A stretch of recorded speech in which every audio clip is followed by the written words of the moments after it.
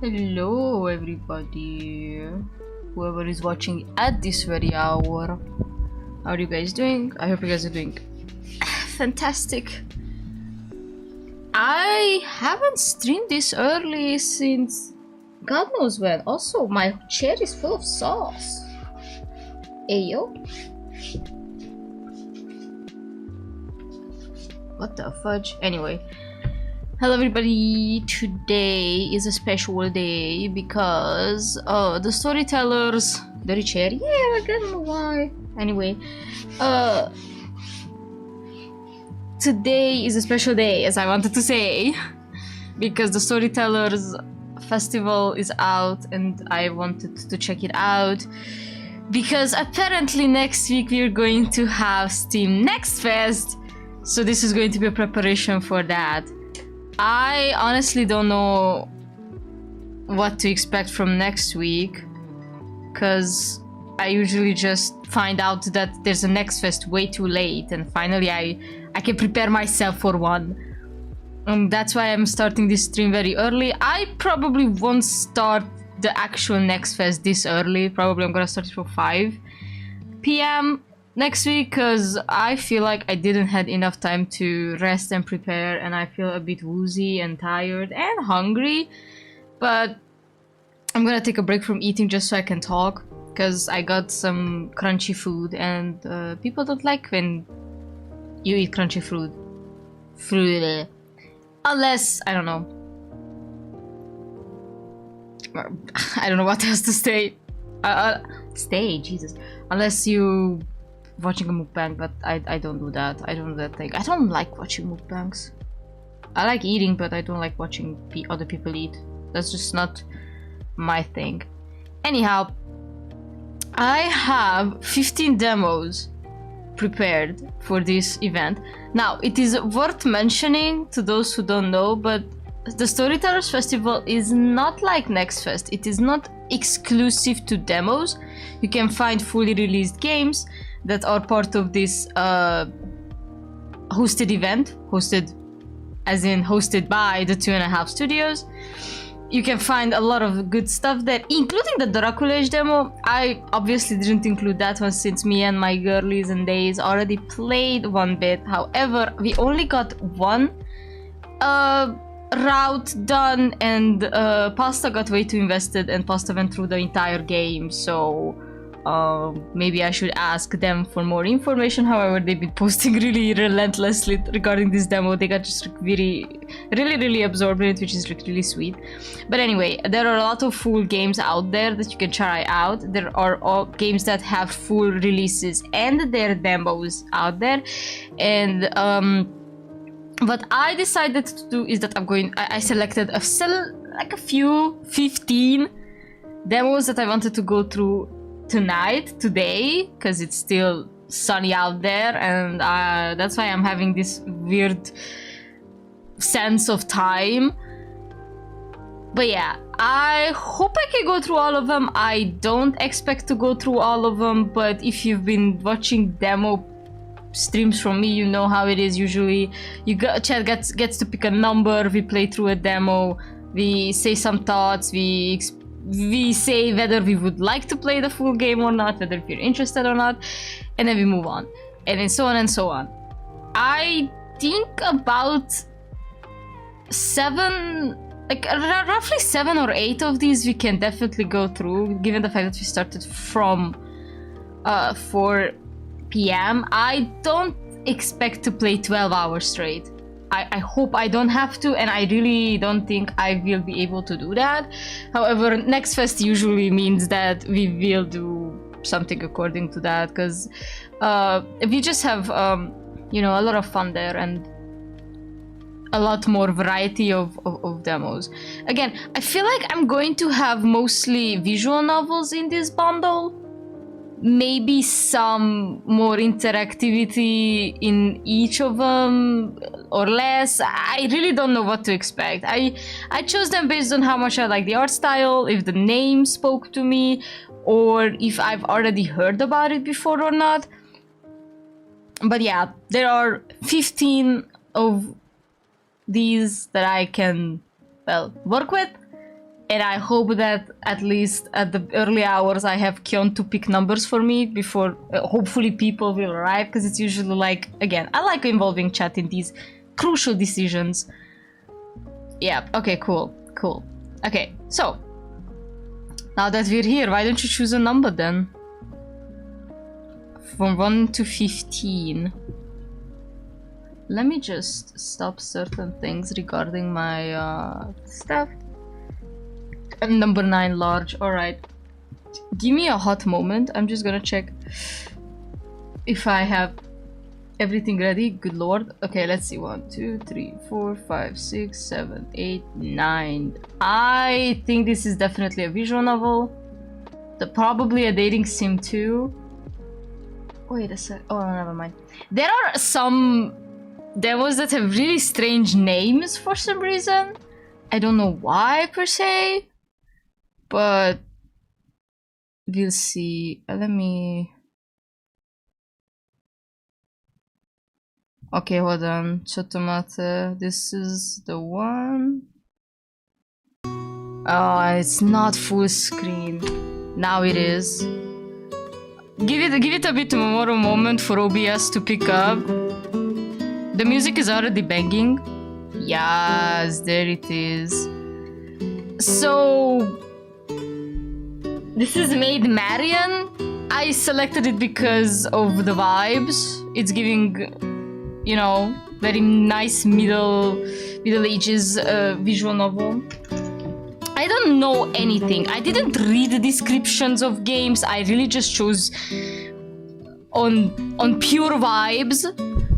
So without further ado, why not we check it out? Well, we have a demo. Extras, okay, that's always nice. So it's not the first... it's not the first demo. This is apparently enhanced demo, yeah. Maybe they had another one back in itch.io. I didn't check. I didn't cross-check between platforms, so... my mousepad is so trash. I might buy a big one. Start. Oh, dang! We just dropped into it. No preparation, no nothing. Hey Noni, no, I'm Ron? Here to welcome you some made Marion enhanced demo. Don't mind me breaking the fourth wall. I was born face, so I have some special abilities. Bruh, twink or tomboy, that's the question. They, them. I think, that's what I'm going with, but like, I love the Fae powers, okay? Don't ask. Also, I think the game is a bit loud. I'm gonna lower it. Our demo begins partway through the game. In the full release, you will play through a prologue that introduces you to Marion and show how she's got into this whole mess. Okay, so we don't even... Okay, that's interesting. We're getting dropped into midway. But for now, we wanted you to have a chance to meet our attractive love interest as soon as possible. Just make sure not to load any demo saves when you play the full game or you'll miss a lot. Okay, so that is a good thing to know. Thank you, Ron. We're joining the action as Marion finds herself in an arranged marriage to Lord Joffrey, a man she never met. Her father didn't even give her the chance to go out on the social circuit and see more of the world first. Rude! Okay, it's very Korean manhwa-esque so far. First up, you need to choose which main path Marion takes. If she chooses her destiny and agrees to marry Lord Joffrey, she'll end up in the Sherwood Forest and meet Robin Hood, his lieutenant John, and his cousin Will, the Scarlet Blade. If she decides to escape from her engagement, she'll end up in North Nottingham and will meet Sage Maisel, the Bard Alana, the Chevalier Guy, and Lord Joffrey himself. These two paths are completely different stories, so you should try them both. Okay! But for now, pick one and remember, there are no wrong choices except for the one, the bad end. Toodaloo! Bro is just like, alright! Alright! Face my destiny and plan to marry, or fight my fate and escape from the arranged marriage. Alright. I love how if you face your destiny, it did. Wait, am I stupid? No help. I wanted to see if there's log, but apparently there's no. Oh, there's no log. God dang it. Alright. Let's fight our destiny. Nottingham, Chapter 1, Escaping the Night. Okay. Good evening, milady. We will be right outside if you need anything. Guard. Okay, she kinda ate though. We dialed the door to my comfortable Nottingham Inn room closed, and I was free to hatch my escape plan. I'd be busy since I decided to flee my arranged marriage. Tiptoeing to the corner of my room, I opened my dowry chest and shifted the contents to reveal the supplies I'd hidden under a false bottom. Hello, Zomar. One workday outfit so I wouldn't stand out on the streets of Nottingham. One set of false paper naming me Lady Anne of Tewkesbury, a lesser noble fully qualified as a Lady of Chamberlain. One dagger, a sad replacement for the sword I was unable to bring. And one long braided rope suitable for climbing out the back window. Alright, we are escaping our marriage, chat. Let's go. I readied myself as I waited for the inn to become more boisterous in the night. I checked my money pouch. I almost read phone. I checked my phone. Tied around my waist and hidden beneath my skirt. I took out a letter that refused the marriage, and I stated that I was not to be pursued through, though I had no illusion that it would be obeyed. At least my father and Lord Geoffrey would now know my wishes. I placed it carefully on the end table. I secured the dagger in a sheath at my belt and stowed my papers in a button pocket. I tested the rope for weaknesses of race. There were none. Okay, várjál egy kicsit, stopping moment.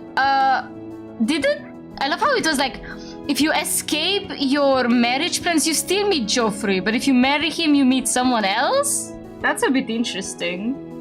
I guess Geoffrey's gonna fall in love with the lesser lady. I checked out of the window to see sheltered alley that would hide me well. Good.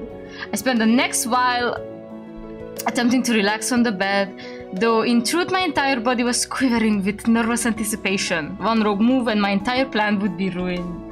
It had always been a risky plan to escape from the heart of the very town that was ruled by my unwanted fiancé, but our carriage route had been rural and direct. It was miracle enough that I've convinced my father to allow me to arrive in Nottingham a day earlier than expected in order to help me soothe my nerves before meeting Lord Geoffrey, or so I'd say. I had said. Thus I prepared to creep out of my inn, hide myself in a smaller, cheaper establishment and slip out of town via carriage at first light. If all went well, I'd be gone before anyone had raised the alarm at my disappearance. I heard the sounds of carousing from the dining room below and knew it was time to be off. Night had fully... Damn, the audio is a bit off. Night had fully fallen and there was enough noise to cover my escape. I secured one end of my rope to sturdy scones. Damn, those words are big for me. That was bolted into a beam, tugged it hard to test it. Then I took a deep breath, opened the window and tossed the rest of the rope free. I needed to do this before I lost my nerve. This font is really not dyslexia helpful, I think. I kilted my skirt about my waist and gingerly hoisted myself out the window. You can do this, Marion. It's only the second floor. Shaking slightly, I grabbed the rope and lowered myself onto it. Using my sturdy traveling boots to prop myself against the outer wall, I heard the wall scones creak. I froze and listened. No sounds from my room, no alerted guards. I slowly let out a breath I'd be holding and continued my descent. After what felt like an eternity, my feet touched the ground. I've done it. Now, which way should I go? Oh, excellent job, milady. I've always admired your courage. Startled, I wheeled around to see the last person I'd expected. Theo? Oh, Oh, he has Vitego, that's so cute. He'd accompanied me back to Nottingham to face the music with his family. I thought he'd be gone home. Instead, he was standing at the entrance of the alley, one hand on his sword pommel, and that tone he'd taken with me. That was not the Theo I thought I knew. Why are you here? I'm afraid I can't let you slip off into the night like that. You... Why? You have no loyalty to my father. You're right, I don't. He fell silent for a moment, regarding me with a kind smile that held just a touch of regret. Listen, Lady Marion, he's not who they all say he is. He's a good man, he'll take good care of you, and he wants... Enraged, I pulled my dagger from its sheath and shouted over him. You work for Lord Joffrey! All this time you've been spying for him! You weren't driven away from Nottingham at all! Does this beloved husband of yours even exist? Oh, he's gay! He does! That part is true, and our families really don't approve. Oh my god! And they were not approved by the family! Dang! They were shocked and saddened. Reaction was genuine. It didn't make me feel any better. I just learned that he knew the best lies were those late... I just learned that the best news... Wait, I just learned that he knew the best lies were those laced with one's genuine story. Just let me go. I started to back away slowly, dagger up for protection, watching his posture for the slightest aggressive move. I saw his body tense, ready to draw his weapon. Still, he put his free hand out in a plus-setting gesture. Come now, you know you can't win against me with that pig sticker. Just come quietly, and I won't have to... No! As I yelled my defiance and prepared to defend myself as best as I could, I caught the slightest motion out of the corner of my eye. A small round object flew towards Theo's feet. What? There was a loud pop and the sound of hissing as smoke flooded the alley. I had just enough time to close my mouth so I didn't breathe it in, but not enough time to run before the smoke overtook me as well. I heard the raking cough and knew Theo hadn't been as lucky. Quick, take my hand! Oh my god! A harsh whisper broke me out of my confusion and a hand grasped at mine. This must be the smoke weapon thrower. Who could have possibly appeared to save me? My better sense should have told me to be suspicious, but in my panic I took the only lifeline I was given. I clung to the proffered hand, which tugged me in an unknown direction. My eyes gradually cleared as we raced through Nottingham's back alleys. My rescuer pulled me along, forging ahead with impressive confidence. It was as if they could see clearly in the dark. They were tightly huddled in a long cloak. I couldn't even tell by their build if they were a man or a woman. The world quieted around us as we passed out of the entertainment district. I heard the light slapping of their sandals against the cobblestone. I began to feel nervous that this unknown person was leading me so far afield. I tried to slow down, but they didn't seem to get the hint. I tugged backwards on their arm. They slowed slightly and turned their head. I saw the dim silhouette of a shadowed face. He can't stop yet. He'll be after us soon. He'll set the whole guards on us. That urgent half whisper didn't give me any information about where we were going. I had no idea if I should trust this person or if by following along I was simply jumping from a kettle into the fire. Trust the shadowy figure or run away. Can I save? Yes, I can. Alright. He looks like he's emo enough. I'm gonna trust him. The situation may have been suspicious, but I could sense no malice from my rescuer. I had no idea where I was anymore, and every reason to believe that Theo had indeed sent the guards after me. Where are we going? I did my best to ask in a whisper loud enough to reach the person tugging my hand. Out of town. I live in the woods near here. Of course you gotta go to the first guy who lives in the woods. In the woods? Like a child-eating villain from folktales. This night was not going as planned, that was for certain. But what other choice did I have? At least my suspicious woods dweller had acted in my interest thus far. That was more than I could ask for, was I could say for Theo, or for whoever might be lurking about in Nottingham's alley at night. We kept up steady jog as I was led unerringly along, and I was glad for all the training I've done in Glastonbury. My rescuers seemed to possess a good amount of stamina as well. They skidded to a stop, and I nearly crashed into them as they flung one arm across my chest, pushing us both back against the wall. Blast it all, they're guarding the north gate already. I peered around my companion to see that the alley in which we crouched opened up to a large square with city gate at the far end. There were indeed more guards than I'd expected at the gate, and they looked quite watchful.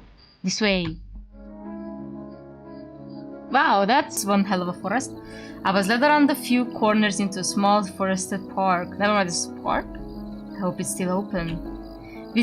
We threaded our way through the trees, the moonlight barely filtering through their branches. Still, my guide walked with complete confidence, so I followed their steps as well as I could. The trees cleared to show the city wall in front of us. My guide muttered something I couldn't quite catch under the breath. It did not sound happy. There's an old gate there, but... I stepped forward and made out of the shapes of some extremely overgrown bushes in front of me. I reached out to touch them and... Ouch! Blackberry brambles, no good. I don't suppose you have a torch buried in that cloak. I'm afraid that would be inadvisable. I caught a hint of humor in my companion's melodious voice. I looked around, squinting in the dark. Were there any other options for getting around the wall? I thought I saw a tree growing relatively close to it. Hack through the brambles or try to climb over the wall. I guess we climb. I'm gonna save again. I hope they can. I hope these guys know how to climb a tree. If she could climb down a building, the tree should be no problem. This way. I led my companion to the sturdy tree I'd seen growing near the wall. From close up, it looked fairly climbable. Can you climb? Yes, sir, I think. I chose to interpret that as a vote for confidence for my plan. My rebellious childhood was about to bear fruit. Trust you, this song. It's giving Smurf core. Follow me, alright?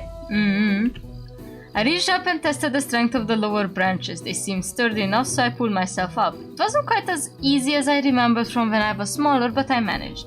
I climbed a bit higher and watched as my companion struggled into the tree. Sandals didn't seem like the ideal footwear for grip against spark. Still, they made it. I heard them exhale sharply. Will you be alright? Don't worry about me. This is a good idea. Alright, tell me if you're having trouble. I carefully picked my way up the tree, untangling branches from my skirt from time to time. At one point I heard the tearing sound and the mumble expletive below me, but no complaint. I think this is either from one of those meme songs that used as well, or might be wrong. No, I never heard this song. Finally, I reached a sturdy branch that stretched over the top of the wall. My arm shook as I felt the tree tremble under my weight, but I managed to shimmy out far enough to drop onto the wall. I crouched on top of the stonework as I watched my companion struggle up onto that final branch. How do I get over there? See that big branch? Not to your left. Yeah, that one. Crawl out onto it, then jump onto the wall. I began to lower myself down the wall so that they'd have room. Alright, I can do this. Wait, not yet! It was too late. I saw them barreling toward me in a flurry of quivering branches. Oh my god, they look so silly! Don't tell me we die. We fall off and we die. They leaped down from the tree completely out of control and bowled me off the wall. Oh my god, they have purple hair. Time seemed to slow down. I felt myself falling and my wide eyes took in the sight of the darkened figure above me, limbs flailing, yelling something incomprehensible. We thumped to the ground and I felt the singularly unpleasant sensations of the air being knocked out of me. I'd landed on my rear, thank goodness, but my companion had crashed down on top of me. Oh wow. I gasped and wheezed as they hastily scrambled off me. The world was spinning and I must have been hallucinating slightly because my companion's hood had fallen off for a moment and it looked like their hair was glowing. Oh. And ooh? They hastily replaced the hood, apologizing all the while as I fought to fill my lungs with air. This is pasta level of gay. Like, the pasta would like this, I think. I'm so sorry, I'm such an idiot. I've never done anything like that before, and are you okay? I held up one hand to signal that I needed a moment. They gently clasped my shoulder, offering me support. After a few painful minutes, I managed to get my breathing under control. It's alright, it was an accident. I sucked in a large gulp of air and felt my thought patterns return to normal. So we're out of nothing, what now? Who are you? A friend, I assure you. Let's be on our way and we'll talk once you can have a seat. You don't look in the best of shape, I'm so sorry. It's alright, I'd rather be a bit roughed up than captured by Lord Joffrey's men. Thank you so much for your assistance. Our trek through the woods was fairly uneventful, save for the low, throbbing pain in my stomach, legs and shoulders. My companion slowed down and was taking extra care to ensure I didn't trip over any rocks or roots in the dark. Oh wow, bro is living cozy AF! Finally, we approached a clearing that housed a small cottage dimly illuminated by moonlight. It was flanked by a stream, and a water wheel turned industriously far from a shed at its side. Home sweet home, please come with me. They took my arm as we crossed the building. Okay, this guy's an alchemist, wizard-looking mofo, and I already love him. They took my arm as we crossed the building's threshold. It was pitch dark inside, so they led me onward and sat me down at a small table not far into the house. Sit, please. Now let me just find... Aha! I heard a clinking sound and an oil lamp sputtered to life, illuminating my rescuer at last. Whoa! Okay, so illustrations in progress, sketch version. Yes, please like the stream. Whoa, okay, I like him. He's reminding me of someone, but nu știu de cine. Only a few times in my life had I met a person whose looks drew me in, making me catch my breath with wonder. That was one of those times. The person before me looked like a living work of art. Although I still couldn't tell if they were a man or a woman. They were non-binary. They were gender. They were the gender. I loved the balance of their features, their elegant brows, high cheekbones, and an ever so slightly mischievous smile. Or perhaps it was simply the energy that exuded that suggested they were very comfortable with themselves. The fact that their hair was indeed emitting a light lavender glow barely even registered. Either way, I felt a stab of embarrassment as I realized I was staring wide-eyed at my rescuer. My appreciation of their form was varying with my worry that I'd mistake their gender and say something unintentionally offensive. Wow, you know what? This is how history should have went. This is how history we should have went. We shouldn't have assumed, even back in the 15th century, okay? I'm just saying. Whoa! Damn, Daniel!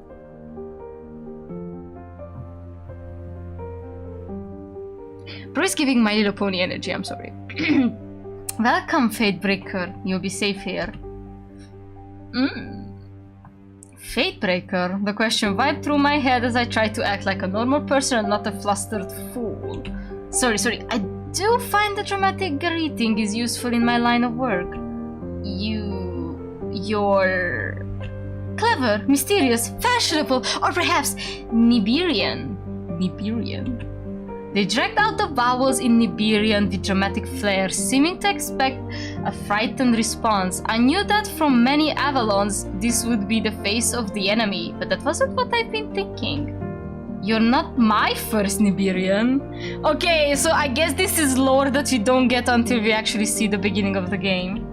I still couldn't quite get my words out well, and I realized the implications of what I'd said the moment those elegant brows raised in amusement. I mean, no, not like that, but I'm sorry, what should I call you? My name is Mesa, pleased to make you acquaintance. Mesa. They clamped my hands and kissed it, still giving me that maddening smile. The name wasn't helpful, they were really going to make me ask it, aren't they? So what's between your pants? I'm sorry, are you a man or a woman? Bruh. I squeezed the question out at double speed. I'm sure my face was beet red in embarrassment, but they merrily chuckled in response. It was a lovely, gentle sound. Oh, that? You can say I walk between. Hell yeah! So, gender. I paused in thought. We Avalons were taught that the world was composed of opposing balanced forces, light and shadow, human and fae, man and woman. But no, this guy said the gender cage, all that. And yet, I knew all too well that it was impossible to fully fit into ordered categories in that way. I was a woman and happy to be so, but my preference for so-called masculine activities has caused me no end of trouble. Guys, I think she's not like other girls. And Mesa wasn't Avalon at all. Learning that someone could be neither man nor woman was only the first of many things I imagined I'd discovered on my adventures far from home. But wait, you knew all along I wanted to ask that, didn't you? It would hardly be the first time, I must admit. I'm endlessly puzzled by how much you Avalons care about these things. I lowered my eyes in embarrassment. I'm sorry, I just didn't want to say the wrong thing and offend you. It's alright. I apologize for having a bit of a fun at your expense, my lady. Ah, yes. I'm Lady Marion of Glastonbury. It's good to meet you and thank you for everything. Why didn't she lie that she wasn't a lady? Like she had already a fake identity. Why didn't she introduce that? Whatever. Oh, but you shouldn't thank me yet. No. Mesa bolted away and started rummaging through the kitchen. They returned with a basket full of medical supplies. I caught the scent of alcohol as they rubbed some kind of substance on their own hands, then reached into a small pot to get some ointment. It smelled a bit different than the druidic poultices I was used to. Having smeared the ointment on some bandages, they looked expectantly at me. May I? Of course. Oh, wow. I was used to the administration of servants and answered automatically, but quickly realized that this person was decidedly not my servant. Once again, I felt myself flushing in embarrassment as they lifted the hem of my skirt and deftly applied the bandages on my abused legs. The touch of their long, gentle fingers made my pulse speed up once more. I'm sorry, you shouldn't have to do this. It's my absolute pleasure. Thank you for your assistance at the wall. I'm good at many things, but I admit that physical pursuits are not counted in their number. Oh, you're welcome. I sat in an awkward silence as Mesa finished applying bandages on my arm and legs. It would be normal in Nibiru for me to see to your stomach as well, but I believe that's considered a bit too improper here. Remind me to give you something for yourself before you go to bed. Relieved, I nodded, and Mesa put away their medicines before grabbing a chair and sitting across from me. Now, my dear Fadebreaker, shall we discuss what you are to do from here, or are you too wary? Fadebreaker, you called me that twice now. Why? The cheeky smile returned with a vengeance. I thought you'd never ask. You see, my dear, I'm a sage of no small talent, and you have been disturbingly regular features of my visions for some time now, because of course. What? Do you know the Nemirian sages of what we can see? A bit. I've read what I can. The future is a misty thing, of course, but our honored ancestors in the stars grant us glimpses of what's likely to happen. I nodded. Did I believe? I wasn't sure, but I understood that at the very least Nibiru's sages had given our army a great deal of trouble during the war.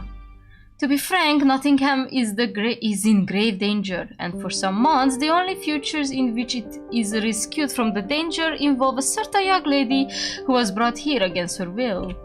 A certain young lady whose face has become clearer and clearer over time. The sage reached out and gently took a lock of my hair in one hand. I found myself failing to object to the over-familiarity. She's quite lovely, by the way. Lively hazel eyes, flowing brown hair, and adorable mole.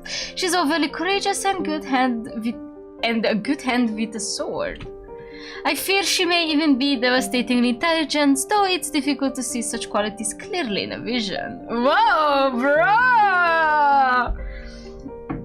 Damn! They're speaking French between her legs. They let my hair slip through their fingers. I let out the breech I didn't realize I've been holding and tried not to let the flattery affect my better judgment. Alright, what kind of danger is this? Nottingham is a troubled place facing quite a few problems. I'll be happy to acquaint you with them if you decide to stay. My visions are unclear on all the details, but in many I see Prince John himself riding here with his army to occupy the city. There is a darkness in him that bodes poorly for the people here. Prince John, it had been years since an Avalon monarch had brought their own army to bear against the holding. And the nameless darkness, I knew the Prince Regent wasn't popular, but that was worrisome. I paused and sorted my thoughts. I see, then why are you calling me Fatebreaker? The easier path to follow would have you agreed to that marriage, yes? You chose to fight your fate instead. In Nibiru, we call folk like you Fatebreakers. It's exciting. There are so many possibilities now. Alright, but then how? They held up a forestalling finger and I half expected them to press it to my lips, but they restrained themselves. That's the best part. Just be yourself, follow your heart. I can give you some guidance later, but will you stay? I happen to have prepared the perfect disguise so you won't have to worry about being discovered.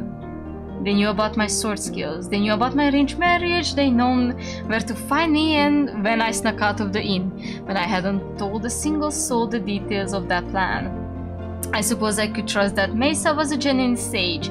Still, this was too soon. My head was still reeling from all the events of the night. Well, there's no pressure. It's simply the fate of this entire region resting on your decision. I narrowed my eyes at them. This Mesa was a charmer, alright, and draw a hard bargain.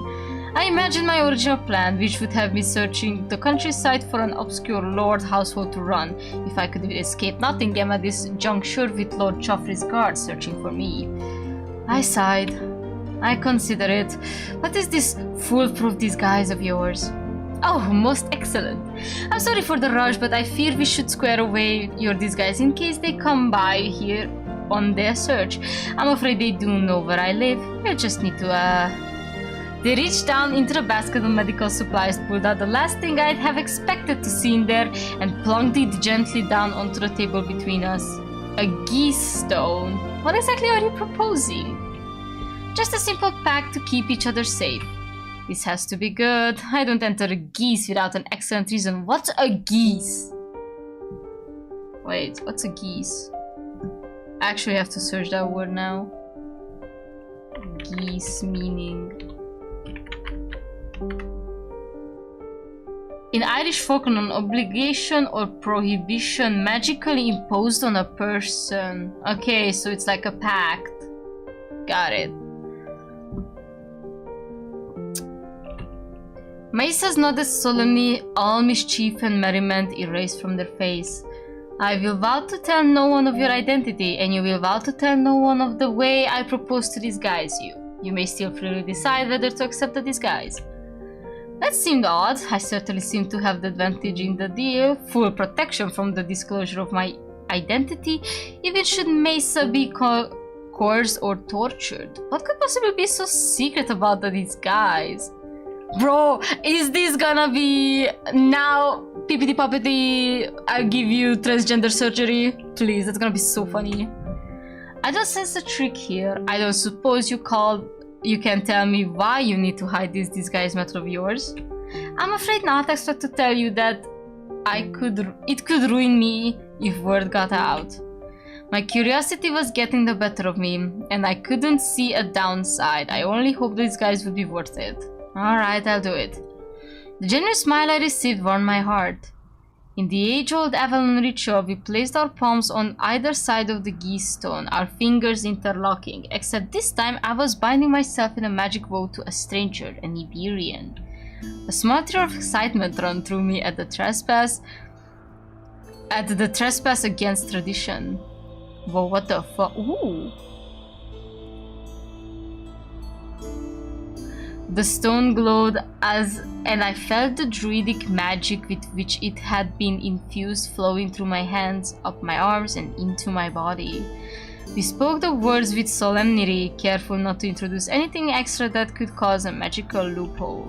I, Marion, was not to speak of Mesa's abilities where anyone else could hear of them, and Mesa was not to speak of my true identity to any other living soul. It was a gentle tingle that settled into my mind with deceptive softness. In truth, the geese was like an iron binding. It is done. I nodded. Mesa took a deep breath. Now my offer, Lady Marion, if I may, I would like to shapeshift you. Oh my god! You what? Mesa waved her hands to forestall my panic. It's not permanent, I promise. There's a command, you can shift back anytime. I stared. You're not just a sage. Mesa looked sheepish. You've read a bit about my country.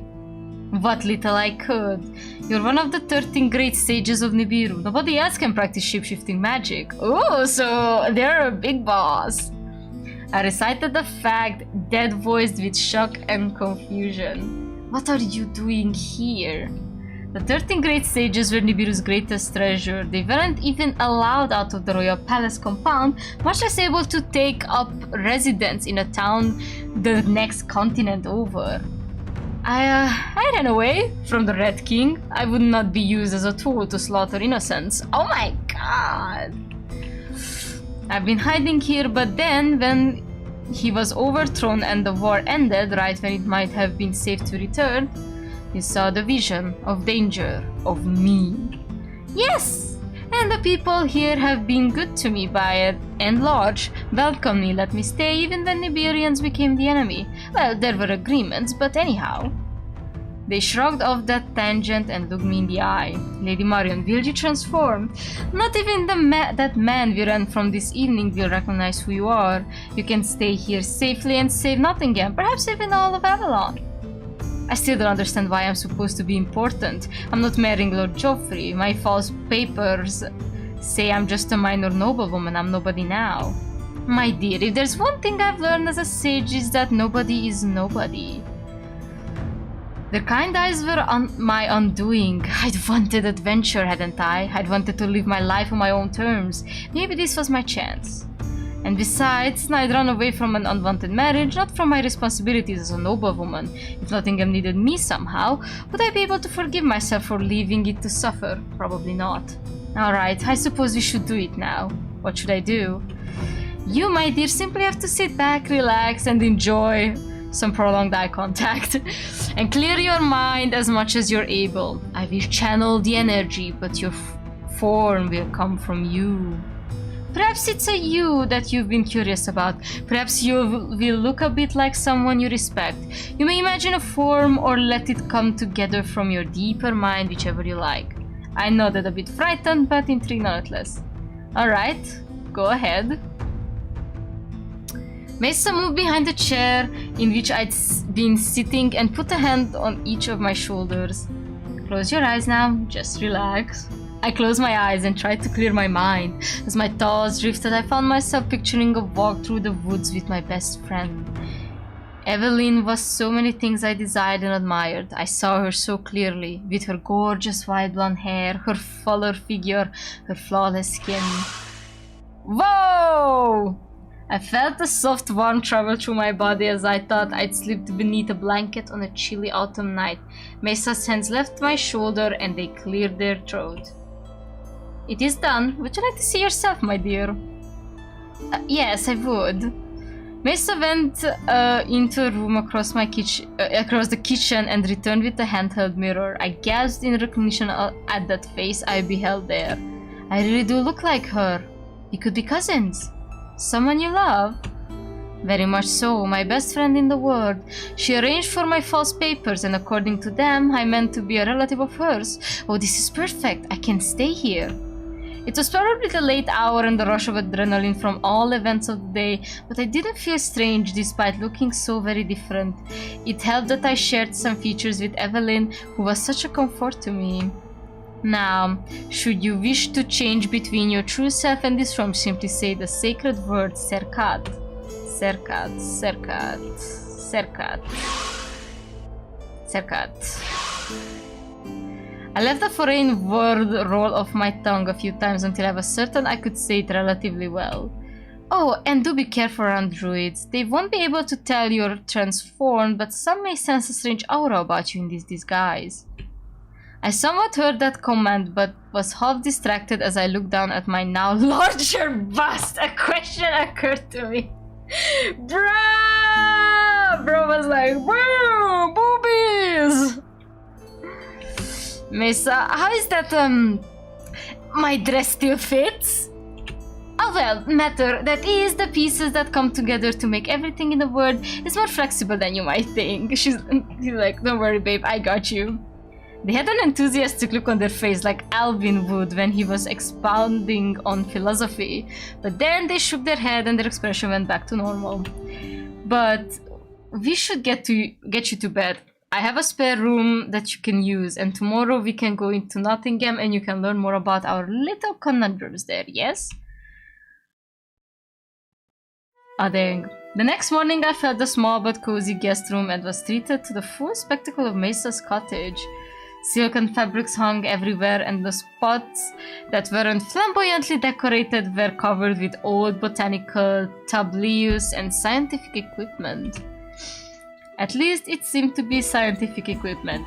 It wasn't the alchemical tools or druidic runestones I was used to seeing. It did feel a bit awkward walking around in a different body, but I was expected at the prospect of being able to leave my old life behind. Who would believe I was Marion of Glastonbury now? Oh wow! The glasses!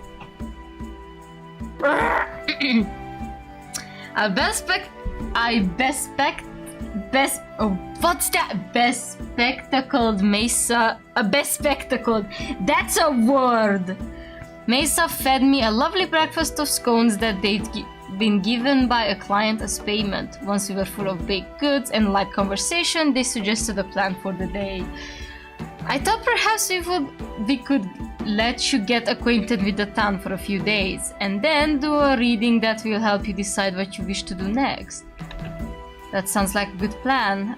You should call me Lady Anne when we're about. A good assumed name. I believe there are 5 Lady Annes among my clients alone. We smiled at each other and began to prepare for the day. God, they're so fine!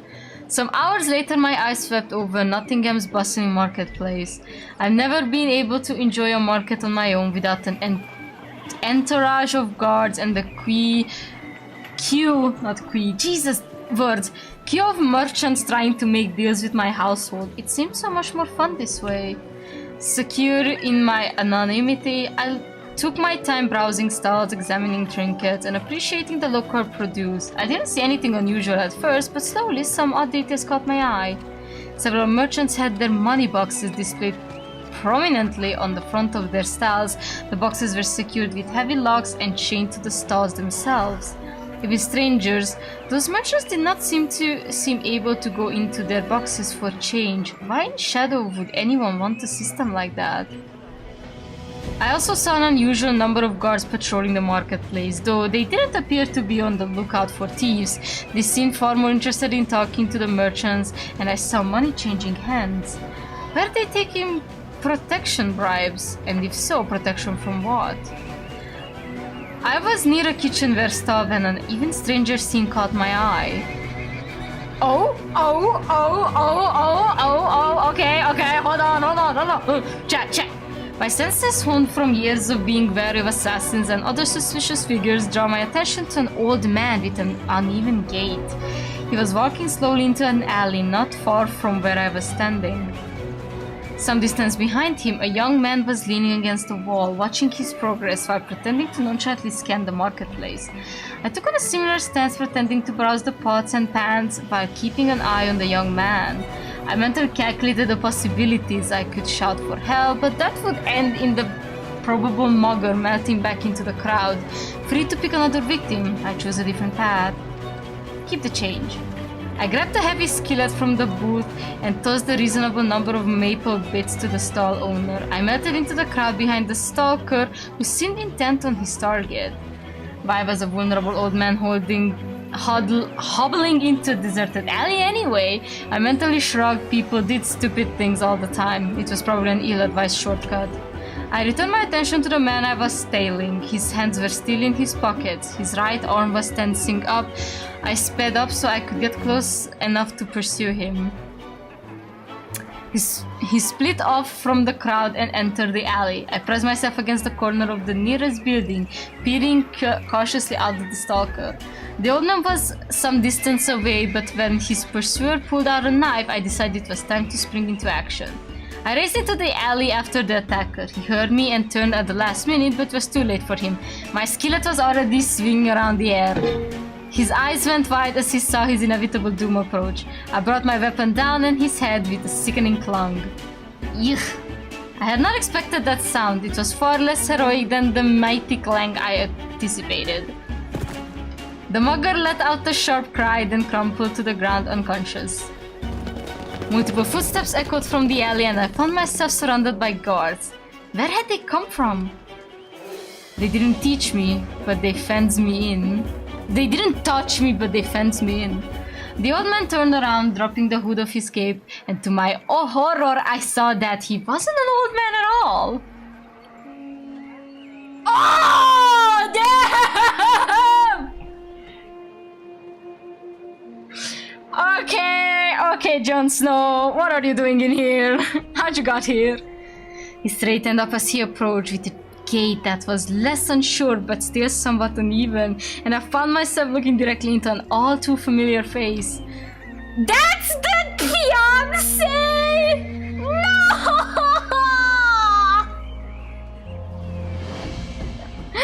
Oh, I wish it would have been anyone but the fiancé.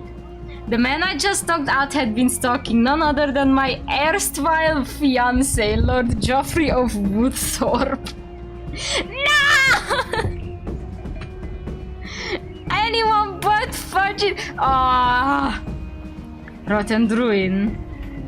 He muttered angrily. Take him in. He ordered the guards, pointing at the man I'd felled. I will deal with this one. Hey Thiago, welcome.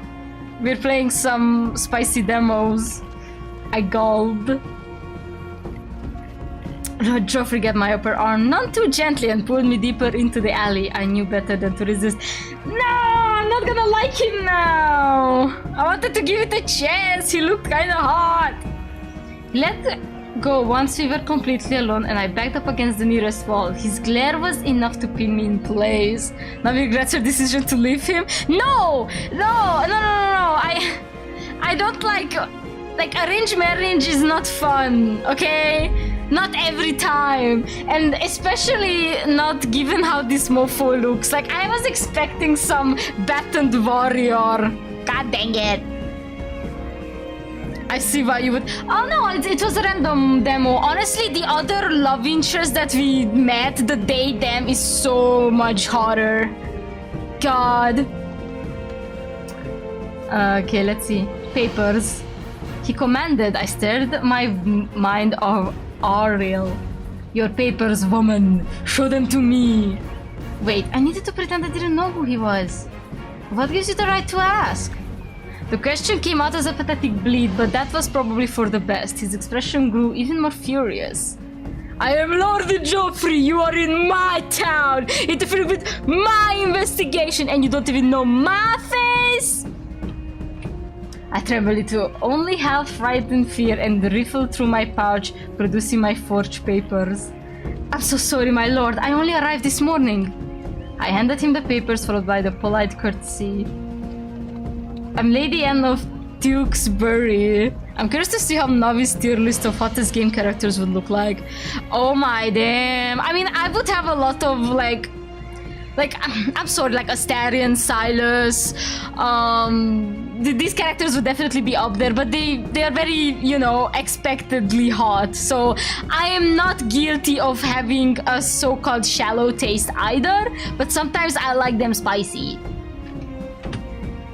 He glanced at the papers perfunctorily and seemed to find them in order, returning them to me without comment.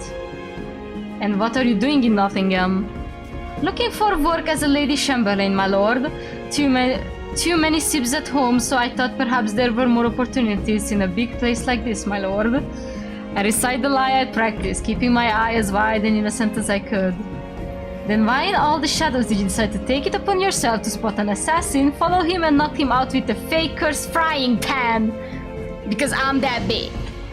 I thought he was a mugger, not an assassin, and I just wanted to do the right thing. It's our responsibility as noble to keep the public safe. Ooh, what do you guys want to say? I'm gonna save. Oh, goddamn.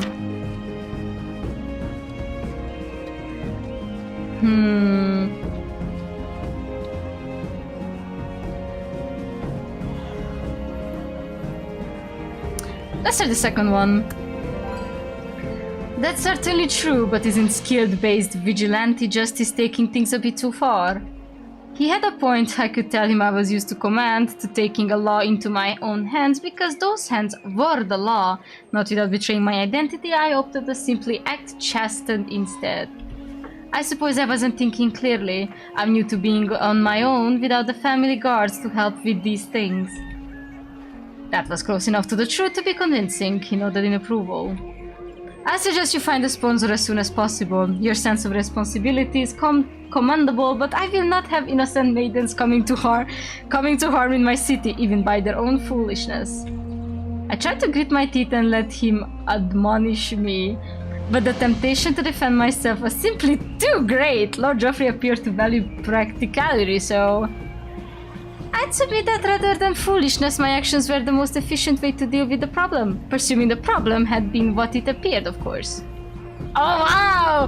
Oh wow! Okay! Tell him!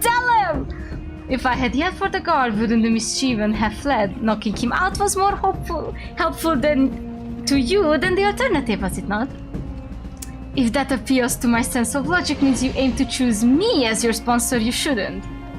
He fell quiet for a moment, as though a thought had suddenly struck him. Then he exhaled sharply and gave me a stomach.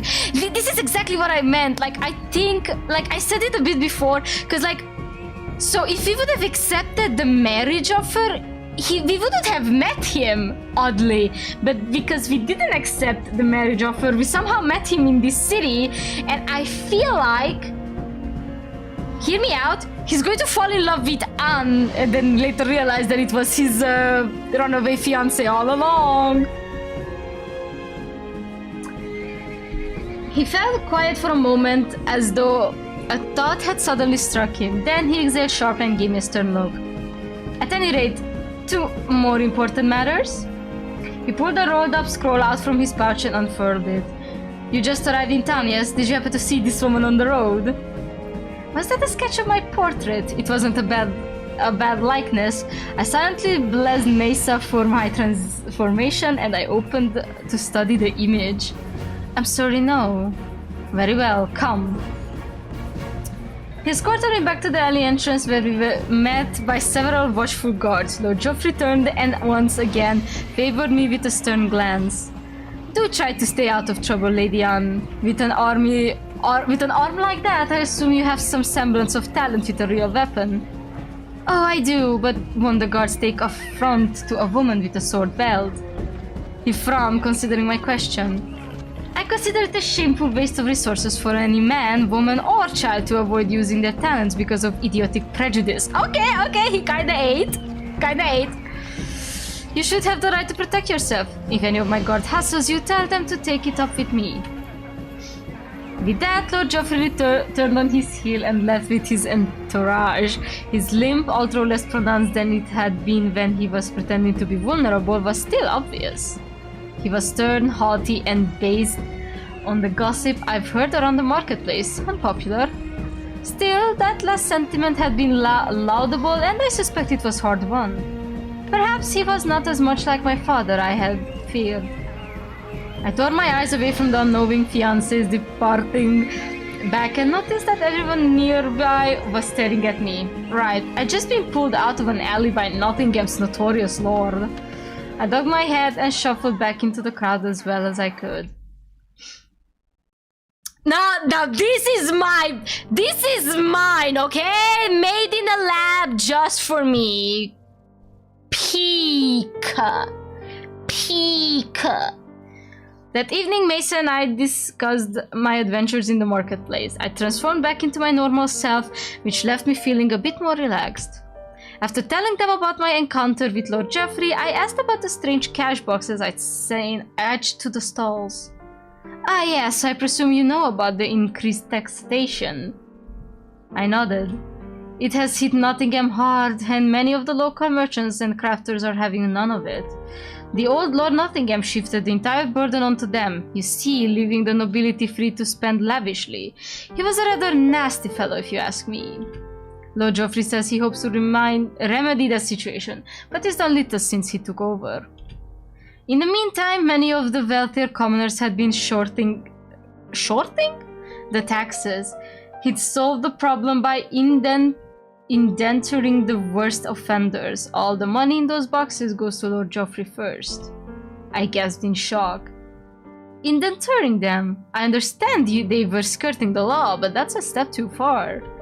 I agree, as do many in town, but I'm certain prudent about taxes as a result. It's a crude but effective method. Can they not simply leave? I understand he'll have confiscated their papers, but surely there are ways. Jesus, something just moved around my stuff. The Druidic orders support Lord Geoffrey. Those who are indentured must surrender a blood sample to them so they can be tracked, not to mention the guard. Yes, the guard. Some of them seemed a bit off. Thoroughly corrupt, bribe-taking, thuggery, miscellaneous villainy. I don't know whether Lord Geoffrey is involved in it, but it certainly doesn't help his image. I've heard he's mockingly called the sheriff by those who say he's not a legitimate lord, just a trumped-up lawman. This was a rather large promotion in his status after all Nottingham and his son were both killed in a revolt last year. A revolt?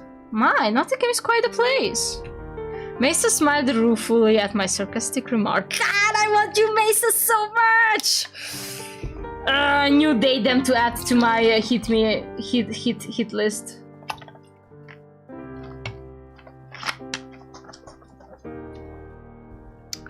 Yes, it was unfortunately put down, but a remnant survives. It's run out of Sherwood Forest south of here by a deposed lord named Robin of Locksley. He's quite popular with the commoners, though few are brave enough to support him openly. Mesa, what have you gotten me into? If I were Lord Geoffrey himself, I'd hardly know who to pick apart in a mess like this. Okay, wait, I think I misread that, but anyway. Ah, but you're an extraordinary woman, are you not? Think of yourself as a sort of linchpin of destiny, my dear. Doubt you solve Nottingham's problems on your own, but somehow your actions will be the crucial piece that keep Nottingham from falling into chaos. And chaos will be what brings Prince John and his army, I suspect. It seems that was the best answer I could get for the time being. I'm gonna save. Jesus.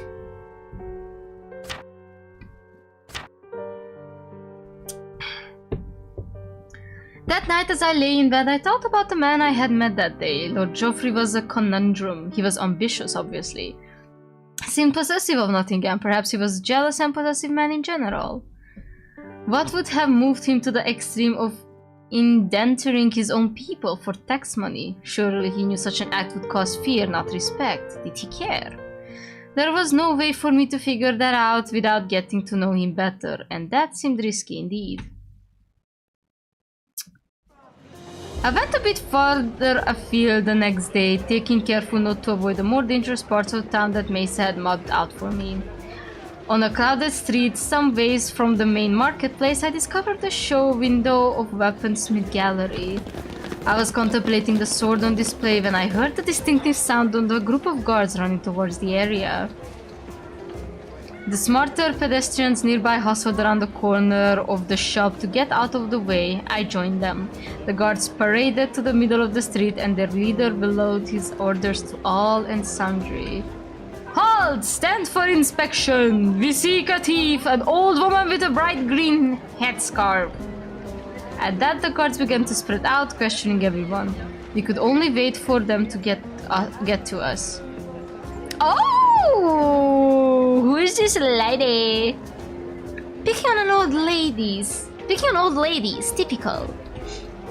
I turned my head to see a lovely, low-voiced young woman leaning against the wall next to me. Her red hair was adorable. Her red hair and adorable freckles betrayed a Spanish heritage. Oh my god! She looks cute.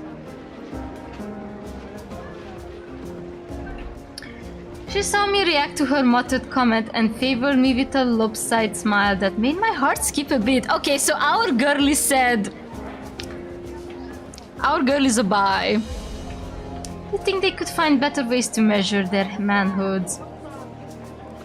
Golly! I chuckled. They're only doing their job. She gave me an appraising look. I don't suppose you've ever had to wonder where the next meal came from? I haven't, that's true.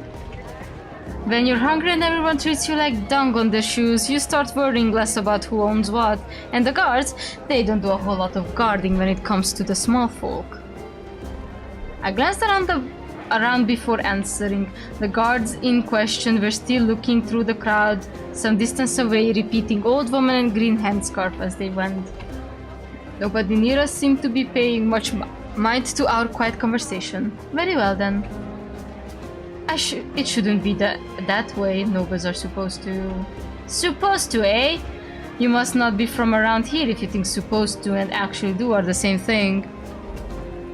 I'm not from around here, but what do you know all of this? You look rather well dressed and well fed yourself. I've done what I need to do, cutie. The good thing about a place like this is there's chance to move up in the world. If you're lucky, smart, talented, and maybe a tiny bit ruthless. She grinned, but it was far too cute to grin for me to see any malice in it. Dang! That's good for a newcomer like me to hear. Ah, indeed, and thanks for letting me bend your ear. You're a sweet one, Mistress Snowball. Wish they were all more like you. Oh, ah! Yes! Yes! Yuri beam!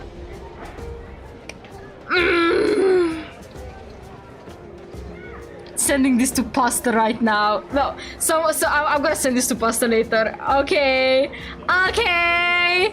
You can date girls. That's all I needed. I hope. As I pondered that contradiction nickname and wondered how exactly she'd know I was noble, she moved in and gave me a kiss on the neck. He said, "Wait, that's the green scarf." It lingered too much to be merrily friendly, but I didn't particularly mind. Her lovely hair glazed my collarbone and... Wait, was that her hair or something else? I looked down, there was a headscarf tied around my neck, a bright green headscarf. Don't worry, it's all going to be a good cause. It's all going to a good cause. I heard rather than saw her say the words. Out of the corner of my eyes, I caught a brief flash of red hair disappearing around the nearby corner. Oh, she's the thief! Panicking, I reached behind my neck and struggled to untie the scarf before anybody noticed. It was too late. Damn! An irritated-looking guard stomped over to me. And where did you get that, missy? He jabbed a meaty finger at the scarf I was trying to untie. I knew that whatever came out of my mouth next was going to sound like a terrible excuse, but I had to try. I suppose the truth would do. A lady was talking to me and then she distracted me and tied this around my neck. Oh, really? It's true, sir. I saw this pretty lass being bothered by an unsavory sword. Reach for my neck, they'll get turned into an example. No, she was... No, I want her to touch me again. Oh my god, she was so pretty. That wasn't exactly how I would have described what happened, but others piped up to confirm that the man's observation. When the guard asked if any of them had seen where she'd gone, they all shook their heads in denial. And you, missy, did you see where she went? I hesitated, though about the reputation of these guards and what the thief had just said to me. Yeah, she'd use me as a scapegoat, but could it be that she was honestly helping the people who were neglected by these very same guards? Point the guards in the right direction, point the guards the wrong... Oh, we're gonna point them to the wrong direction, you know that! I decided to put my trust in the charming young woman, even though she'd used me to distract the guards. She'd figured out I was nobility despite my relatively modest attire, and that meant she knew I could pull out my papers to get out of trouble. I didn't think she'd mean to cause me any harm. I looked innocently at the guard. I'm so sorry, I'm just so upset about the violation of my person that I didn't get a clear look. I think perhaps I heard her run off towards the marketplace? Headed back for more, is she? I always do, lads. Move out! Their assumption about the nature of criminals confirmed. They left without even asking for a physical description. That amused me, as they were still looking for an old woman.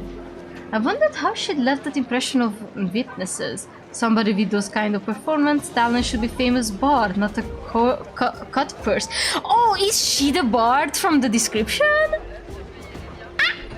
Shaking my head, I decided to roam around the area a bit longer to avoid the disruption that was no doubt taking place in the marketplace.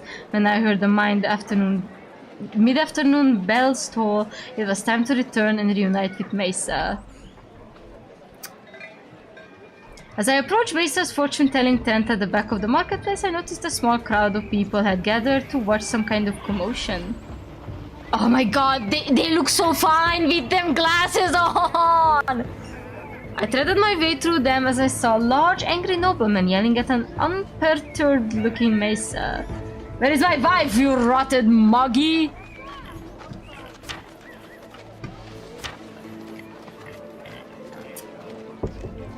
I winced at the common slur used towards Niburians, but I couldn't hear what Mesa said in return. I bowed my way to front of the crowd. Probably just like a lady to lure them in and seduce them, don't you? Where have you stashed her? Tell me. Damn, you do not talk to my spouse, my partner like that. Nearly all of my clients remain quite happily married, I assure you. Perhaps you'd consider that the problem is you, not me. Tell him, babe. Oh dear, Mesa, that was not going to calm him down in the least. The man's face turned from angry red to a near purple shade of rage. How dare you! Do you have any idea who I am? I know you beat her. I know the future I saw for her. Should she stay with you? Was bleak. I do not know where she went when she left you. Hisses of shock reverberated through the crowd. No true Avalon man would be violent towards his wife or children. It was considered the ultimate act of cowardice. Lies! You must have stolen her away to resort to such accusations. I doubted Mesa was lying, but in this case the truth was a dangerous thing to tell. The man now looked frantic as well as angry. He was pounding one fist into his empty palm, but Mesa did not shrink back one bit. They struck a courageous figure in the face of the noble's rage, but it looked like violence was imminent. I looked around. Nobody in the crowd was moving to intervene. I even saw some of the city guards standing at the back of the group, not even pretending they were going to protect the fortune teller. I looked like taking action was up to me. My heart tells me to intervene directly. My heart tells me to make an indirect move.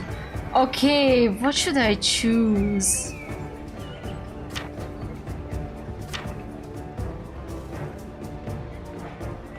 I might try going in directly. Maybe that will catch the bard off guard, the pretty bard. And if not, I'm just gonna roll back. The nobleman continued to shout invective at Mesa, who simply faced him silent and dignified. I waited, poised to take action. When the man appeared ready to throw a punch, I rushed at him. Stop, you brute! Anne! It all happened at once. I was little more than a body length from the man when I heard Mesa's distressed cry. A powerful popping sound erupted at my feet, shocking my ears. Wait, hadn't I heard this sound before? This time, the stinging smoke enveloped me before I had time to protect myself. I gasped and fell to my knees, struggling to breathe, my eyes watering. I was vaguely aware of major commotion surrounding me, dual sounds of booted feet, and indecipherable shouts floated through my consciousness. I gasped and coughed raggedly, one hand on the ground and the other clasping my chest. How much do you want to play this demo? I want to finish this. I think it's soon ending this route, and I'm not gonna check the other one on stream. I'm gonna check it on private. I'm not sure how long I spent there, bowed in agony as tears streamed streamed freely from my eyes. I just know eventually my lungs captured clear air again. I squeezed my eyes shut and concentrated on regaining my faculties. I heard the neat clipping of a pair of well-heeled boots approaching me, still breathing heavily. I looked up into a calming sea of curly and blue. Oh! Another man! I think. It solidified into a man who was kneeling down and offering me an immaculately gloved hand. Mistress, are you alright? Can you hear me? He spoke, his voice soft and mild with a marked British accent.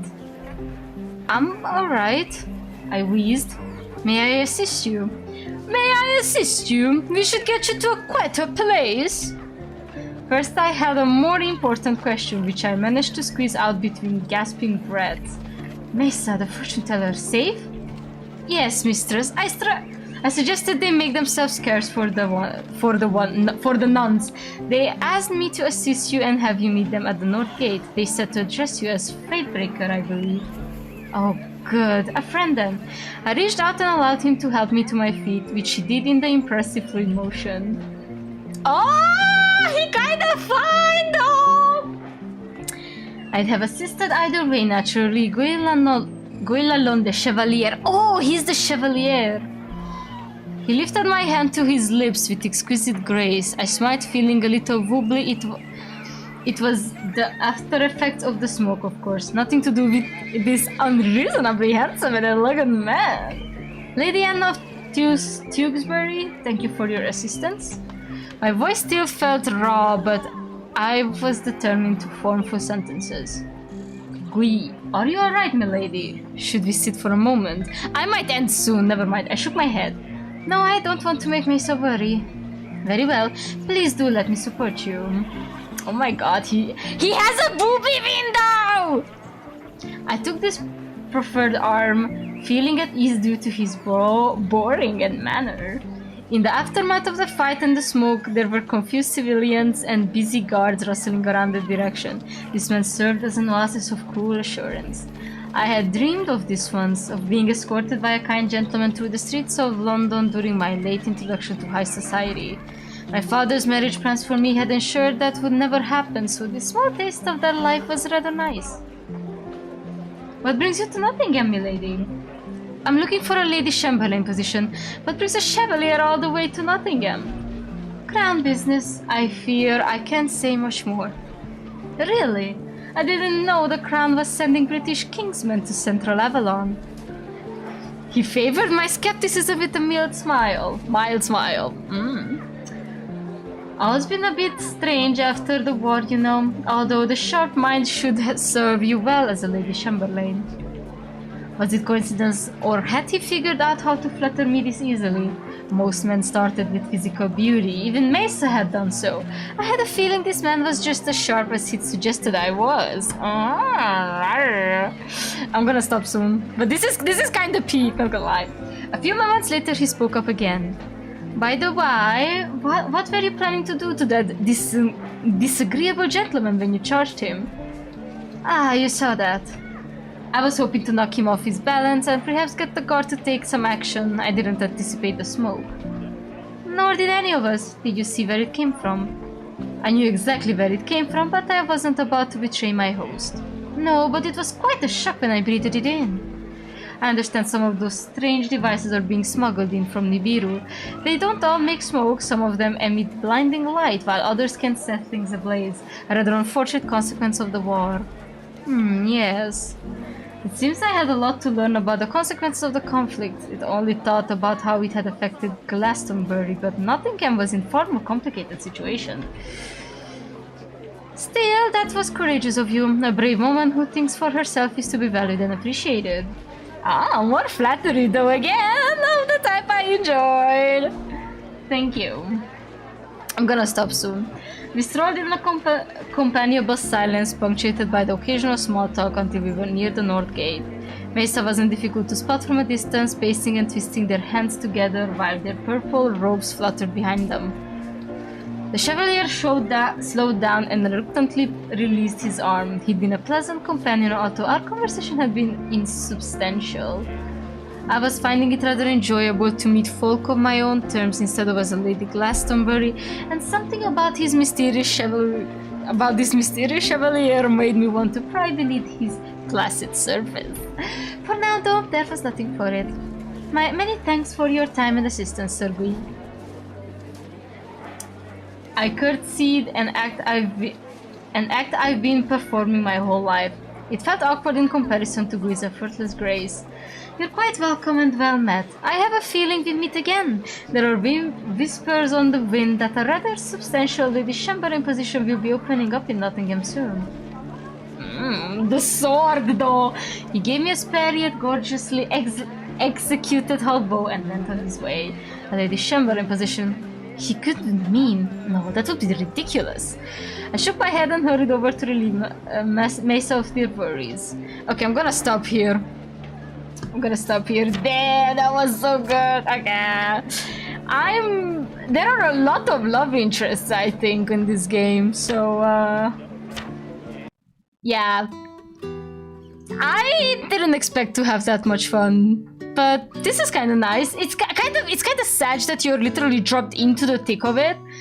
But I'm guessing it's really for yeah, for the best of you as a tester, or like as a first taste to see all the love interest. All right, that was the first of 15 games. I'm going to take a quick moment to drink. In the meantime, if anyone wants to pick the next demo, just say a number between 1 and 14. Hi, Rio. Wow. Kitty.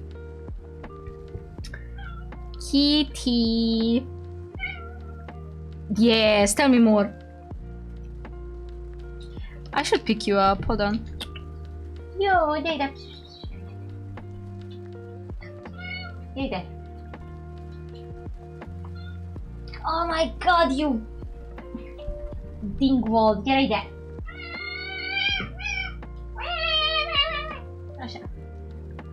Bruh, I got here, you just finished lol.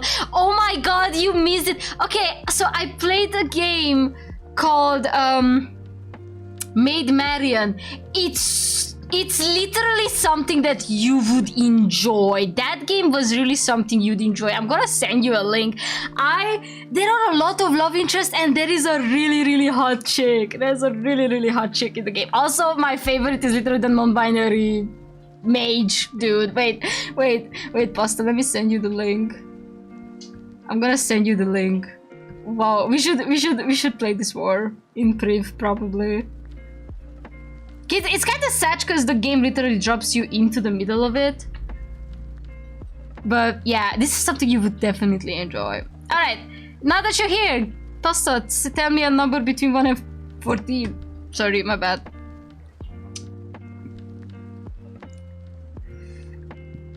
Oh damn, I might play it. Yeah, you should. I'm kind of sad, but I had to stop. Because I have, again, a lot of demos. I don't know, 8. Okay. 1, 2, 3, 4, 5, 6, 7, 8. Alright. You might like this too. You might actually like this. Oh my god, again, it's not full screen. Alright, let me set it up. Oh no, the music is not done.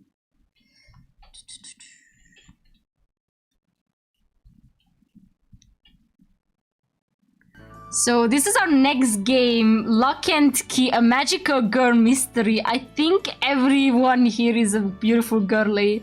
I think I saw photos of this on Twitter. No, they're not really horny.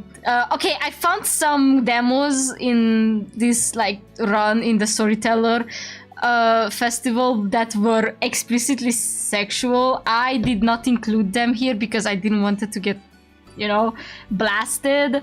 But hey, alright, so we gotta play Lock and Key next.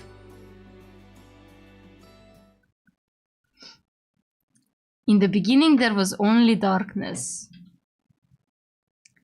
And from the darkness two beings emerged, benevolence and malice. From them our universe was born. And within that universe, our one small planet was chosen as their eternal battleground. Neither being had a physical form, and so they could not battle directly. And so a new species was born. The species would one day grow to include the proxy soldiers meant to fight their battle for them. Malice was the first to create such soldiers. It reached out to the cruel, to the greedy, to the uncaring. It offered them great power as reward for their service, but also bestowed a new form upon them, a twisted, monstrous form that reflected their true nature. The monsters, bound to one day succumb fully to their transformation and exist as no more than mindless beasts, came to be known by a single name. The Consumed. Also, there is no audio whatsoever. Do you see much difference on spicy games targeted towards men and women? Definitely, definitely. You have no idea. So, games that are either inherently sexual or not, like targeted towards women, are way more like story focused, if that makes sense, or way more inclusive when it comes to like body types or you know, even gender to sexuality or anything really. Like, you just, I'm sorry, but men are apparently easy to please and they're kind of mindless when it comes to these very oddly specific things. Like, I don't know, like okay, I'm gonna pick up two Gunnar games. Okay, two Gunnar games. One of them being Nike, Goddess of Victory, and the other one being Love and Deep Space. They're both labeled as Gunnar games by the opposing teams, aka Nike being blamed as being a Gunnar thing by women, and Love and Deep Space being a Gunnar material labeled by men. I cannot tell you how different these are and how differently they are marketed too. Obviously, there are women who play Nike and there are men who play Love and Deep Space. But the difference between these categories are absolutely insane.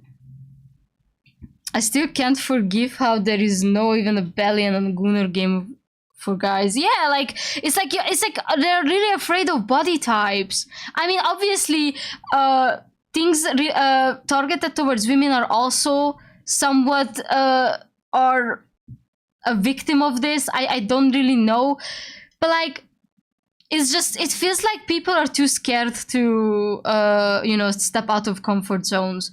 But the problem is that unlike Love and Deep Space, who is like obviously trying to tell you, okay, these are hot men, they all want you, they all very different, and they all have very fleshed out personalities, you have Nike, who keeps on mass producing these shallow characters who are often literally just, you know, like lies to their own like archetypes. Like, when you get these characters so like, oh, they're chubby and they like to eat, and they're not chubby, you just draw them with big boobs. That is not chubby.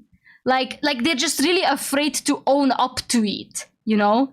They're just terrified to own up to it. And yeah, context is obviously important, but I'm no fan of Nike because I feel they are threatening me as someone easy to please. Yes, exactly. I tried Nike. I honestly tried Nike. And at the beginning, I kind of enjoyed certain character designs. I felt like some of them were actually rather pleasing to my eyes.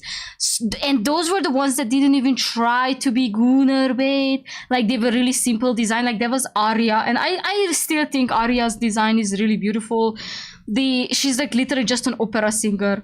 And she didn't have to be more than that. Dorothy's design was absolutely amazing. And after I got Dorothy, I never opened that game ever again. And then obviously later came the whole AI, you know, accusations that certain characters are just drawn terribly. And yeah, it's like it's not really... I'm not saying that women are hard to please, but women get pleased by little, you know? Like, maybe that is just our generational trauma that we are okay with the bare minimum. But sometimes, literally, we just don't need extravagant presentations to be pleased. And again, some of these so-called targeted sexual stuff are like really in the story, and the story is the thing that draws us in, not just the art. Not that I'm demanding when it comes to deeper characters and plots and the type of games, but I at least like when they hide the fact that they're trying to manipulate me. Exactly. Like at the very least try to be slick. One of the main reasons creators don't really make diverse character stories is these type of games. It's because they're afraid the game isn't gonna get attention. Exactly. And honestly, it's kind of sad. Like, by the way, on the Storyteller, there was one game that I didn't add to this because it was explicitly marketed as sexual content. It was called Oni Onsen, and it was about you in an onsen with a bunch of burly men. And it was obviously very sexual and very gay, but like, you know what? At least it tried to be original. Anyway, next. These consumed live normally life by day, but embraced their cruelty at night. Their existence was kept a secret so as to better facilitate their activities without resistance. Benevolent saw these beasts and knew that there was only one way to combat them, not by driving humans into paranoia and violence, but by creating warriors of its own. It saw the compassion, the law, the desire to do good that existed within the hearts of young women. These qualities represented benevolence's ideals more strongly than any other humans, and so they were chosen to be these companions of the light. The magical girls! They try to cater to audience a bit too much, like, right people will still love the game even if it's too woke or whatever. Yeah, exactly! But like, obviously you wanna sell, you know? And sometimes we have these indie games, and sometimes the idea is that they're not afraid to experiment with body types because of sales reason or attention reasons, but because they genuinely like certain character types. And that's not a problem. That's why I enjoy indie games a lot. It's like, when you watch an indie game and you see even the most generic looking dateable option, you know that it is not exactly made to please someone, but also to please the developers and the creators themselves, you know? Like, they put their heart into it. They might as well do something that they like. Anyway, benevolence came to them without a deceit. It told them the truth of the universe and told them the dangers that they would face by joining this battle. None were forced to take up arms, only those prepared to brave the dangers of battle for the sake of their fellow humans beings took up this sacred calling. These brave warriors were granted a new form of their own, but one that would not last, to make room for the next generation and to safeguard those whose powers might wane with age. Their form and abilities would disappear upon reaching 30 years of age. So it's literally reverse virginity witch. Oh, wow, what? Jesus.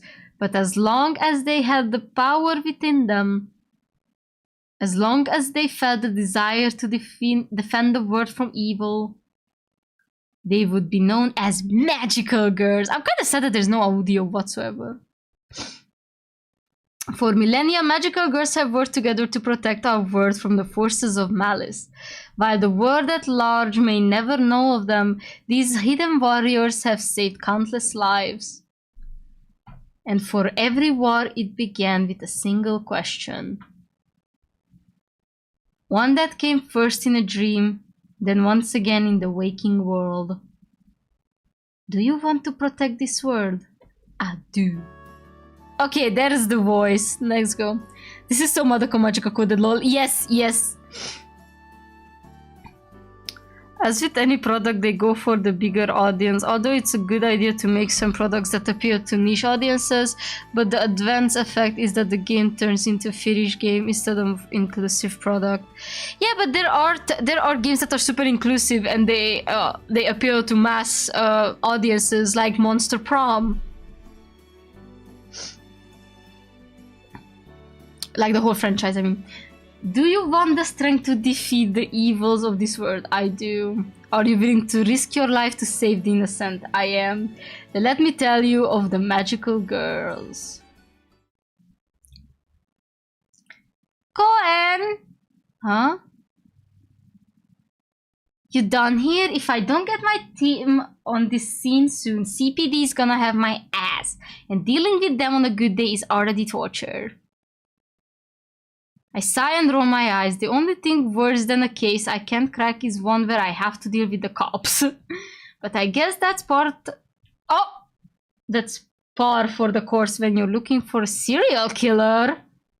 I wish I could just tell them to stop and let me focus, but a night in jail and a very worried wife were enough to keep me from trying that again. Okay! At least Nat is nice enough to let me check out the scene, but that doesn't make up for the dirty looks I get from everyone else here. Nat reminds me of Loz from Owl House. I don't think this is Nat. I think this is Sherry. I guess they're not fan of some punk doing their job for them. Yeah, I think this is Sherry. Give me a few more minutes. I want to inspect the body again. Or this is Nat. Just hurry it up. And for sake, wear some gloves this time. Yeah. Okay. I can't explain to them why I need to touch things directly to use my powers on them, or why every time I do I can't help but think of how this all started. Why there is no audio? It's pissing me off. It's ticking me off. It was easier when I was a kid. Back then all it took was a dropped pen to find a consumed lair. Dealing with humans hurting other humans is much harder, not to mention more depressing. Can I have the room for a second? Are you seriously asking me to leave you alone in a crime scene? Seriously? Yes, seriously. Nat sighs and throws up her hands. She owes me and she knows it. Fine, but if you breathe a word in this to anyone, the next crime scene is gonna be at your house. For all Nat's bluster, I'll take dealing with her over dealing with actual cops any day of the week. At least she can get away with attacking me. Which is a lot more than I can say for Chicago's finest bunch of pricks. She walks out with a huff, leaving me to work. As soon as she's gone, I remove one of my gloves and close my eyes.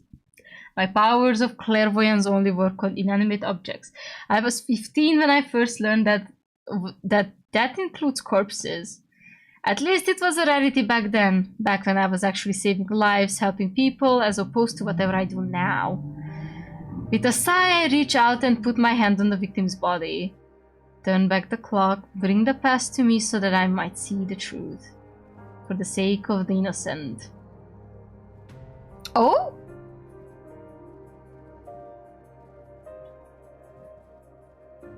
Vision of the victim's last 24 hours fill my mind. I can see the finer details the way I could when I was younger, but I'm still able to track. I can't see the finer details the way I could when I was younger, but I'm still able to track his movements and activities through the time period. I call the power spirit reflection.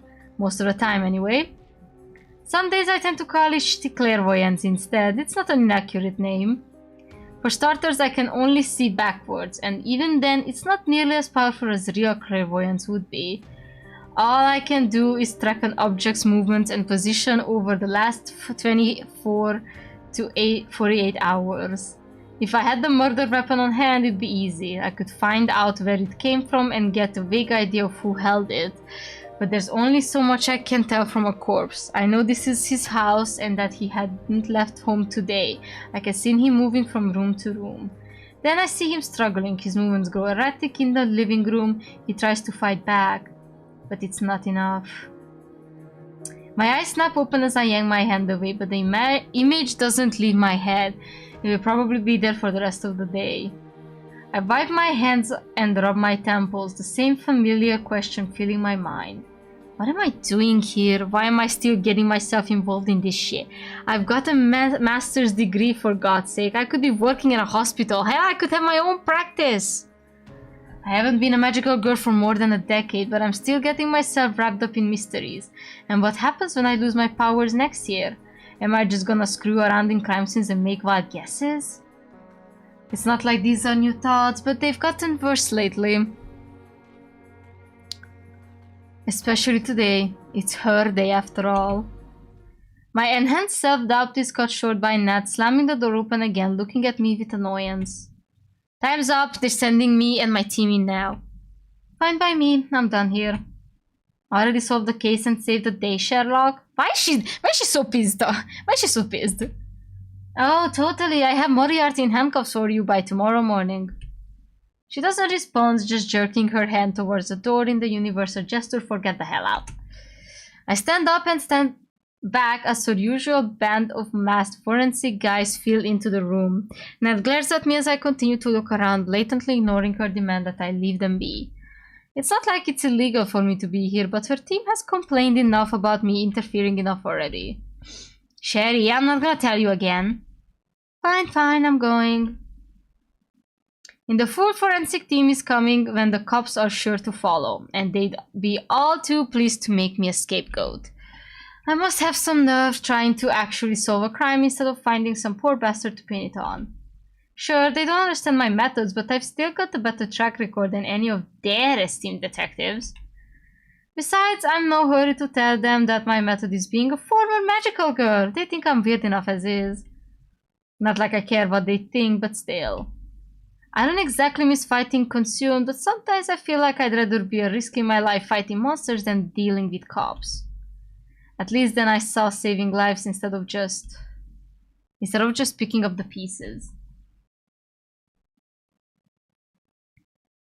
Oh my god, this is so 3DS energy. My mind whips against the face as I drive home, but I don't even feel it. I'm too preoccupied with thoughts of getting some rest when I get there. 50 minutes later, I barely make it to the couch before my aching muscles protest. Even though the sore back and knee pain, something about the case I just left doesn't sit well with me. But I can't figure out what is it. It's not like I haven't dealt with a murder before. Hell, I've even dealt with multiple murders before. Maybe it's a lack of evidence. Nothing from my powers and nothing from the surroundings. Entry point, murder weapon, any physical indication that someone else had entered the house, none of it.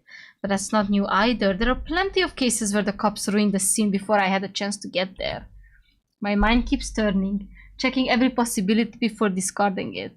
Logically, there are no real reasons for me to feel so uneasy this time around, but I can't shake the feeling that something's off. Eventually, I shut my eyes with a resigned sigh. All I have are maybes, and I'm really sick of maybes. If I could just find one certainty. My train of thoughts grinds to a halt as I look down the source of the sudden splashing sound. It isn't rain or anything like it, rather it's coming from right outside the door. Hello? I sit up to find a puddle of strange pinkish liquid seeping under the door. It glides across the floor without any trace left behind. If I didn't know any better, I'd be freaking out. Instead, I just sigh. The door was unlocked, you know. You could have just come in normally. The voice emanates from the puddle, a very cute voice. Yeah, but where's the fun in that? As I watch the liquid come together into a point and begins to solidify, rising into a pillar before taking the shape of a beautiful woman. Long black hair streams down the newly formed head as the remaining facial features take their place. Kaylee's eyes open and her mouth forms into a mischievous smile. There's no way I'm going to let my last year of shapeshifting pass me by without at least a few pranks. That one is a classic after all. If by classic you mean grossing me out over a decade, then yes, it is certainly a classic. That's exactly what I mean. I sit up and make room for her on the couch, patting the cushion beside me. Welcome home, baby. And they were roommates. I lean my head back as she bends down to kiss me, the warmth of her lips offering me a welcome comfort. Ah, they were gay. I never really feel at home unless she's here with me. As soon as our lips part, she hops onto the couch to sit down next to me, resting her head against my shoulder and wrapping her arm around mine. We both let out a contented sigh in unison. This is the best part of the day. How was your day? Not too eventful. My mark was home, so I had to settle for just looking around the place. I think I'll go back for whatever's in his safe this weekend. Wait, you don't know what he's got in there? The guy's one of those rich executive types, so I'm sure it's something good. Besides, finding out is the fun part. It's not always about money, you know. That's why you're the best in the business, baby. Is she a criminal? Ah, thank you, sweetie. She gives me another kiss before snuggling close to me. You'd never be able to tell by looking at her that she's one of the most notorious cat burglars in Chicago. Then again, that's part of why she gets away with it. Of course, being a shapeshifter doesn't hurt either. You make any progress on the case today? Damn, a detective and a criminal. And they were both gay lesbians. I sigh, wishing I could just forget today's visions. This job would be a lot easier if they didn't linger on my mind for so long. Nothing useful, yet another locked room mystery just like the others. Either this guy's really good or I'm losing my touch faster than I thought. Don't say that, sweetie. There's never been a case Sherlock Cohen can't solve, right? Oh, her name is Sherlock. So that's why it's Sherry. Her name is Sherlock. I don't know, it's more than just being stumped. I just feel kind of burnt out, you know? I'm I'm not sure if I even have the energy to see this case through. And putting up with the cops makes it even worse. Kaylee kisses my cheek. I can tell she's trying to hide the worry in her eyes for my sake, even though she knows she doesn't have to. Maybe you should retire early, honey. I know you're sick of dealing with them, and I've nabbled more than enough to set us up with a comfortable nest egg. I chuckle, running my fingers through her hair and kissing her forehead. And lose my chance to whine to you when I get home? Never. We both laugh at that one before settling into silence. I don't know how I'd make it through the day if I couldn't look forward to cuddling at the end of it.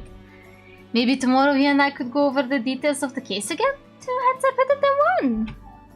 And you know how good I am with murders.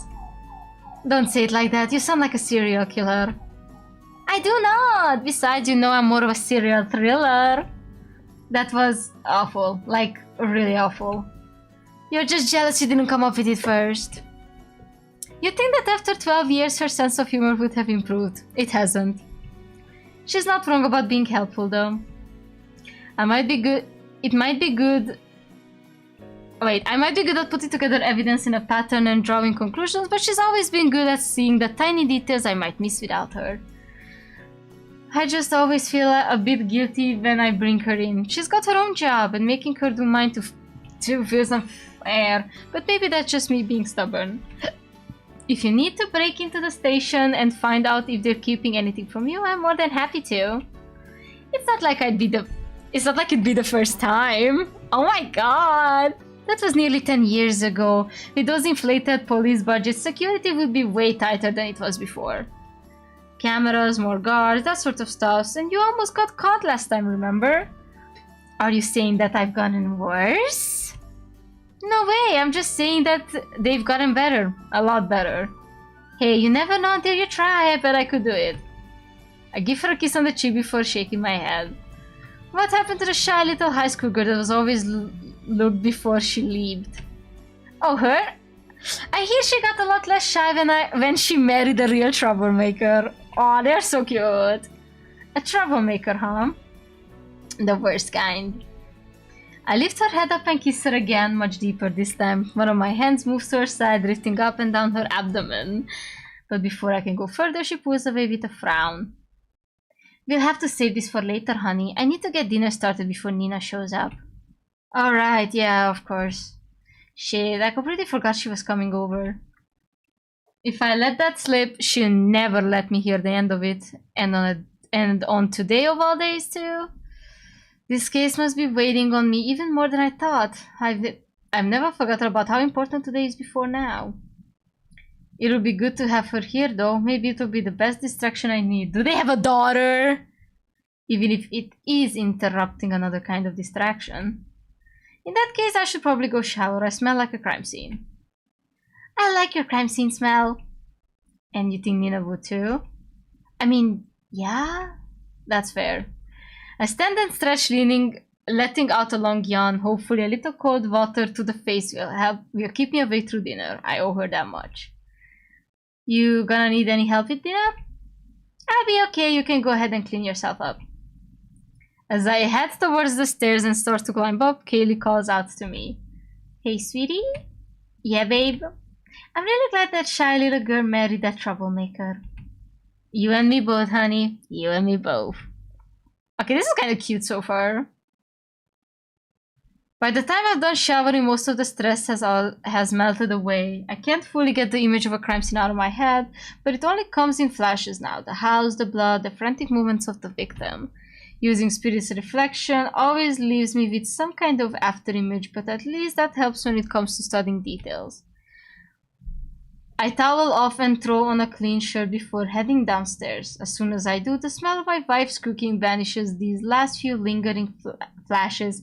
All I can think about now is how much I want to dig into some udon. It's incredible how delicious her cooking has gotten lately.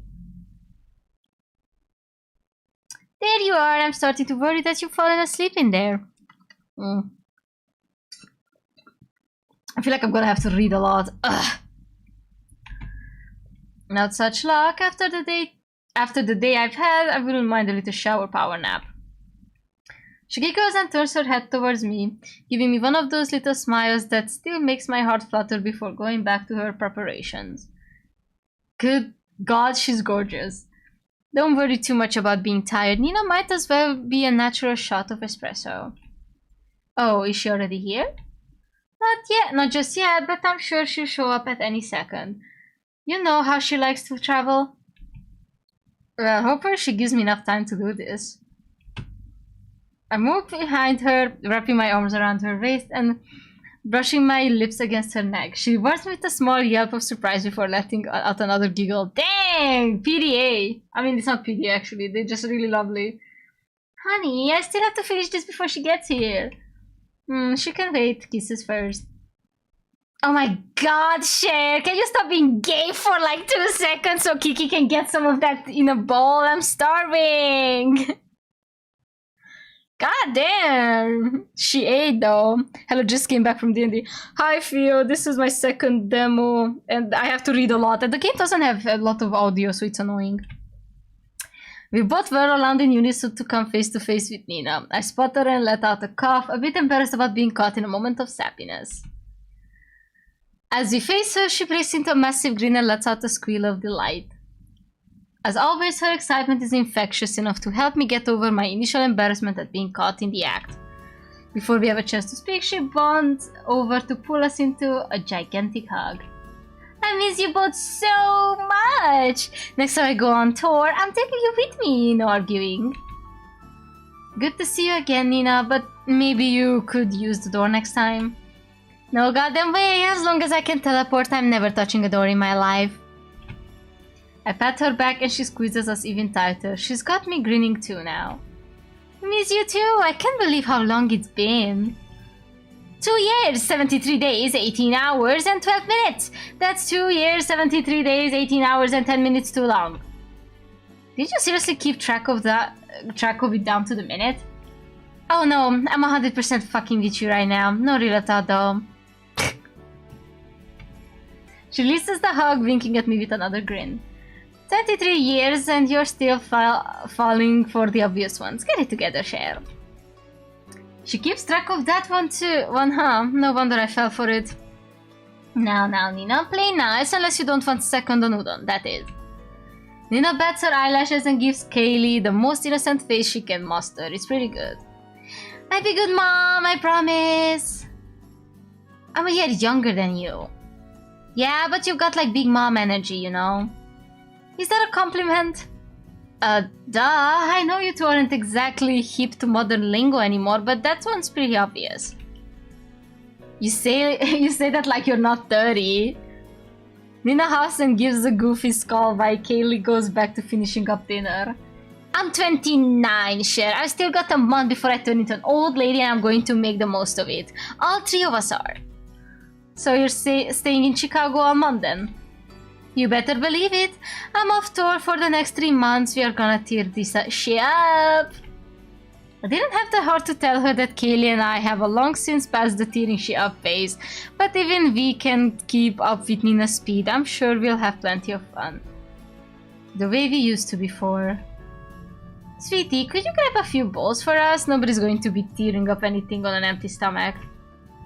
Nina bolts to her chair and sits down, vibrating with excitement. I swear she's about to start drooling.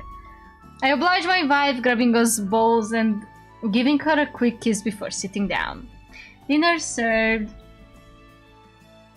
Oh wow, they look so cute! Kaylee's cooking is as delicious as ever. Nina certainly seems to feel the same way, eating her way through 2 packed bowls before I'm even halfway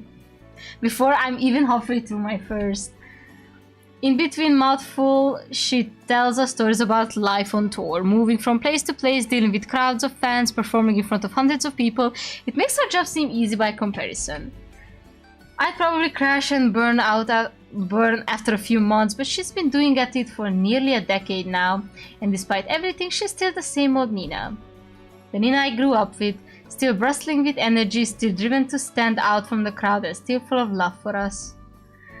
I've always admired that ambition of hers. Even though I was the one who she'd known since we were kids, she was still the one who brought us together to form a team. Everyone else was ready to rally around the girl with big dream and a bigger attitude. Hell, I'm not even sure if I would have been able to ask Kaylee out without Nina pushing me to go for it. No wonder she got scouted right out of high school. Being a star was her dream, and her dreams always come true. That and the fact that she's got one hell of a voice too. Although it would be nice if she didn't use it to yell so much when I'm sitting a few feet away from her. After we've all had our fill, I head into the kitchen to grab a bottle of whiskey and 3 glasses. Kaylee and I don't drink very often, but this is a cause of celebration in one way at least. Old-fashioned. OMG, you read my mind! Nothing like a little nightcap before I go. You're lucky there are no laws against teleporting under the influence. Oh please, you act like I'd actually listen to some Square's rules. Hell, according to the rules, I was supposed to have dinner with some record label suits tonight. You're not going to get into trouble for blowing them off on our account, are you? Psh, don't worry, it's not like it was anybody that mattered. Besides, being here tonight is way more important than spending a night pretending to care about branding. Nina looks down at her glass, her expression suddenly darkening. Especially tonight, you know. I just nod and start pouring out drinks. We've been dancing around tonight's special occasion since Nina arrived, but I know that couldn't last forever. Kaylee looks down at the table, swirling her drink and letting out a wistful sigh. How old would she be now? 27? Someone died! Yeah, it's been 12 years now. Doesn't feel like it though. It really doesn't. Sometimes it feels like it happened yesterday, or other times it feels like a century ago. That is strange like that. No matter how much I've seen, I know I'll never get used to it. I raise my glass and they follow suit. Happy birthday, Elle. Happy birthday, Elle. We throw back our drinks. The warm burn on the alcohol is blessing after the chill chat filled the room when we said her name. In the moment, it feels like she's here with us. That goofy little smile lighting up the room like it always did. When Kaylee puts her glass down, I can see a few teardrops streaking her face. I squeeze her hand under the table and she manages a small smile in response. Nina's stony face meanwhile betrays nothing. I silently pour us another round of drinks, muttering a snippet of the mourner's Kaddish. I'm not gonna pronounce that because I can't, but I'm gonna take a screenshot and check it out what this means. Never mind. May he who creates peace in his celestial heights create peace for all of us. Amen. After another moment of silence, Nina speaks up with her usual pep. Okay then, I think it's time you told me about that juicy new case you mentioned. I saw that pretty next level stuff. I'm sure some people would consider her insensitive for jumping right into another topic like this, but Kaylee and I don't mind. It's better than spending the rest of the evening in mourning. Elle probably wouldn't have wanted that. Besides, it's not like I don't want her input. That's why I told her about it, right? Looking to flex your detective muscles too, Nina. Hey, I'm an international woman of mystery. Didn't realize catching serial killers was part of the pop star life. Sounds like somebody's in the know then. Now, show me those mad investigator skills. I take another sip of my drink before giving her a gist of things. The lack of evidence left at the scene, how there's no track to follow, no clear motives or connections between the victims, etc. She'll occasionally chime me with questions about crime scene details, still drawing from these magical girl instincts. Kaylee helps me fill the gaps as well, leaving Nina scratching her head. Yeah, they're all very cute. I'm guessing there's gonna be a fourth girl. Damn, that's up. Yeah, no kidding. Does anything particularly stick out to you, Nina? Well, nothing about the crimes themselves, but... She stares at me, fire suddenly appearing in her eyes. Something sticks out about how you're investigating them. What's that? The fact that you haven't put your wife's special talent to use. Kaylee cocks her head to the side, confused. How would shapeshifting help her solve the case? No, your other special talent. Knitting? Oh my god! Nina flings out her arms, waving them up and down in an arc around her. Aura reading, hello? Oh! Kaylee's eyes widen as the significance of what Nina's saying hits us. Oh, of course! Cher, have you ever looked for magic at the scene? I mean, let's be real, no murder can be that good, but if they're so mysterious, why not see if they're consumed? Any magic left at the scene would be too faint for either of us to pick up, but Kiki's always been the best of us when it comes to aura. Of course, I spent so many years going after humans that I thought of a consumed killer never even crossed my mind. How could I miss something that simple? I really am losing my touch. Find the aura, find the killer, easy peasy. That's actually brilliant, Nina. I told you that catching serial killers was part of being a pop star. Maybe we should check that out tomorrow night, sweetie. Do you want to come with us, Nina? Nina laughs, taking one last swing of her drink. No way, that sounds like a perfect date night activity. You two have fun with it, I've got nightlife to enjoy. You can really go to clubs that easily? Aren't you worried about getting noticed? Don't you worry about me, Cher. The paparazzi haven't figured out a way to get around teleportation. Not yet, at least. Kaylee giggles at the one, and I can't help crackling a smile too. Anyway, now I pretty much solved the case for you. I think it's about time I hit the road. My producer's gonna have a heart attack if I don't tell her where I am soon. Don't forget to cut me a check once you get paid for catching this dude, though. You don't want to stay for dessert? We have some cake in the fridge. Nina smiles and shakes her head, standing up and stretching. Save peace for me, Kay. I'll come by for it when I can. She pulls us both into one more tight hug, as warm as she's ever. I love you two so much. And don't forget it, I promise I'll come back real soon. You better. I didn't even have a chance to paint your nails. Soon, babe. Cross my heart. Just make sure you let us know before you teleport in here. Married couples need their privacy, believe it or not. She steps away, adjusting her hair and giving us one last wink. No promises! And with that, she's gone as quickly as she arrived. Katie takes my hand and leans against me, looking at the spot where Nina was standing just a moment ago. She seems like she's doing well, a lot better than she was last time. Definitely, and you weren't kidding, she really is a shot of espresso. So, you're wide awake now? I lean down and kiss her forehead, wrapping an arm around her. Very. Come on, let's go upstairs. I could stand to unwind before bed. Oh! Grrr!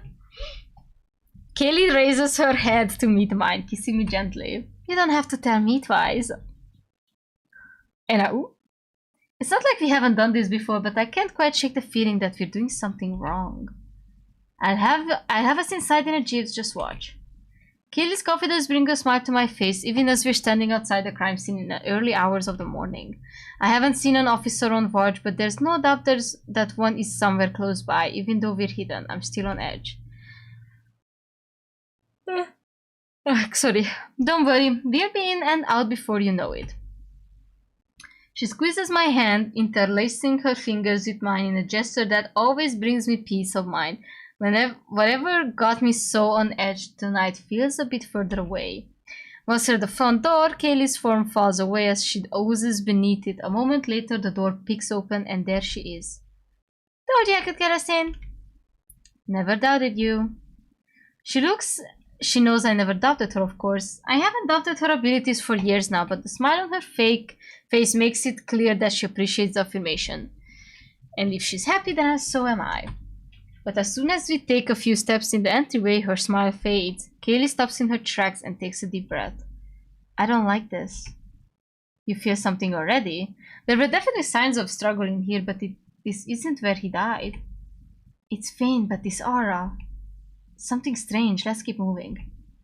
I nod through. I'm worried. Kaylee has such a talent for incensing aura, so it's not wonder that she senses a dangerous vibe immediately. But even though my senses have always failed in comparison to hers, I should at least be able to sense something. Have my senses really degraded that much? I know I'm only a year until they've gone for good, but even now I should still be able to pick up something if I focus on it completely. Is it because of whatever strange about this aura? I shake my head, dismissing the conjecture. That's not what matters right now. Instead, I lead Kaylee to the living room and point out where the body was. It's long gone by now, and the police have cleaned up most of the bloodstains. Unfortunately, it still reeks of detergent. Still, Kaylee doesn't need to see another corpse. Just because I've gotten desensitized to them doesn't mean she has. She's always been the more empathetic one. Is this the room? This is the one. He was on the floor near the ottoman. As far as I can tell, he was injured somewhere else and then pursued through the house until he succumbed to whatever was chasing him in here. That's horrible. What a sad way to die. Her foot taps against the floor, betraying an uncertainty I know all too well. It's a telltale sign that whatever she doesn't understand is making her nervous. I step forward and put a hand on her shoulder, hoping that'll calm her down the way I always do. Hoping to calm down.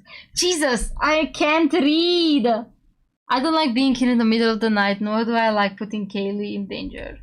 But I couldn't say no to her about something this important. Hey, we don't have to stay if it's skewing you out. We can leave. Kaylee shakes her head. It's not that. I don't think I felt energy quite like this before. It's new. I mean, all consumed are different, but there's something really off about this one. It's not normal. So there's no question about who did this then, or what.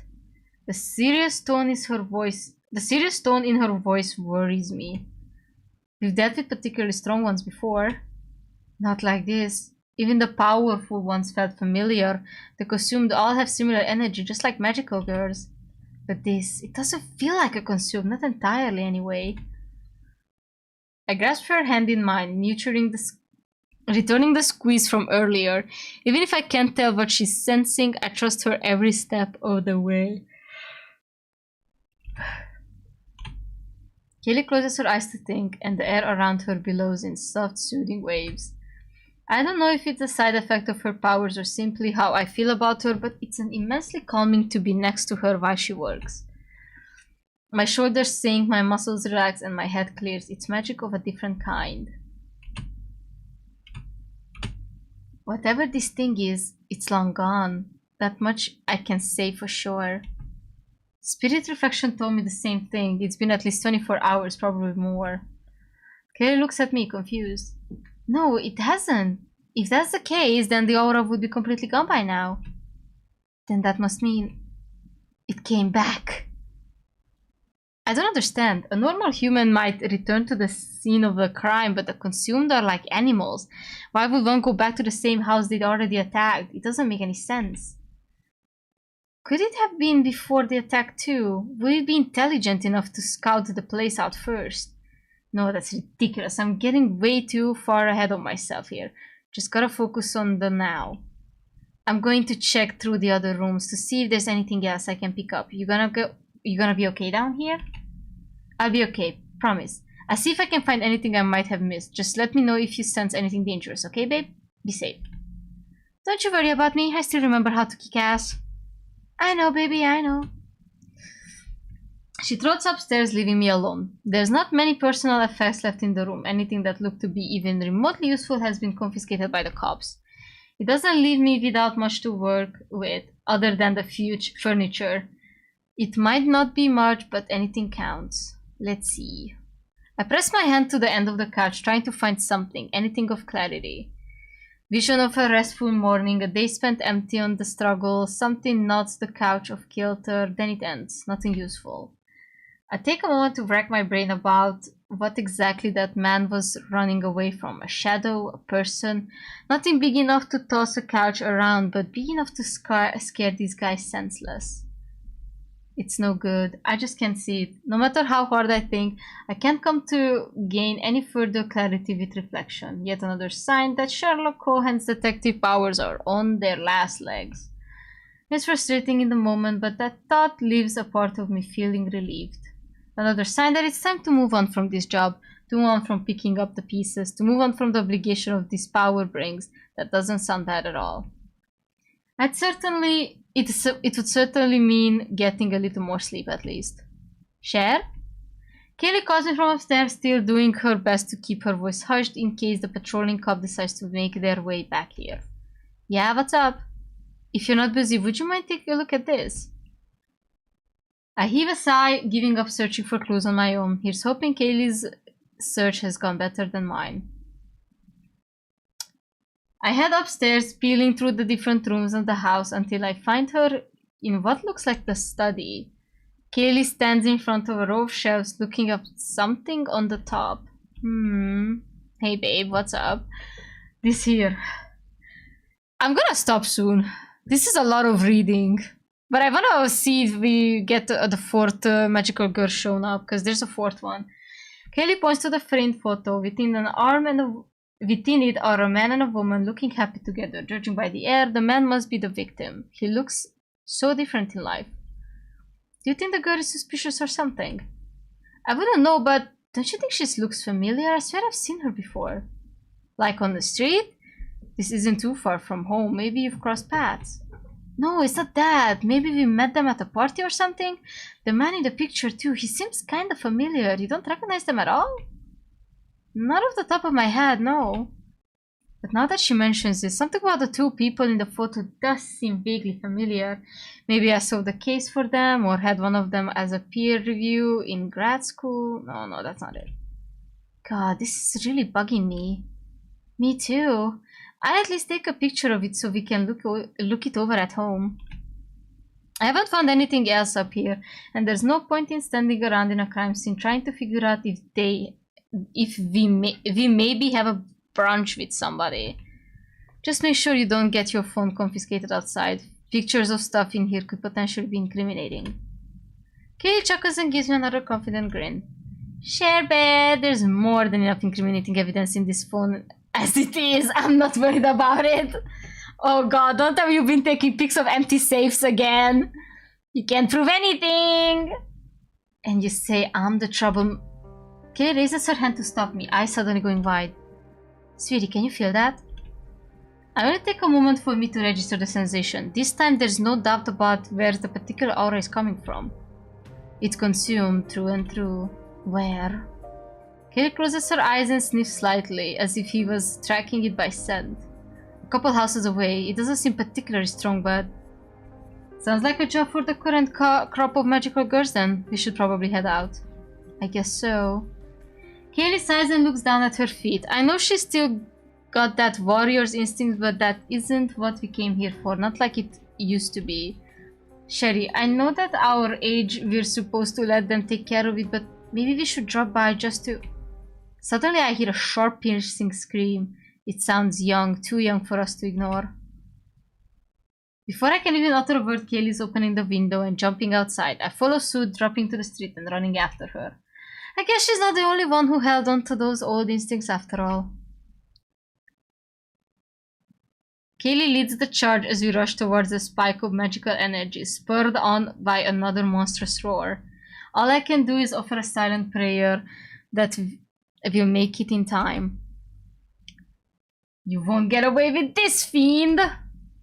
There, down the alley! She skids right and I follow. We don't have to travel far before we see it. Ooh!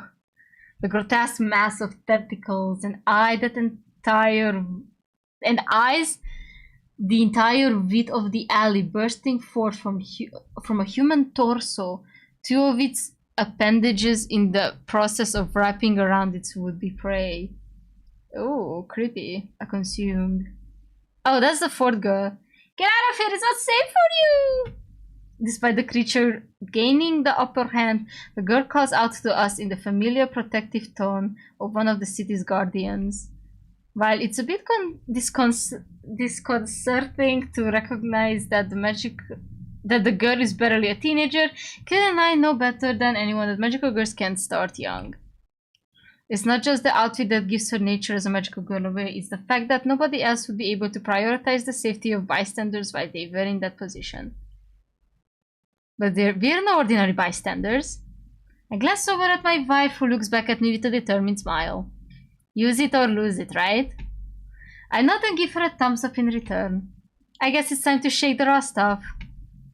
Ready when you are. I close my eyes, readying myself for the transformation. Here's hoping I can still remember the words. Kaylee's hand finds mine and we begin. For the sake of the word, we will be its guardians. Let our spirits shine through. Don't tell me.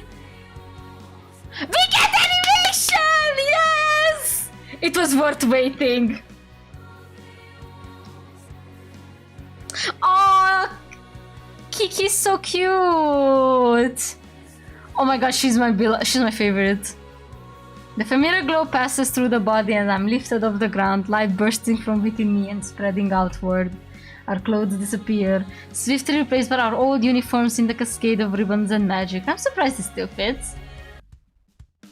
My revolver appears in my hand as I drop to the ground, my body brimming with power.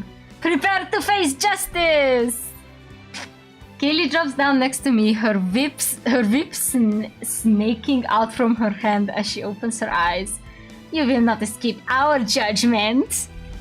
We are magical girls!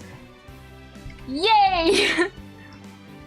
The girl screams got quiet as she stares at us in disbelief. The costume too has frozen as it looks towards us with a surprise. It definitely wasn't expecting the full-grown women to be ready to fight back. Kaylee charges down the middle, trusting me to follow her strategy. We don't need words to work together, our minds can align perfectly at a moment's notice. Yet another perk of working with my wife. I dodge the right towards the wall, jumping effortlessly up to the third floor of the building and landing on the fire escape. The consume doesn't notice my maneuver, its animalistic mind still focused on Kaylee as she swings her whip in front of it. I can see her face, but I know she's smiling. Oh dang! She Judgment's cage, entwine him! She swings her whip straight down the middle, thorns ready to slash the monster's hide, but it doesn't move away. Instead, a sickening laugh erupts as Kaylee launches her whip forward. It slaps the whip away with one tentacle and shoots another towards Kaylee with a frightening speed. Its tip sharp enough to pierce straight through her. Bad move, monster. Very bad move. Kaylee shifts in an instant, making a hole in her abdomen that the tentacle passes through without so much as grazing her. Get ready to fire! The reduced mass of her torso wraps up through her arm, towards her arm, extending it forward and flashing the whip past the consumed grasp, right where we want him. Damn! She got the Glock! When I pull the hammer back, The chamber of the guns fills the brilliant light. 6 shots are more than enough. Kaylee whips and encircles the monstrous mass. It moves with a mind on its own, binding its tentacles to its chest and trying its legs together. Judgment Cage never fails. Now it's my turn. I fan the hammer as I fire 5 more times, rapidly releasing an arc of holy spheres towards the target. Ah dang! The shots sink into its flesh, filling it with the light from inside out. It manages to let out one more pitiful scream before exploding into brilliant shining dust. Elimination complete. With its mission accomplished, the gun fades away. It always comes when I need it, but there are times when holding onto it would only make things worse. The last thing this kid needs is for someone to point a gun at her. I hop back down the alley, landing without a sound. Oh, she's so young! You... The girl is sitting with her back against the wall, eyes wide as she stares at us in shock. It's okay, honey. You're safe now. You're alright. Who are you? I kneel down to her level, offering her a reassuring smile. I don't want the baby to baby the kid, but I know Kaylee and I both want to help her out. We do what we can. We're magical girls, same as you. We just happen to have a little more experience. I stand offering a hand down to her help. After a moment, she takes it and slowly stands up in shaky legs. She cute! I'm Sherry, this is my wife Kaylee. We used to patrol around Navy Pier back in the day. Would you mind telling us your name?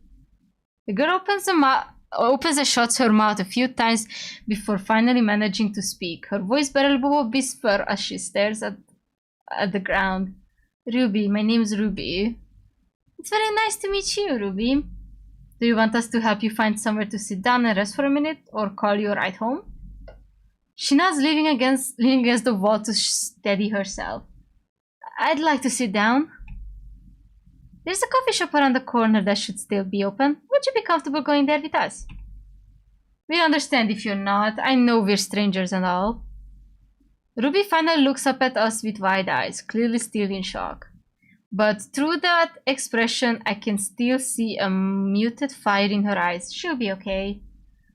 Even if you're strangers, I know you're not bad people. Bad people don't get to be magical girls. I don't know why my voice went like that.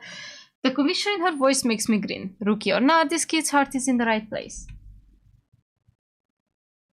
Oh, her casual clothes are really cute. A few minutes later, we're back in our civilian clothes and relaxing with our drinks. Coffee's for me and my wife and hot chocolate for Ruby. Do you feel any better, honey? Ruby takes a long swing of her hot chocolate and lets out a shaky breath, leaning back in her chair. I am no worse for wear. Thank you for your kind assistance. Her voice seems to have taken a deep cadence without warning. I exchange a wordless look with Kaylee, who gives me the slightest of shrugs. No problem, Ruby. You just take a couple more minutes to relax and then we'll call you a ride home. You need not to refer to me as Ruby, ma'am. I have another moniker I use when speaking with fellow Sister of Justice. Do you now? Indeed. Now that we've become more acquainted, you can call me... She moves her arm in a confusing flourish. Nightshade! Oh my god, she's got that Chungbyoji energy. Kaylee and I share an awkward look, trying to think of an acceptable response. This is definitely what I was expecting. That's a cool nickname. Alias, sweetie. It's an alias. How better to strike fear into the hearts of our enemies than a name that resonates with the powerful energy of the night. Yeah, right. Yeah, of course. Powerful energy and all. I think it's a great name, honey. Oh my god, they're so lesbian mom energy. You do? Please adopt the child. Her voice returns to the high pitch we heard during our battle. She really is just committing to a bit. That's respectable. Cause, like, I spent a lot of time thinking of it and stuff, and I had a bunch of other names I was gonna use, like Dark Moon or like the Nightbringer and stuff like that, but I thought this one was the best, so Her eyes go wide again as she clamps her mouth shut, suddenly aware of what she's doing. When she speaks again, her voice is back to her nightshade tone. Anyway, I believe that nightshade suits me best, and soon all the consumed in Chicago will learn to fear that name. That's very nice, honey. Totally, you got this. Just make sure you're realistic about what you're ready to take on, okay? If we hadn't shown up, the consume could have seriously hurt you or worse. Oh, it was no trouble. I'm certain I could have gotten the upper hand sooner or later. However, having help from some veteran warriors did make things much easier. I tried to keep my temper even, remembering how much of a hothead I was at her age. Every win made it feel easy, like I had taken on the world until I couldn't. And I don't want that for her or anyone else. Ruby, we're serious. That consumed was way too strong for you to be taken on alone. How long have you been a magical girl? Ruby mumbles her answer barely audible over the coffee shop ambience. It's been 2 weeks? Or 1.5? This is giving the Spider-Man, like, you know, when they introduce themselves and they be like, they've been the Spider-Man for 2 weeks. It's giving that. Hold on, I'm gonna turn on some lights around my place for ambiance. Alright. Oh boy, that won't do at all. And have you had any prior training, spent any time with more experienced magical girls? She rolls her eyes, no doubt tired of lectures from adults. I get it. But this is a lot more important than talk about curfews or whatever it is kids get talks about these days. Well, benevolence taught me how to fight and use my powers. It didn't take long for me to establish myself as a hunter of the night. That's more than enough to slay the consumed, yes? Smaller ones, yes, but you weren't dealing with a small one, honey. Something like this needs teamwork to take down. Ruby paused, looking frustrated. Her nightshade persona slips again. Then how did you learn? You fought them when you were still young, right? When we were still young, I'm only 28. Looks like I'm not the only one trying to keep my temper in check. Kaylee can get a bit insecure when she's stressed out. I'm sure Ruby didn't mean anything by it, but I'd better mediate things just in case. Sherry, she just means when you were a teenager, baby. Of course you're still young. Thank you. Kaylee huffs and takes a long sip of her coffee as I turn back to Ruby. And to answer your question, Ruby, we learn by training. First, by honing the skills Benevolence taught us, but eventually we learn new techniques from other magical girls as well. Knowledge is passed down from generations to generations and then honed with teamwork. That's why magical girls are drawn to other magical girls. The two of us and our friends work together to develop efficient combat tactics like deeper positioning, the right balance between offense and defense, and what parts of a consume tend to weak points. It's all about teamwork. Being a magical girl is a group effort. Surely a team isn't absolutely necessary. Nightshade moves in the shadows and strikes unseen. A team would announce that presence. Plus, I'm not like super great with people sometimes.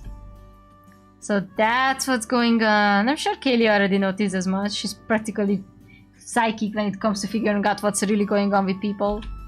Me, I'm a lot slower as a judge of character. That's nothing to be ashamed of, honey. Believe it or not, I was the same way. Really?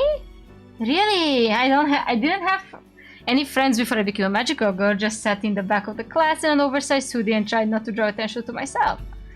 Then Benevolence came to me just like it came to you and offered me a chance to do something more with my life. I was nervous about teaming up too, but once I met Sherry and our two other teammates, we fell into a rhythm right away. I promise it's not as hard as it sounds. You made the choice to become a hero, so you're already plenty brave. Aww, she's so mom-coded. There she goes again, her pep talks are as legendary as ever.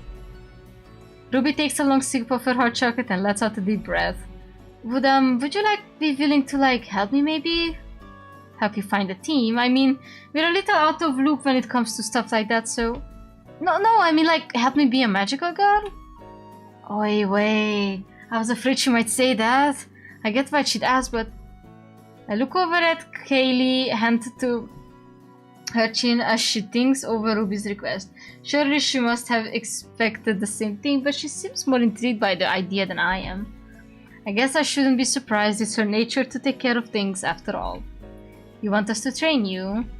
You don't have to, give me lessons or anything, but maybe if you're able to watch you two hunt or something, would that be okay? Oh well, about that, we're actually retired. We haven't fought or consumed for years, sorry, but we're not the hunting type. What do you mean? We just fought one! That was an exception. If he hadn't heard you two nearby, we wouldn't have sought it out. Oh. Ruby looks down defeated. I can't help feeling like a jerk for shooting her down like that, even if I was just telling the truth. Maybe you could at least give me a bit of advice? I'm a fast learner, honest. That way I can catch up to everyone else. Her voice is quieter than before, still doing her best to show conviction but struggling to assert herself. Now I feel even more guilty. This is the kind of thing I'd be happy to do when I was her age, but I doubt I could even offer much help now anyway. I look over at Kaylee to see what she looks even more guilty than I do. Then she looks back at me. Her eyes are wide and particularly pleading. It's like she's asking if we can adopt a cat. I sigh, looking down and then back at the kid. Well, I guess giving you a few pointers wouldn't hurt. Ruby instantly perks up, so does Kaylee. You mean it? Yeah, I think we can do it. I don't remember too much of what we really set in stone back then, but we can tell you about some tactical considerations and weaknesses you can exploit, that sort of stuff. And it would be a good chance to try out Magical Girl team workout regimen I was telling you about. She plays it off as a joke, but a look at Kaylee's grins tells me how excited the idea makes her. No way does she want to stop at tidbits of advice. She really wants to train her. Training a rookie magical girl, honestly, that might be just the thing she needs to help her feel better about our time as magical girls running out. I hate to admit it, but a part of me sees the appeal as well.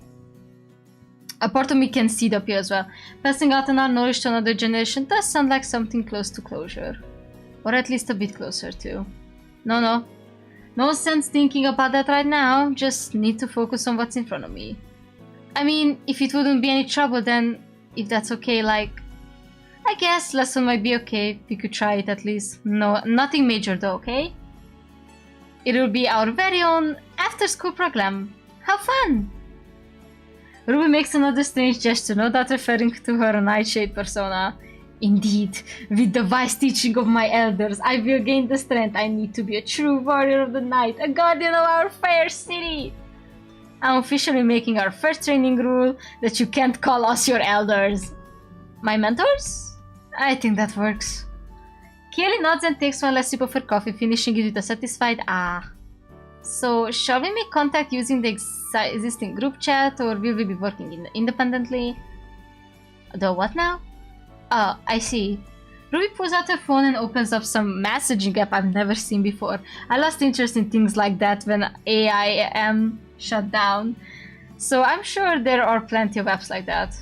My fellow warriors of the night have a group chat we use to coordinate our attacks on the enemy. I observe rather than participate, but it's quite helpful when it comes to logistics. Or at the very least to ensure none of them interfere with my mission on the darkness. What in the cringe? I'm gonna save soon and end. Can I save? Yes. Okay. So, you do know other magical girls? Well, I met one who sent me a link to the chat, but only once. She was nice and all, but she didn't understand my nature, as nightshade I mean. Well, isn't that interesting? It would have been very helpful to have something like that when we were more active. Wouldn't you agree, dear? I shrug, finishing off my coffee as well. It seems like it would make more sense to just walk on the phone, but what do I know? Talk on the phone. Why did I say walk? Hey, it works when it works. Probably something we'd need a bit to learn though. Perhaps it would be better to simply communicate via text message then? She puts her phone away, no doubt surprised by our ignorance of whatever app it is. You know how to text, right? Yes, I know how to text. Kay leans over to whisper to Ruby, but she's still loud enough for me to hear. She didn't know until a few years ago. You're kidding. Look, technology isn't my thing, alright? I'm fine with what we had back when we were kids. We had text messages, sweetie. Ruby laughs at that one. The shaky uncertainness gone from her voice. Looks like our job is done. Let me give you my number. We can figure out training schedule soon, okay? Okay! I mean, very well. I look forward to mastering the ways of the night with your assistance. Good to hear it. She's quite an interesting girl, no doubt about it. Odd for sure, but every magical girl is odd at that age. We certainly were. Do you need us to call you a ride? I will be fine, ma'am. My home isn't far from here. Just make sure you're careful on the way home. No more fights, okay? Very well. Even the most tireless of night warriors must rest from time to time. Yeah, exactly. I'm gonna save here and probably switch demos. This is definitely... This is also giving pasta core, honestly. But yeah. Oh, okay, so you have some data. Anyway. I'm gonna change for now, because I read a lot. I need to take a break to just breathe. Also, I love the lesbian couple. They are adorable. They're literally everything. I'm gonna move it to intro. I'm gonna go take a I'm gonna take a break as well before I jump into the next game. In any case, if anyone is in chat and wants to choose a game, they can choose between the number 1 to 13. And yeah, I will be right back. Just wait for me.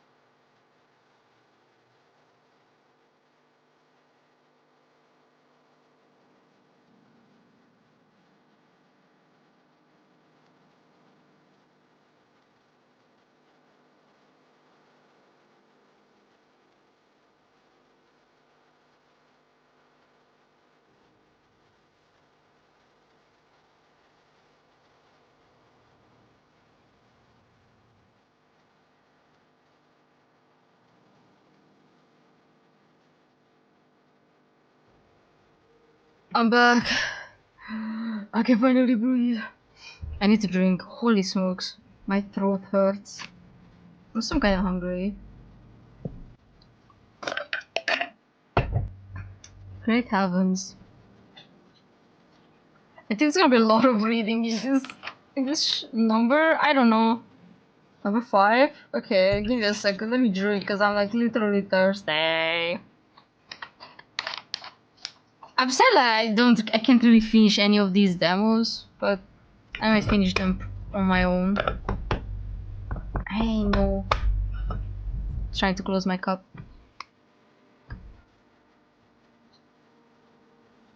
Alright, before I start it, let me take a bite of my food because I'm really hungry.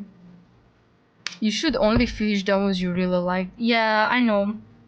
So far, I don't want to say that I didn't like these two. They were charming on their ways, but I need something more. I need something more. Plus, I don't really know how. Like, I really feel like most of these demos are gonna be very reading heavy.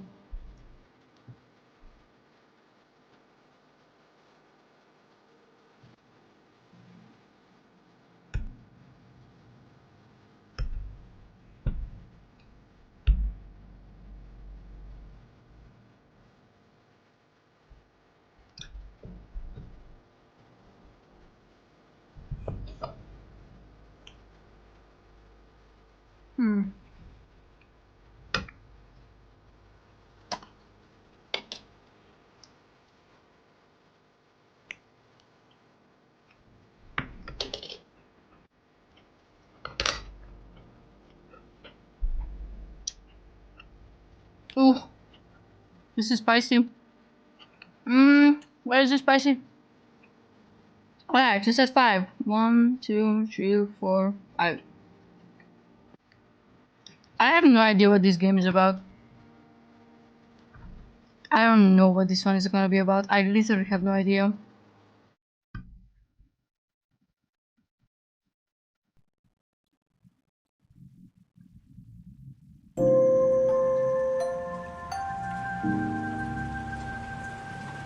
It's called Fishbowl. That's all I know. I'm gonna push my food away again.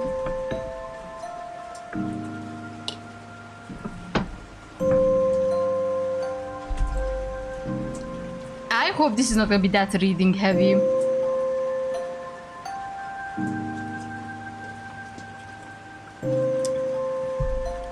Hope that is. New game, credits, wish list, bug reports. We're just gonna start a new game. Fishbowl contains themes of grief, death, and loved one, loneliness, and isolation. Please play with care. Okay.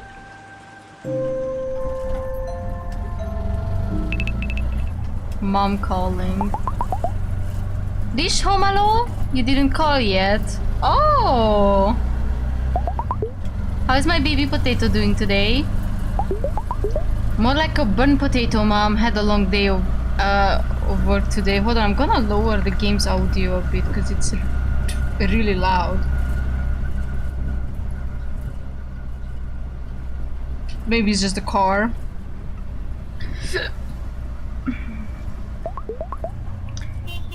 In the auto now, just about to reach. Sounds like it's still raining over there. Yeah, it's kinda never stops. I'm slowly getting used to it. How was work today? I'm falling behind a bit. It was good, I guess. Tell me more. It was alright, nothing to worry about. You're still at the shop? Just closing up. Lots of customers? Nah, barely. I just thought I'd stay here a while longer. You get home safely, okay? Yep, just about to reach. Okay, good. I'll call you tomorrow. Good night, Mom. Talk to you then. Good night, Arlo.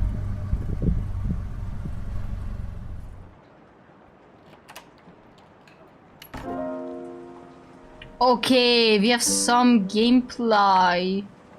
Interact. My pretty blue boots, perfect for this rainy weather. Let's look around. It's a nice nook to have coffee while looking at the city. That's mom isn't half bad if you ask me. Damn. I wish I could be with them. The old typewriter. I had to bring it along. A comfy chair. Hydrate. Yes, hydrate and live. No, hydrate and die. Sure.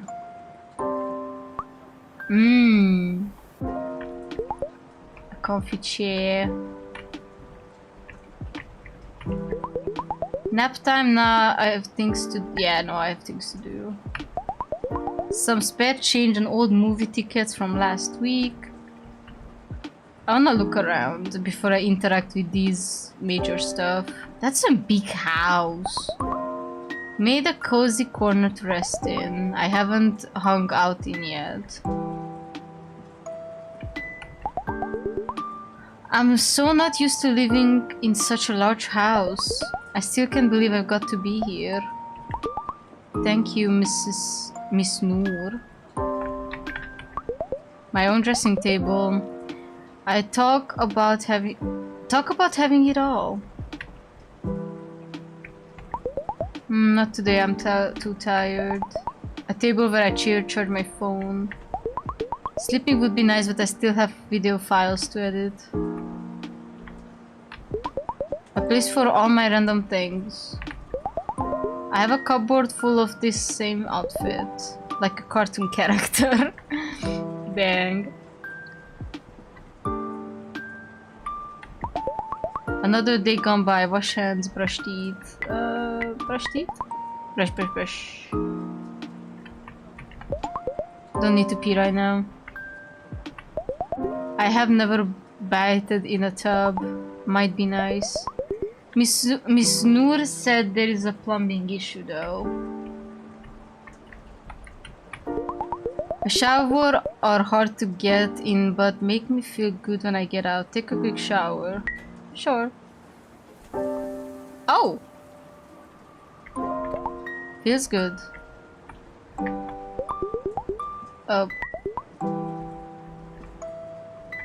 What the fudge am I need to do?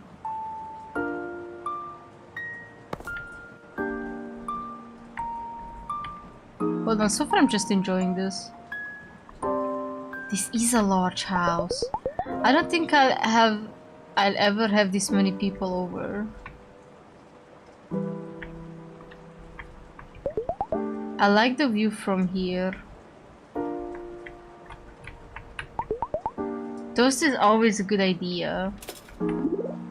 Oh, we got toast. Yum. Ah, I'm out of coffee. No! A microwave to heat all meals. I'm sure shot way to survive the city. One sure shot way to survive the city. Ah, fuck.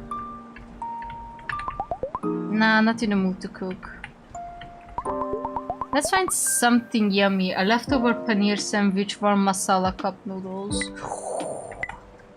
Let's eat the leftovers first. Num num num. The laundry keeps piling up. I'll do it tomorrow. I'm gonna avoid it again. I'm gonna do it tomorrow. Glad I've washed the dishes this morning. One less thing to do. Alright, let's check that box. Can I go outside? Nah, too many mosquitoes outside at this time. It's raining. The mosquitoes are sleeping. But sure. Perhaps I would get a vase and some flowers to keep here. Alright, let's get the books. Oh, a parcel. From mom? Wonder what she sent me. Oh. It's all the things my grandmom, Yaya, left for me. Wonder why mom sent these now.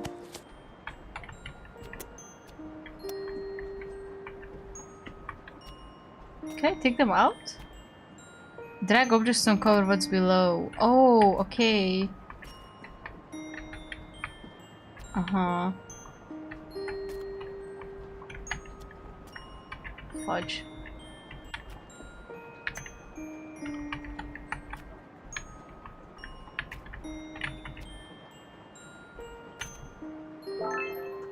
Toy fish? Yeah, I saved up for so long to buy this gold jewelry for me, although I never have. I told her I'd never wear something so fancy. The first little frock Yaya knitted for 2-year-old me. Yaya softer, small, more sari. She knew this block printed one was my favorite. The last batch of Yaya's mango pickle. Don't know when I'll have the heart to eat this. A new watch. It says congratulations. Yaya brought this for me without even knowing I got this job. An old toy box. Wonder what's in it.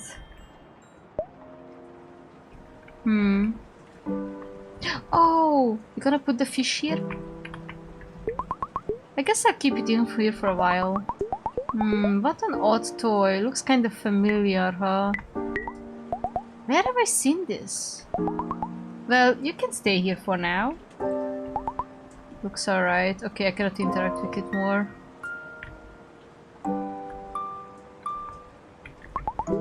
I still need to finish some editing tonight. Iris said she needs it urgently. Oh, I need to find my hand drive for these big files. And how do I do that?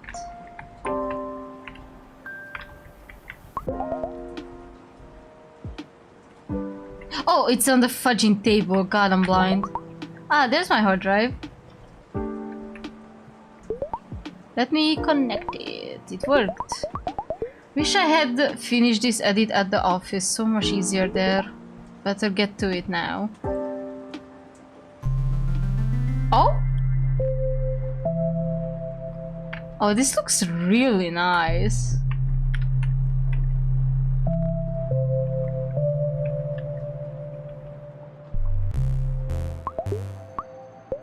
Hey, hello, let's get this done. Menguzono. I wanna finish work before the next episode of Drag All Stars begins. Oh my god, they watch RuPaul! Oh? You never watched it? Oh my gosh! I have. Goodness, what would we talk about otherwise? Phew, real concerns, hello, real concerns. So, let's go then. Aren't you Miss Chatty? Literally said 3 words till now. Amenguzono, by the way, was on leave when you joined. That's why we didn't get to meet. My flight just landed and they already need me. Ha, typical. Oh, nice to meet you. Yo! You know the drill. We need to match the video clips with the correct tracks. Move the clips up and down to match them correctly.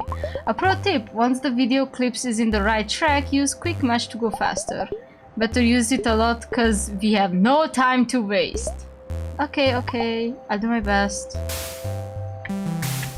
Oh, I see.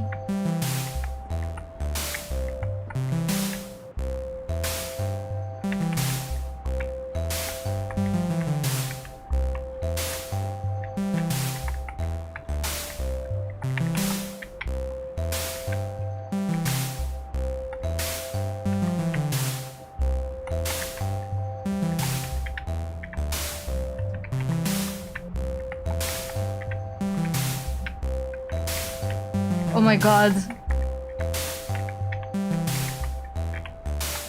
It's getting faster? Wow, that was a good set, eh, Alo? It was okay. What are you talking about? You were on fire! I said it to Iris. Good work, Alo. And we made it just in time for Zizi's Starlight entrance. Perfection. See you soon, Alo. See you. Oh, BT Dubs will be working from home tomorrow. Don't know much, but the office will be closed for a while. Iris will call you sometimes with the deeds. Oh, that's sudden. Tell me about it. See ya when I see ya. Aww. Can I close this? Like, yeah, I can.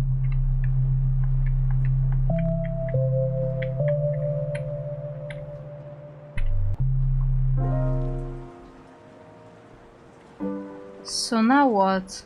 I'll go to bed?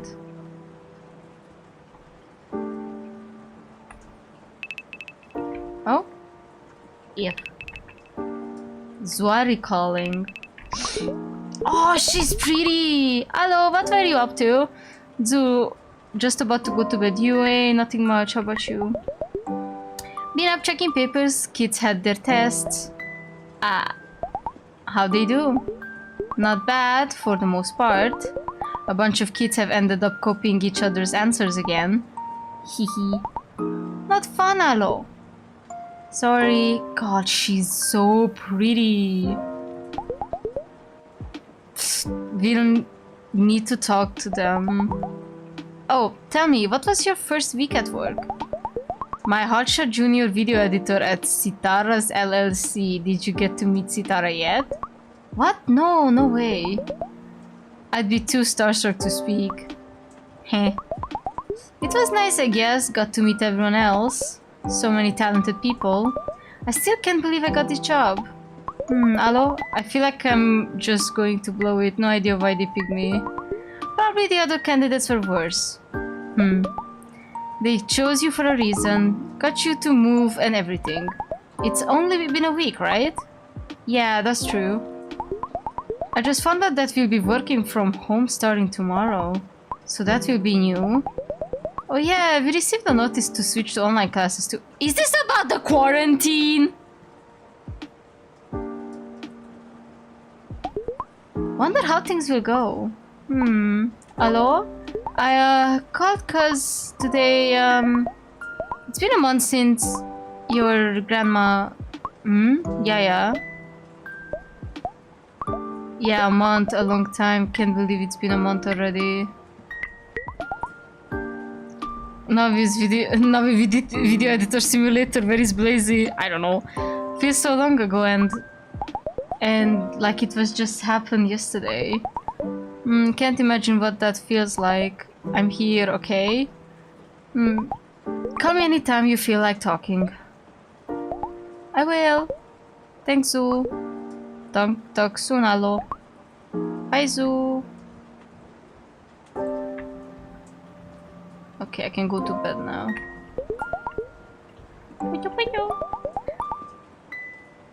Sleep.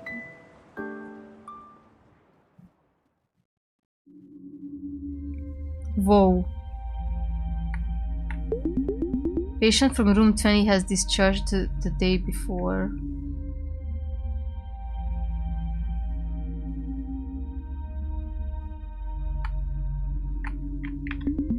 Patient from 56 has transferred to the ICU.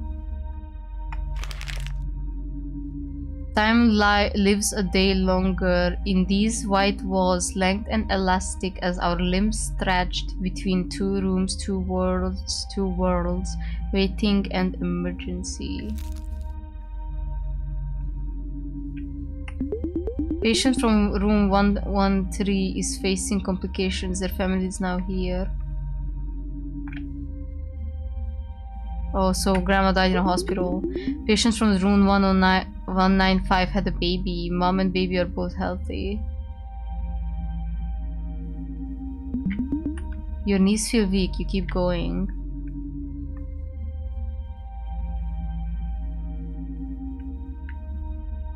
Where am I going? Can I run? No, I can't.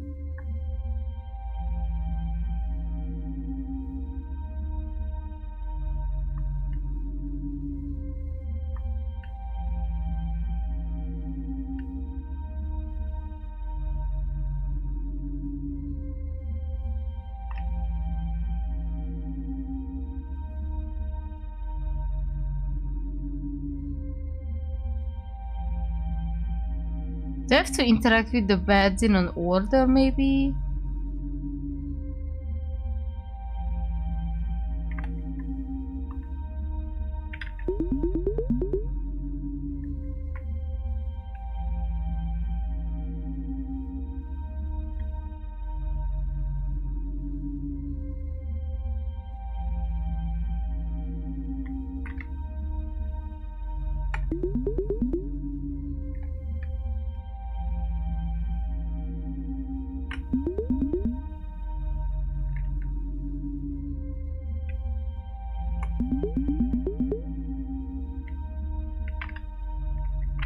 am I doing?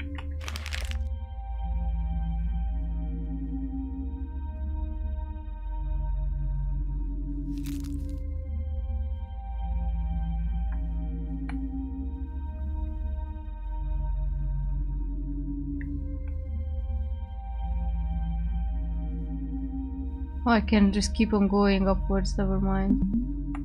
For some reason the bed is empty. It's just you and a few lonely flowers. There is nobody here. Can I help you? I'm here to see Yaya, my grandmother. The patient in room 201, she didn't make it. But she was just here. I spoke to her on the phone just yesterday. I told her I was coming to see her. I'm sorry, sweetie, it's too late. Too late? Would you like a biscuit? No, no, thank you. Here, sweetie, have a biscuit. It will help you feel a bit better. A shot of despair silently pierces your throat. You try to ignore the pain. You try to smile instead. You must have succeeded because the nurse looks at you kindly. Her smile is becoming a blur. You decide to take the biscuit, face it, run away. Face it? Sleep plus 18, 18, 19, 20, 21, 22, 23, 24, 35, 36, 37. 90 plus 36 is... Oh, it's raining. Mom, it's raining. Oh no, I get the clothes inside. Concentrate on your homework, Alo. We'll play outside when you're done, okay? Really? Okay. 47 plus... On a rainy day, when I go to play, there's frogs in my way, and rainbows here to stay. Hello, are you done? Finish quick so we can go out. What's this? I am... Hello, did you write this? I did. Hello, my little poet. It's precious. I'm going to put it up on the wall for Yaya to see. Really? You try to write, but words have left you. You scribe instead. You make a mess of the page. Big, large, black lines cover every speck of white. You stare at the paper. It stares at you, mocking. You can't do this. Can't. It swallows you whole. Stop. Stop. All you can do is hide. You could stay here. It's sweet and warm. The sound of something shattering rings through my ear. A used art book. A broken rocket. An old storybook. Adorabot. Adorabot. You step inside, not yet.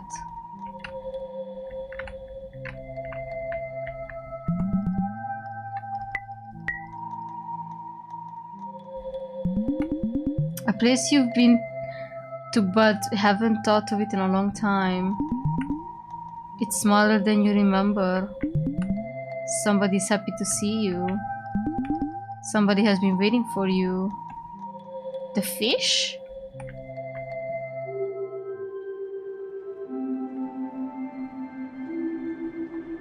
The fish is like what?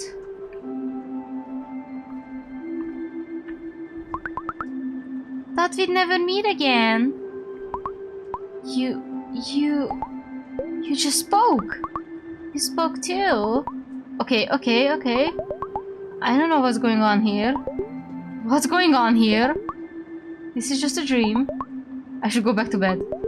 I'm gonna wake up any moment. And it's all going to be fine. I'm a grown independent woman, living my life living the life of my dreams in my own apartment in a new city, working a good job. I can't be talking to a toy fish. Why not? Ah, you did it again. This is bizarre. It's not so bad. Wanna play? I dubbed the binding key on yours even worse after all these years. It does! Why am I encouraging this? Come on, let's play! Okay, just for a little bit. Oh, it's a little fish! Look at the little fish! I remember you. I'd take you everywhere with me when I was a kid. Always, always. We had a lot of fun together. Fun, fun, fun! My paplet, wasn't it? I named you after my favorite fish to eat. Wow, that's kinda morbid. I guess it's not so bad to have someone familiar around. It's happy, happy. Doesn't feel as lonely, I guess. Lonely? Want a happy memory? A happy memory? From when we were little. Have so many. Come on, let's be happy, happy. A happy memory might be just what I need. Then come on, let's play. Whoa, time traveling fish? Got mom's fruit basket to keep flowers. Zoo's little sis forgot her football here again.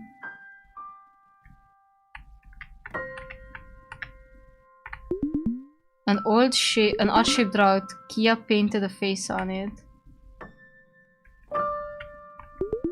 A half-eaten starfruit. Ants are taking care of it now. A pretty pink flower. Oh, I'm putting it in a basket. Boop.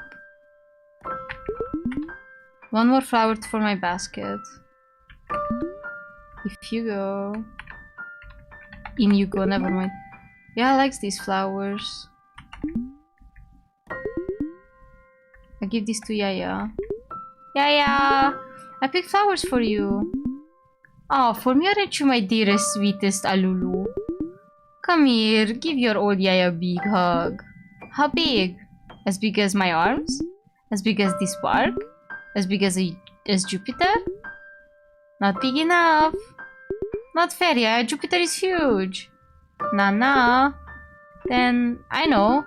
As big as the sky. Yesterday in school, teacher said the sky is infinite. You know what that means, Yaya? It means that it's a hug big enough for me. I forgot how soft Yaya felt when I hugged her. Her sari wrapped me up. I was a cloud floating above all else. Her wrinkled skin, calloused and rough, was gentle against my cheek. When I burned my face in her shoulder, she smiled like home. Hello, I have so much to tell you. Like what, Yaya? Promise me not to, no matter where you go. When you're big and grown up, you'll always call me. No way! Cause I always be here, Yaya. With you. What if the astronauts are recruiting somebody to visit the moon? The moon? I call from there, Yaya. I call you from wherever I can. My sweet Alulu. I'll always be waiting by this red telephone. Always, always.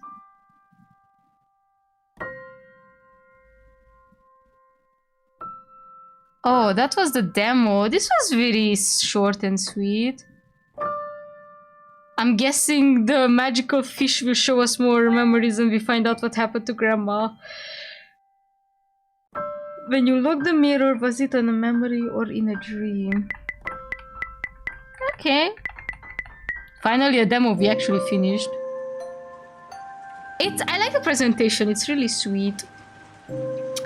I really enjoy the little sound effects and that it's at least a bit of a walking sim too. Obviously we're gonna have chores, I think. I feel like it's going to be like you have your daily life and then at nighttime you see some memories and then it's just like obviously gonna affect your daily work. It's cute. Yes, it reminds me of that one game about cooking. About an Indian, not Indian, Jesus. About that family, you know. I don't remember what it's called, but it's basically them cooking food. And the mom is worried about the dad or something. Venba, yes, that one, thank you. It reminded me of that. Okay, I'm gonna quit the game. Well, this was short, thank you for the short experience. I really liked it. The little fish is so cute. Now then, we have 12 more to go.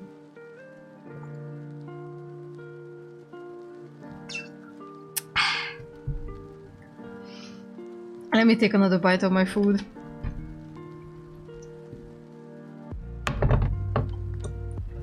Have to finish my burger.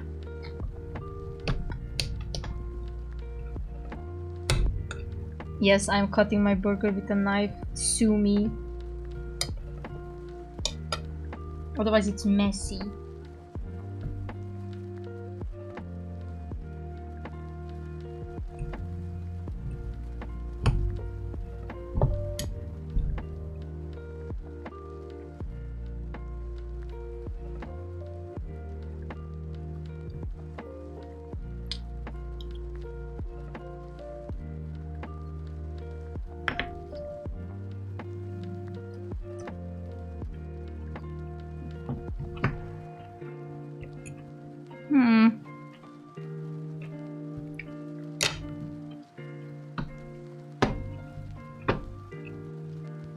I love that the NPC was watching Drag Race. That was really silly.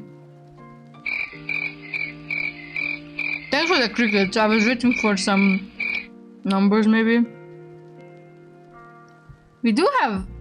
Wait, 1, 2... Yeah, we have 12 left.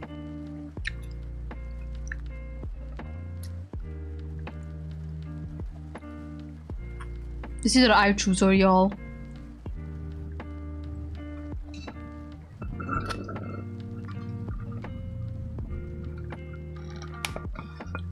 I don't know, let's go with the unlucky number. Okay, what's the unlucky number? 13. Oh, yeah, that's fair. I thought you were gonna mean the Japanese unlucky number. Out of nowhere. Oh my gosh, it's already 7. Which is 4. 4 is the unlucky Japanese number. Oftentimes it symbolizes death. And if I remember correctly, while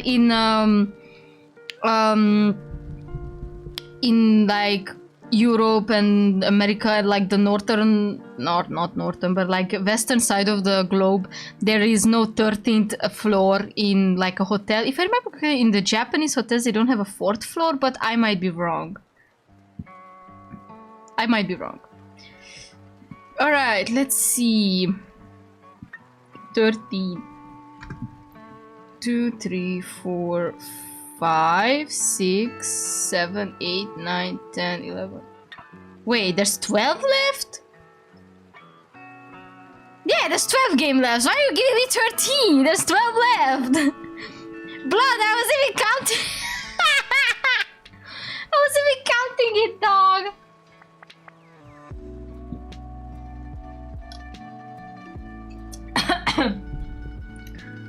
Why did I do? Why would you do this to me? Why? I can literally tell you, there's like 12 games. Okay, give me 13, sure. You just said that there were 12 just before missing the number. I know!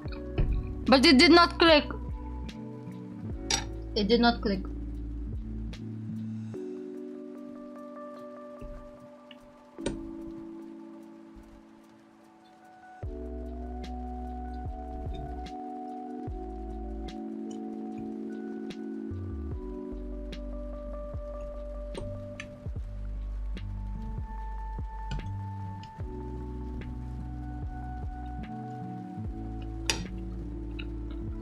Go with the last? Okay. I have no idea what to expect from this game either. But it sounds silly. Let me set it up.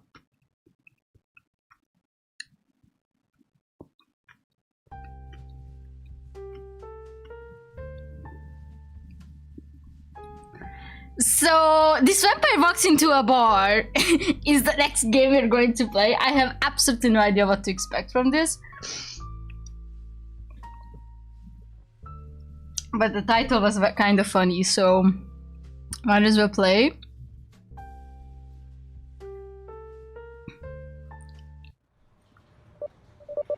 Oh god, I'm late for my job interview. This is my only chance. I need this job! Where the hell is this bar? What's the address again?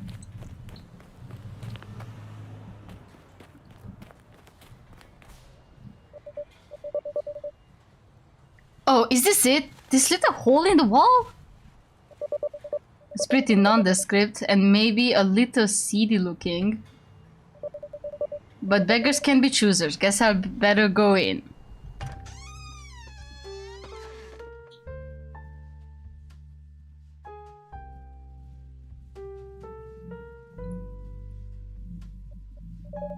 There's nobody here? Am I that late? Did I mess up again? If I don't get a job soon.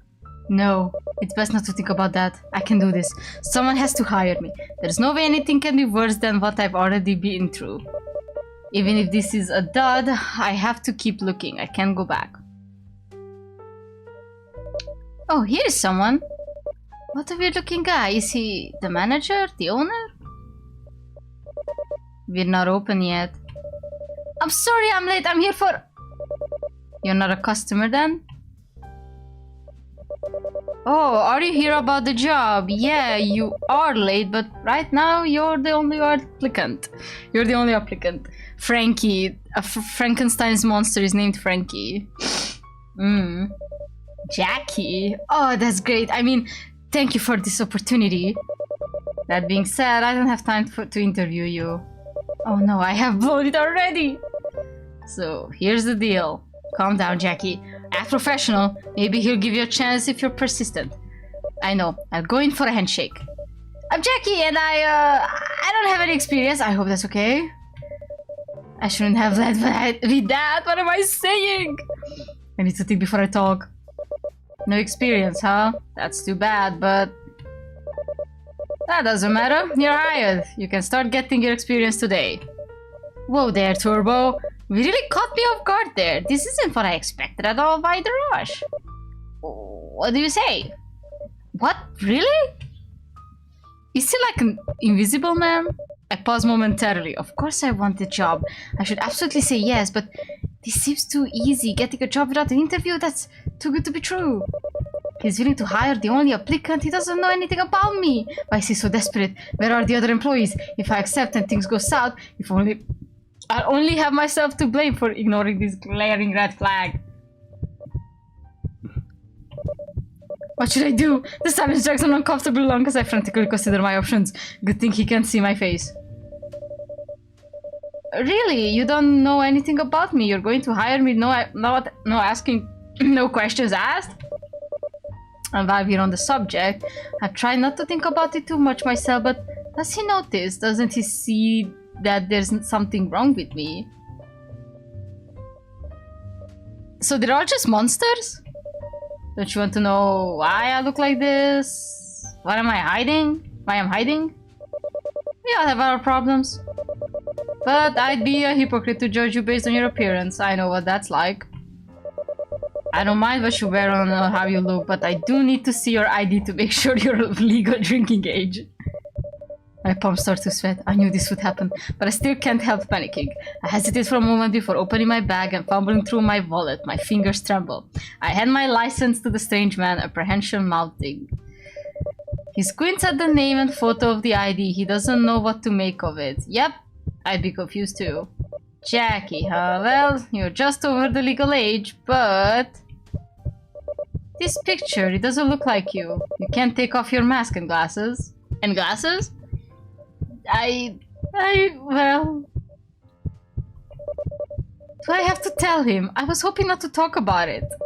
But who am I kidding? This was bound to come up. There was an accident at my last place of employment. I was disfigured. Damn! You know, I thought I might be something like that, and I don't want to pry, but...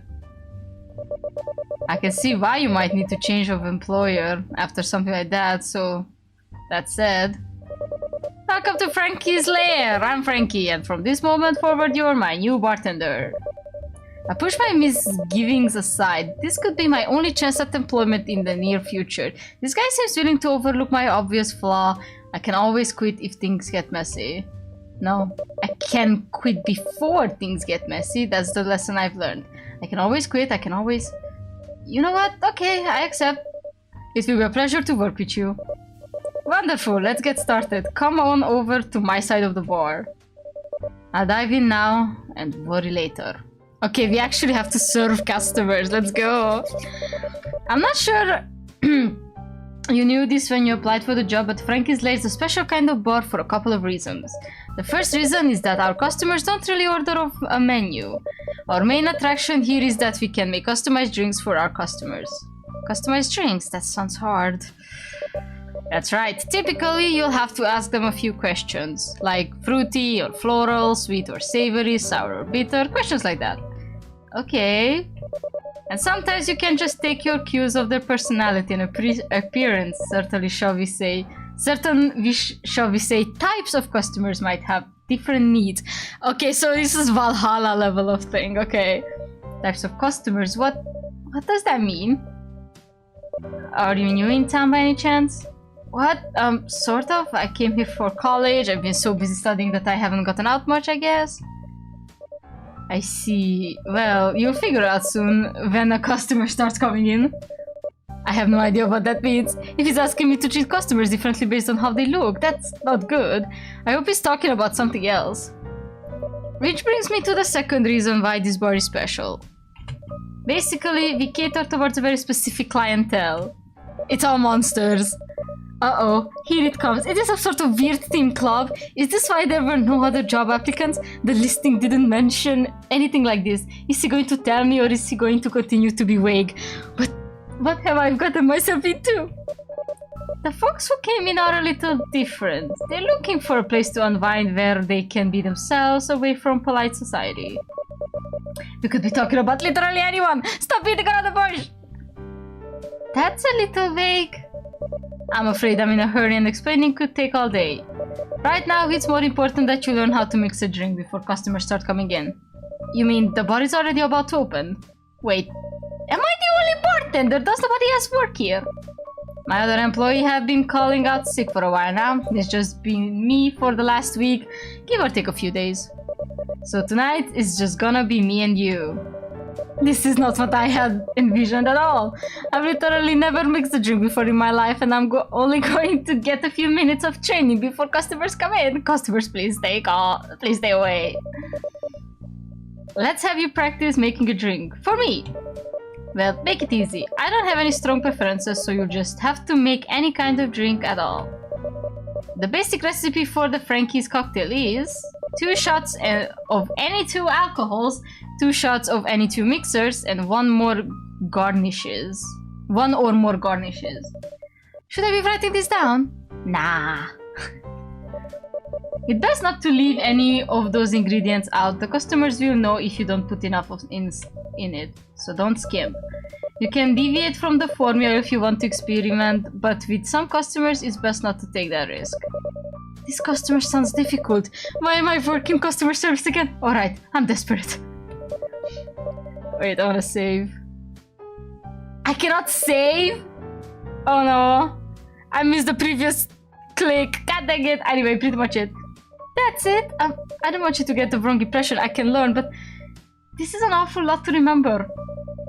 I'm not really a feel the vibe sort of person. I'm very much of a follow the recipe sort of person. Do you have like a manual or something? A manual, you say? That kind of goes against the whole spirit of the thing. The what?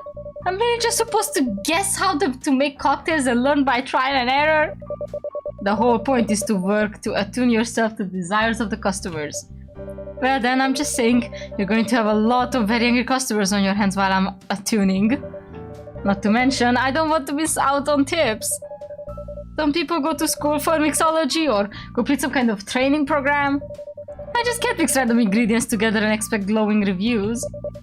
Throw me a bone here, Frankie. Would a cheat sheet be too much to ask for? Well, if you really feel that way. One of my former employees threw together a binder with some recipes. It might be around here somewhere. Phew, that would be so helpful. Let's see, I think it's down here. Frank reaches down into the cabinet under the register and pulls out a thin binder. It looks like the worse for wear. A few scraps of loose paper flutter out onto the floor. One slips under the cabinet. I immediately step on another. Don't worry about it. We'll pick them up later. You're hardly even going to use this. If you say so. I open the dusty tome. The employee who assembled it seems to have been very methodical and organized setting it up, but then given up part way and failed to maintain it. There are barely any recipes inside. This should be enough to get the basics under your belt. Alright kid, go ahead and make me a drink. I'll help you. Alright. Okay then, let's make a drink. Oh, this is giving that one bartender game from y8.com. Take it slow, remember you can always start over if you need to. The spirits are on the left side and the mixers are on the right. There's a fresh coffee in the middle. Have at it. Okay. Just make... He said... Oh, so that's blood. Dinner liqueur. Triple sec. That's giving vodka. Fancy gin. Oh, whiskey. And regrets. Rum, our tequila, absinthe, the green fairy, vodka, bliat, Eldrick vermouth. What even is it? This is the gin. That's the whiskey. Curacao, never mind. Tastes like college. AB plus, like blood. Is blood alcoholic? Coffee liqueur for a little peep. Okay, let's make gin. Blue curacao. Spirit biters, spooky. Worcestershire sauce. Did I pronounce that right? Worcestershire sauce, okay. Hot sauce adds a kick. Simple syrup to sweeten it up. Soda, it's soda flavored. Ginger beer, the gentleman's ginger ale. Fresh milk or cream, whatever, it's dairy. BOG juice, banana, orange, guava, I hope. Sour mix, house-made. $6 latte. I prefer a good old cup of joe.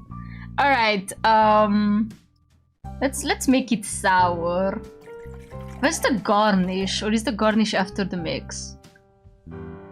And put a bit of ginger, I guess. Okay. How should I mix this? We have a number of tools. There's a silver spoon, the muddler, the shaker, and the blender. All of them will work, but sometimes one might be a more appropriate tool. The blender might be overkill sometimes, for example. How should I mix this? It releases the flavor of some ingredients. It's made of real silver. Shaken, not stirred. Blend it up. I guess we're gonna shake it.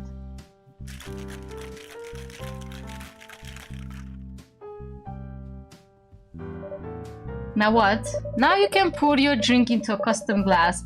Certain drinks may look nicer in certain glasses. It's more of an art than a science. I think... Ooh, this one looks cool. Release the Kraken. The classic margarita glass. Martini glass, perfect for classic cocktails. A tall glass for tall drinks. This is good for both hot and cold beverages. Perfect for blended drinks. I didn't blend this one. I'm gonna use this one. What do I... Oh, okay. Am I done? Almost! The Frankenstein signature cocktail should have a garnish on it for added flair. Oh. Oh, I'm hungry just looking at them. Let's see... These olives are stuffed with garlic. My favorite gum is sour candy. Boys! Fruit. I want a snack on this. Refreshing spring of mint. Fresh orange. Zesty. A slice of lime goes with everything. Celery. Fresh celery is a crunchy classic. A drink on fire. Let's go. A tiny umbrella. How festive. What's this? Oh, this is just... Oh, there a little... Oh no, never mind. I'm gonna add a little tiny umbrella. How's this? Am I done? I can put 2. I'm gonna put a bit of mint. Okay, I should serve the drink now. What kind of drink did I make? Some kind of Franken drink. Okay, let's see what Frankie says. Hey, this isn't bad at all. Nice work. This drink looks more than a little tolerable. To recap, you want to customize the drink to each customer, so choose your ingredients carefully when your first customer comes in. Phew, I really did it. Maybe this isn't going to be an impossible task after all. Maybe I'm a natural talent, but let's not get ahead of myself. Well, drink up, I hope you like it. Frankie makes no moves to taste my masterpiece. He leaves the glass untouched on the counter. Sorry, I don't think I should drink this. Wait, what? Did I do something wrong after all? No, it's not you, it's... Suddenly, I don't feel so good. Wait, does he not want to taste my drink? Or is something actually wrong? Are you okay, boss? No, I think I'm starting to feel ill. Like, very, very ill. I have to go. I'll be back. Watch the bar for me. Wait, what? No, boss. Frankie! Are you seriously leaving me alone here on my first day? A customer could come in at any second. No response. I am indeed alone. I feel awkward and out of place. Is this some kind of test? Is this why his employees all left? Or he said they all called in sick. Is Frankie sick now too? Am I gonna catch whatever illness they have? Crap, I can't go to the hospital like this. What happens when they try to put me in a hospital gown? Or put an IV in my vein? I start to pace behind the bar, hoping to steady my nerves. Hold on, was this stuck to my shoe? I think he is invisible. Oh, it's one of the pages that fell out of the binder. Let's just pick it up. I dust off my shoe print and smooth the paper out. Into the binder you go. Blood, water added. New recipe added to binder. I suppose if I keep working here, I can fill up the binder with notes and recipes. It looks like aside from the scanned recipes, there's also some info about the various ingredients on the shelf. Guess I'll just study it while I wait for Frankie to return. Wait, hold that thought. Did I just hear the door open and shut? Boss, are you back? Oh my god, it's a customer! Hi, hello, welcome to... Wait, what's it called? Frankie's! Frankie's Lair! Welcome to Frankie's Lair! I sound insane. Why am I shouting? Act normal. Hi. Livia, I'll have... my usual. Are you kidding me? The usual? How am I supposed to know what that is? I don't even know you. I'm sorry, but I'm afraid we've only just met. I don't know what your usual drink is. Oh. She seems kind of out of it. Where's Frankie? Frankie's indisposed. He said he'll be back though. Do you want to wait for him? No. I need my drink. Right away. Are you sure? I'm a new hire and I just started today. Listen, when I say I need my drink. Is she okay? She looks like she might faint. I mean, I need it. Are you sure you might not want like some food or something? You look like a little weak, tired. I might be able to find you some nuts or pretzels. I just need my drink, please. Now. I'm so sorry, but I don't know your usual drink and I'm very... I don't care, make me a drink, make me any drink as long as it has the good stuff. The good stuff? That's right, don't make me spell it out. You mean like something top shelf? Don't toy with me! Yay, coming right up! Okay, I'm gonna like this game. This guy reminds me of, oh, there is this one anime with a skeleton working in a bookstore. He reminds me of that. I wonder what this she wants. It's blood. I'm gonna make blood. Blood whiskey sounds good. Should we put spirit biters? I'm gonna make it... Oh, she's a vampire. You cannot see her reflection.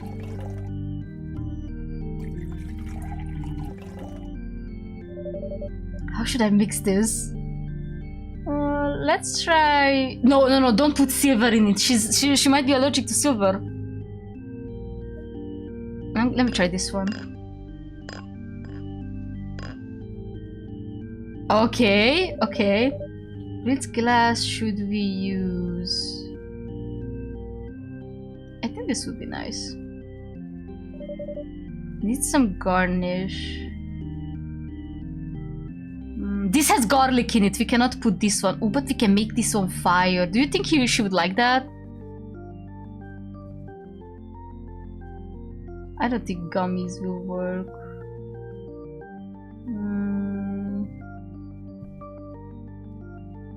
Maybe some orange.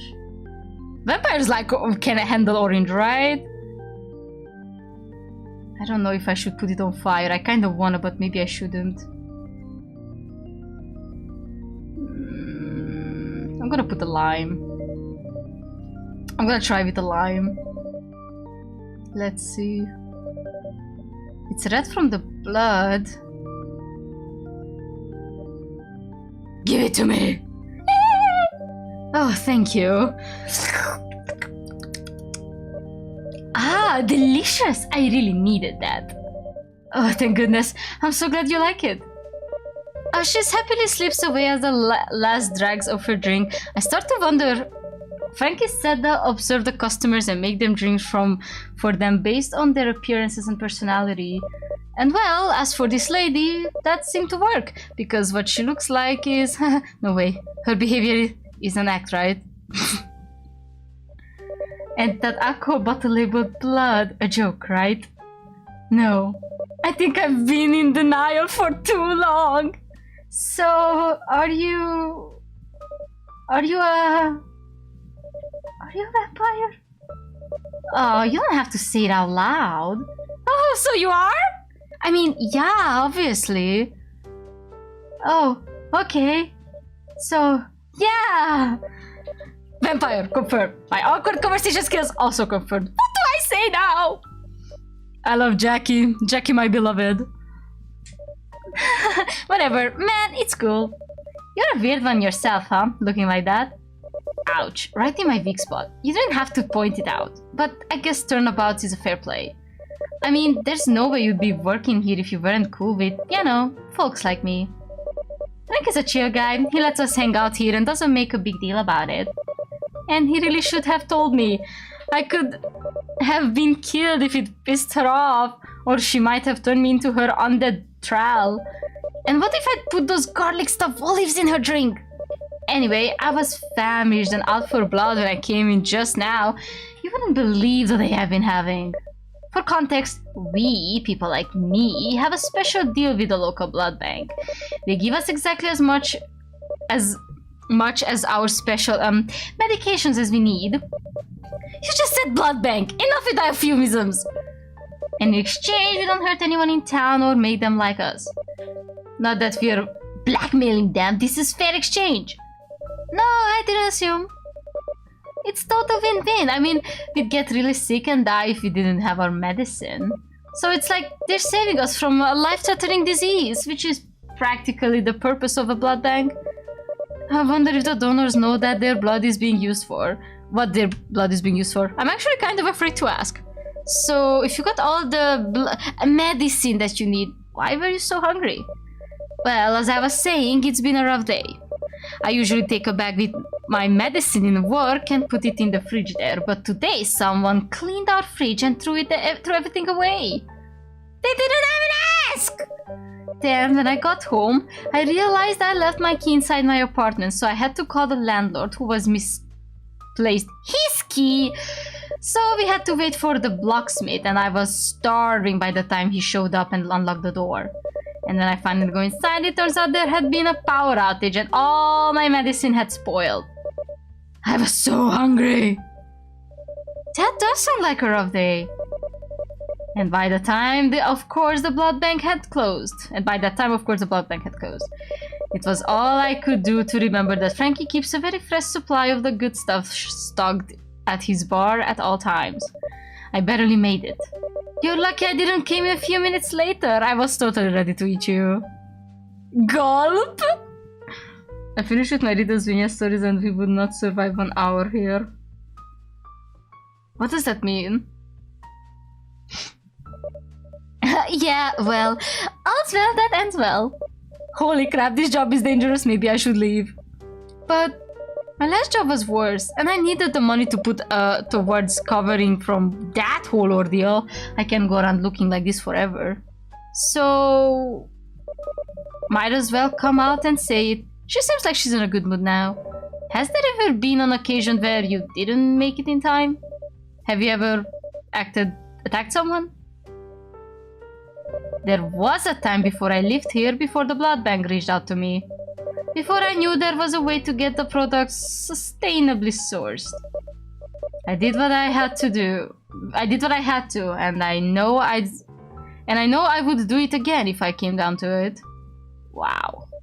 So while I can't say I can ever completely put it behind me, I'm in a better place now. Literally, this town is full of people like me. They incentivized us to relocate here. So to some degree, I'm able to exist here pretty peacefully. As long as no vampire hunters find me here. It's been a great talking to your friend, but I gotta head back now. I'll tell Frankie you did great. Here's your tip. She hands me 2 crumpled dollars. Well, it's a start. Thanks, I'm Jackie, by the way. Nice to meet you, Jackie. I'm looking forward to trying your next concoction. Bye!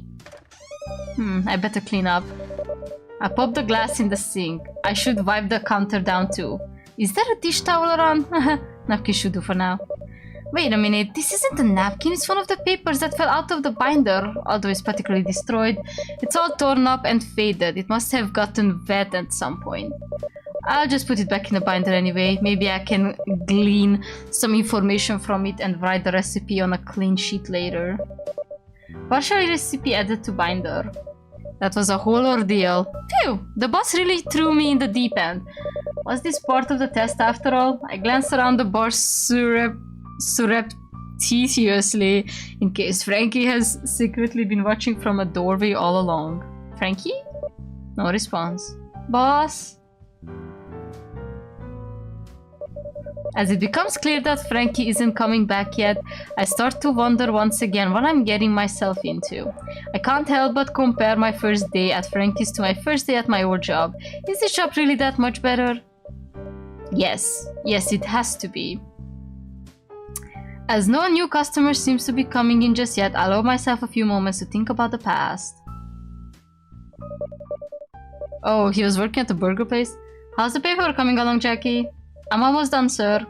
Wonderful, wonderful. You're a model employee already, Jackie. I just can't wait to have you. I'm looking forward to working here. Thank you so much for reviewing my application. There aren't many places in town that are hiring, so I'm so lucky I found such a good opportunity. Your enthusiasm does you credit. This will be a superb introduction to the wonderful world of employment. No experience necessary, just a passion for hard work and customer service. Oh, I've got passion, sir. I promise to try my best. Now, don't forget to sign here and initial here. Scribble, scribble. Okay, signed. And fingerprint here. Oh, fingerprint? Ah, just a security measure, corporate insists. Corporate? I thought this was just a local burger joint. I didn't realize it was chain. I better not reveal my ignorance. Of course, here. I press my fingers into the ink pad and then onto the paper one by one. There we go, and now a hair sample. What the fudge? Is it selling his soul? Oh, what now? I know, I always feel a little bit ridiculous asking, but this is just in case a customer complains of finding hair in their food. But can't you just look at my hair while it's still on my head? Jackie, my friend, half a dozen of my employees have the same color hair as you. I look around. At present, I'm the only employee in the shop, besides the slightly old manager. But I'm afraid this is not negotiable. You'll find that most other entry-level jobs take the same precautions that we do here. I realize that you're just a college student and a brand new addition to the workforce, but that's just how it is. I guess? An alarm bell is ringing quietly in my head. I've never heard of a job requiring a hair sample, but before I have the time to think it over again... Snip, snip, snip. There we go, it's all taken care of. A strangely apologetic look crosses the manager's face. Apologetic but eager and mirthful. And lastly, a small blood sample. Bro is selling his soul to Satan. The alarm bells are now blaring so relentlessly, I'm starting to wonder if he can hear them too. Surely he can at least hear my heartbeat in the silence that follows. A blood sample. A blood sample? A small one. To work in the fast food industry, you need a blood sample! It's a minor procedure. It's an invasive procedure. Hardly, you won't even feel it.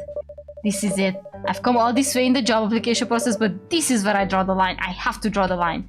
I'm sorry, sir, but I just can't. What a pity, what a pity. Well, it's been lovely getting to know you, but I have other applicants to review. I hope this won't deter you from dropping in for a burger from time to time. My stomach rumbles. I haven't eaten anything but instant noodles in several days. I suppose I will have to start all over, but I'm already overdue on rent and tuition. What kind of game is this guy playing? Is he really going to insist on taking my blood? And is he really just going to shoo me out the door if I refuse? Are there really that many other desperate applicants? Is there any way without the blood test, I mean? I'm afraid it's company policy. I'm completely understand though, what a shame. No, I can't. It's especially a shame because I was about to offer you our very special employee perk. Free meals while you're on the clock. Oh my god, they really are selling. He's selling his soul, chat. Free meals. All you can eat. He pushes a large, greasy paper bag into my hand. Inside it, a double cheeseburger, a chicken sandwich, fried mozzarella stick, fried pickles, a large box of french fries, and a warm handheld pie. And here's your XXI refillable soda fountain cup. All of this! All of it! And don't forget the ice cream machine and the milkshakes. I can actually feel my brain shut down as my stomach takes over my vocal cords. It's just one-time blood draw. Correct! There is zero commitment after the sample is taken. You will be gainfully employed with a flexible schedule, benefits, chance of promotion, and special perks. I guess it should be alright. As long as it's not going to vampires. You're not a vampire, are you? My weak attempt at the jokes fall completely flat. He suddenly grows cold. Don't ever joke about vampires. I'm not a vampire. Nobody at these companies. I would fling accusations about like that. I think they're all vampires. The way I would give my blood, hair, and social security number for the free food. Same. I cannot fall Jackie here. Of course not. I'm sorry. I'm sure my blood sample is being used for completely legitimate reasons. It was just a bad joke. As you say then. Eat up, I will get my equipment and take your sample when you're done. You're going to take it? Of course, I'm very good at it. It will be completely painless. What did they do to my boy? My first bite of food silenced those alarm bursts. It really was incredibly delicious. The manager drew a single vial of blood from my arm, and true to his words, I didn't feel a thing. Why am I still thinking about that? There's no point getting all worked up about my old job. It's over and I have to move forward. That would be easier to say if my last job hadn't completely ruined my life, my psyche and my body. Ooh, what the fudge did he do to him? At any rate, I can't let myself get stuck in an old self-pity loop that hasn't fixed anything yet. Onward and upwards. Oh, that's a werewolf? A new job is my best chance to turn everything around, even though bartending isn't exactly a job with a lot of career advancement.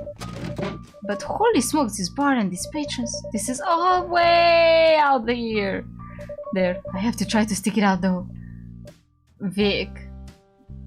I think this is... Payment rent is the first step to dealing with my problem. I can figure out the rest as I go. Excuse me? Ah! Excuse me!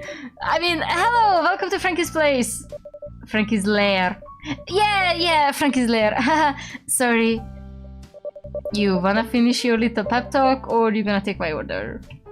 I absolutely want to take your order. What can I get for you, sir? Okay, this time I need to remember to ask him what kind of flavors he likes, if he has any likes or dislikes, if there's a secret ingredient he wants. Is there a secret ingredient that you want? What on earth are you talking about? So much for improvising my conversation skills. I mean, do you have any preferences for your drink? Heh. I like you, kid. Okay, that looks like a werewolf. Yeah, I mean, he's literally wearing that alpha-ass t-shirt. No, that's a werewolf.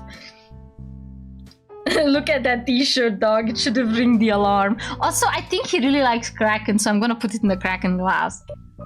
What? You do? There's no need for sir. I'm Vic. Vic London. It's a pleasure to meet you, Mr. London. Vic. It's a pleasure to meet you, Vic. Huh. Calm down, kiddo. Jumpy little person, ain't ya? Let's calm the vibe down a bit, shall we? I'm here to relax. It's very important that I get some quality downtime when I can sit and sip and unwind and not have to deal with stressful situations. Before work starts again, tomorrow. Can I not save? Sorry. Trying to save. No, I can't. So let's dispense with the formalities and just be casual and chill and tranquil. So loosen up, kid. Your nerves are making me nervous. I can't tell if he's being sincere or if he's teasing me. Of course he could casually be a threat. I've got to keep my guard up. I want to go to the beach. Oh, I need a vacation. A little seaside holiday would be exquisite. Ideally, I could take a month off, maybe longer, 6 weeks. Yeah, is that something you're planning? Someday, it's in the works. Is that his cell phone? Wait, no, it's a landline. It's a Var's phone. Not all of us have the same time and money to go gallivanting across the globe on private jets and cruise ships, gambling and partying and away without a care in the world. Should I pick up the phone? I don't know how to gracefully exit from this conversation. Some of us have jobs we want to keep, jobs we have to work, keeps piling up day and night. Jobs where you're indispensable and nobody can help you and everyone needs your help and you can't take any time off because everyone's always knocking on your door. Maybe I'd better just let it ring. Maybe Frankie will get it. And it's all about the money and nobody values your time and all the effort you put into your lousy job. Okay, it's a werewolf. Sir. Or that you always wind up working evenings and weekends and the day of here and there's just isn't enough. And will you please answer the goddamn phone? Where the hell is Charlie? For that matter, where the hell is Frankie? Charlie? Go, answer that phone! I can wait. I can take my order when you're done. Okay. Hello? I mean, thank you for calling Frankie's Lair. How can I help you? Oh jeez, is that how you answer a bar phone? Actually don't know. Have I ever called a bar phone? Hello?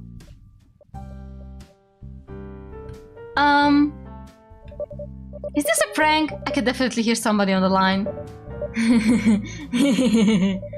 Excuse me? Huh, nobody there, huh? Yeah. Creepy, man. Yeah, just a ghost, I guess. Nah, the ghost isn't the type to pull that kind of dumb stunt. The ghost? Wow, I guess you really are new here, huh? First day? That's right, you're my second customer. I get you, but I'll help you get into the swing of things. What's your name? Jackie? Alright, Jackie. So, before we were so rudely interrupted, you were asking me what I wanted to drink. That's right. And I was telling you about my plans to go on a beach, so maybe someday I can finally get some rest and relaxation. Right, because of your stressful job? Well, it's that simple. Take me to the beach, make me feel like I'm on a vacation. I want a tropical drink. Tropical? You need me to spell it out. A drink you might have on the beach or on a cruise ship, somewhere warm and close to the equator. Maybe with a tropical fruit garnish. Alright, I think I can handle a tropical drink. I believe in you. I know you're new, but working at Frankie's is gonna be a nice and easy, low-stress job. Compared to your job, you mean? Sure, compared to a lot of jobs. Thanks for the vote of confidence. I'll have your drink ready in a moment, Vic. I wanna quit, but I can't even stay. Tropical, not much of a selection. Alright, we definitely wanna add blue curacao, right? This like college. Eldrick Vermont. Should I add that because of the absinthe, green fairy, tequila? Okay, chat, what is tropical in your opinion?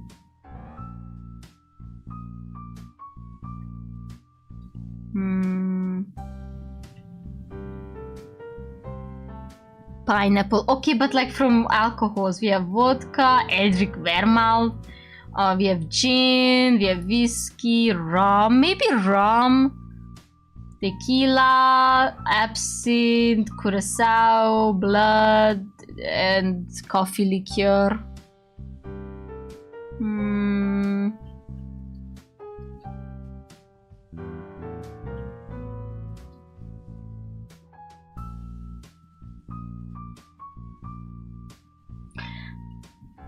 I might add some curacao because, I don't know, to me blue curacao, yeah, sounds like tropical shit. Okay, we have bog juice, banana, orange, guava, I hope. Ginger beer, soda.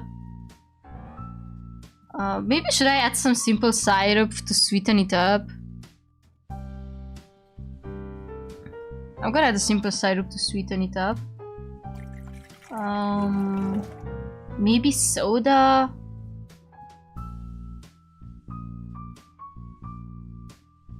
Sour mix. I'm not sure if this BOG is gonna be good. Spirit biter, Worcestershire sauce, hot sauce. I might just add some soda to it and hope. Do we wanna blend it? I think we might wanna just shake it. But the problem is that you can't really shake soda.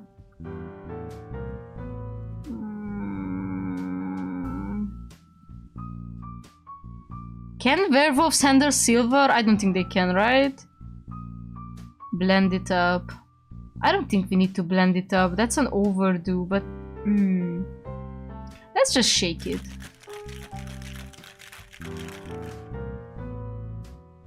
Alright, which glass should we take? It's either a classic martini glass, a classic margarita glass, or the Release the Kraken. Which one should I take?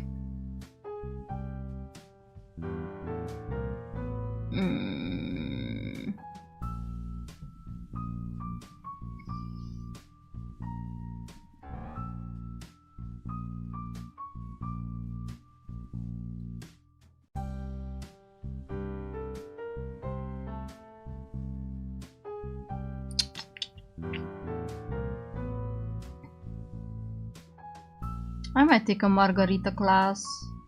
Glass? Let's try this one. Just needs garnish. Alright, well, the best way to do this is to put a bit of orange and a little umbrella. And let's hope. Some kind of Franken drink.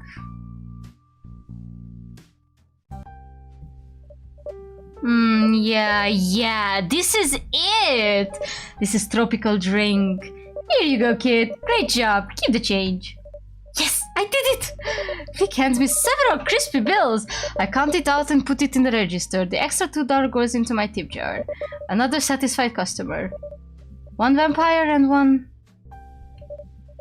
Hell yeah, now I can relax, finally. Well, this guy... He definitely gives us some strong monster vibes. I'm not imagining it, right? I mean, I probably shouldn't assume, but alright, I won't stick my foot in my mouth and just say it outright. For all I know, he's some other kind of thing, but don't want to offend him. Slow night tonight? I guess so. I had one customer before you. Where's Frankie anyway? Frankie's here. He's not feeling very well, but I'm sure he'll be back soon. That's so. Well, I'm here for some vacation vibes and casual conversation. If Frankie's indisposed, you'll have to do for now. Absolutely. I'll do my best, sir. When you say things like that, it makes you seem even more nervous and uptight. Pro tip, a bartender always sound confident and relaxed. You sound neurotic. Your criticism is really helping build my self-confidence, Vic. I like the writing. I'm sure that'll come in time. I'll be getting a lot of practice soon enough. You can practice on me. Try to put me at ease. Initiate some small talk. Sure, Vic. So, when was the last time you went on a vacation then? A long time ago?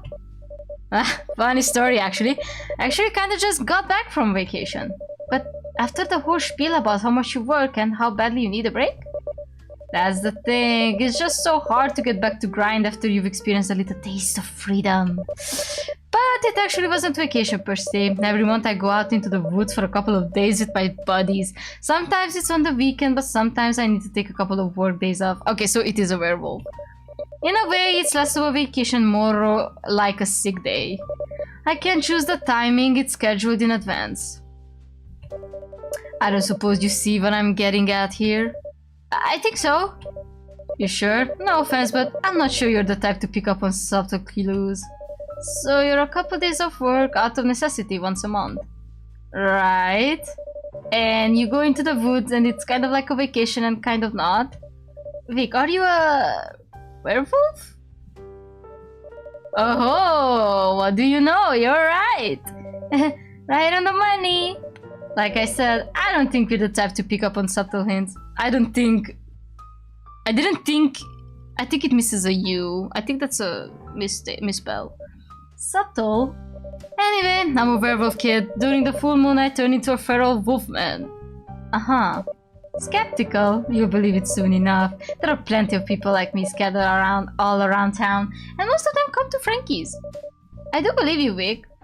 Oh, be careful you don't believe everything though. You definitely strike me as a gullible, trusting type. There's no winning with you, is there? You say something? Nope, nothing. So, Vic, you're saying turning into a werewolf once a month is like a vacation? Well, sure, I mean, it is and it isn't. On one hand, I'm not very in control of myself. The wolf does what it wants to do and it doesn't want to sit in the office and work. It yearns for the wilderness and it isn't very polite about it. When I'm a wolf, I want to do wolf things. Hunt, stalk, kill, run, fight, owl. And because we're all on the full moon schedule, all the werewolves in town go out at the same time and form packs, and we hunt and defend our territory together. It's actually really freeing and cathartic. That sounds kind of compelling, I guess, but it sure is a commitment. That's the thing. As much as it sometimes feels like a nice little gateway, I don't really have a choice. It happens whether I want it or not. It can be really inconvenient, have to schedule work around it, and when it's over, I have to come crashing back to reality. Sometimes there's an aftermath, damage to property, injuries. Ugh. And it's embarrassing when somebody sees you. The other day, someone definitely saw me. I heard them, I smelled them. Oh no! But I didn't see the person, they were too far away. Ugh, it was some kind of hiker or camper or something. The worst thing is, I think I heard the camera shutter. Oh shoot. I did my best to rein in my wolf instincts. I didn't dare get any closer. I could have killed the bastard.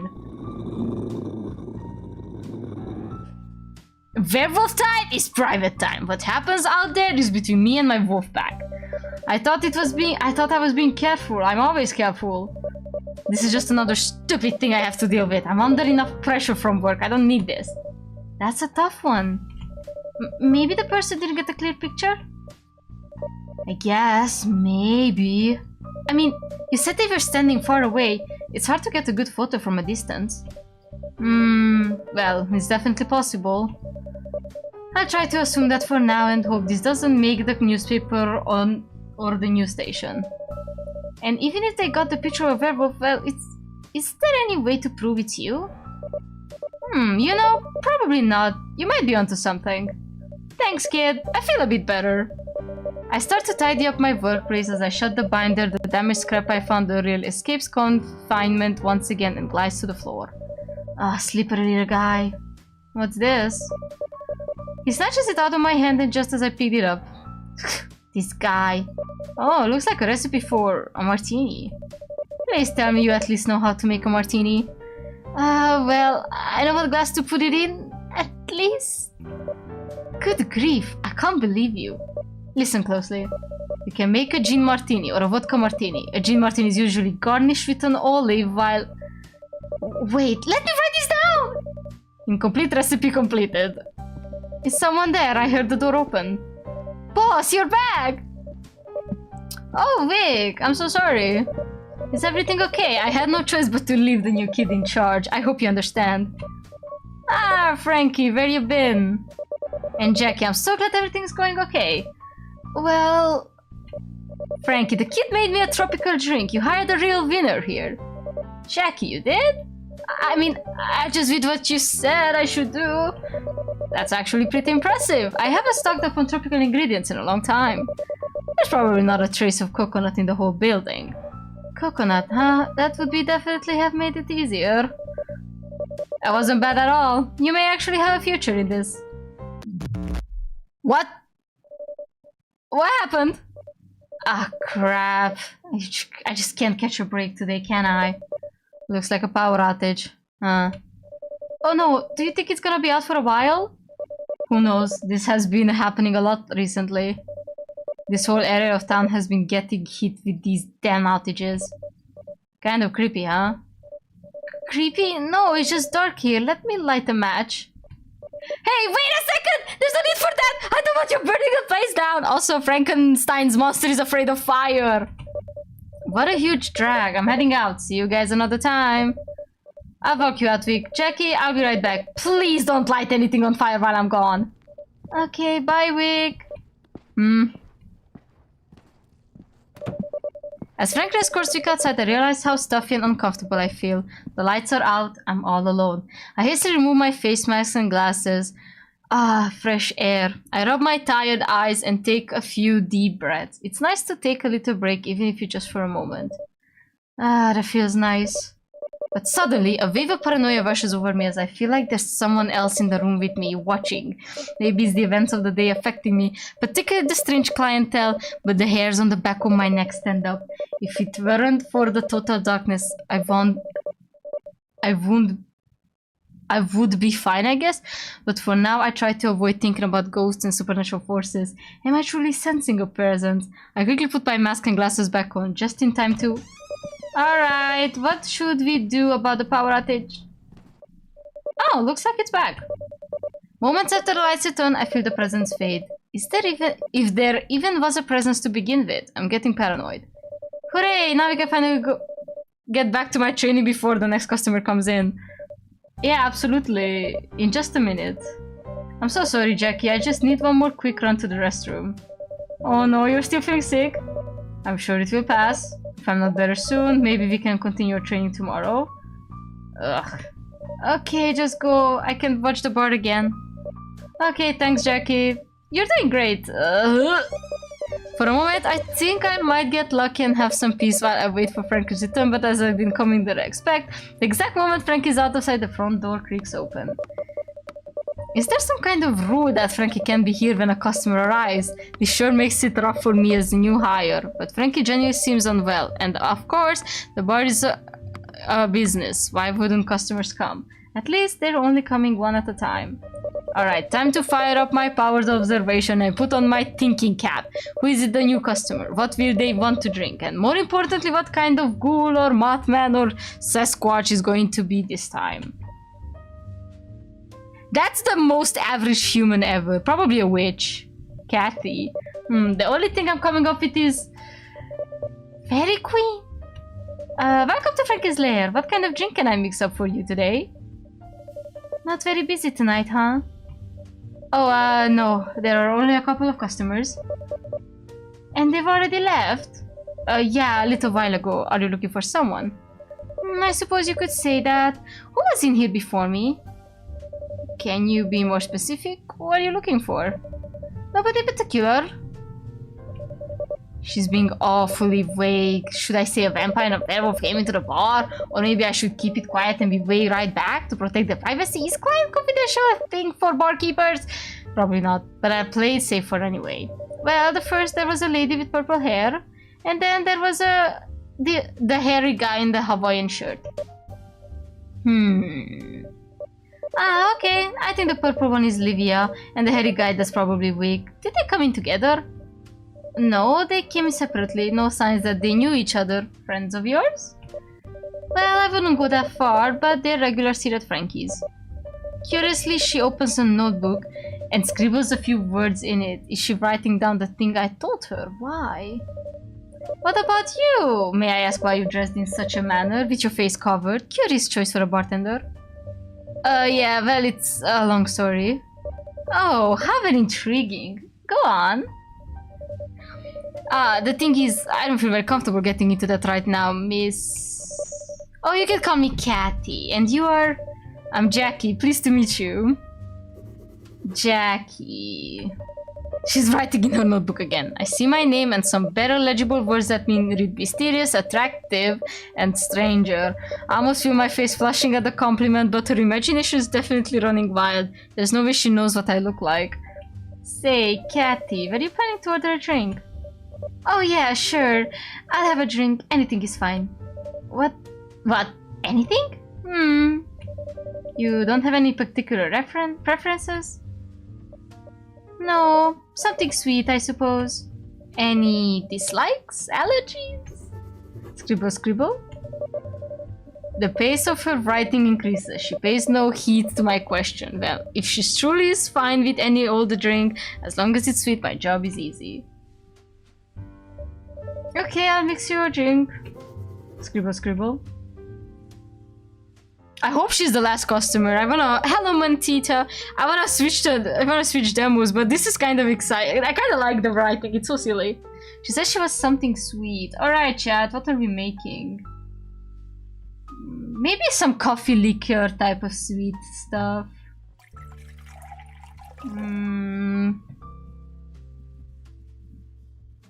Yeah, I'm gonna make whiskey, like a whiskey coffee. Can I put coffee in this? Wait.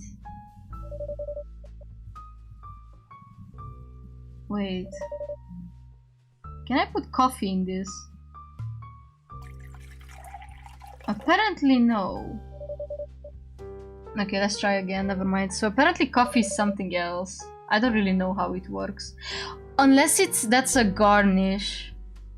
Alright, let's go back. So I'm gonna put some whiskey. Some coffee liqueur. Let's see now if I can put more coffee. No. Okay. I'm just gonna...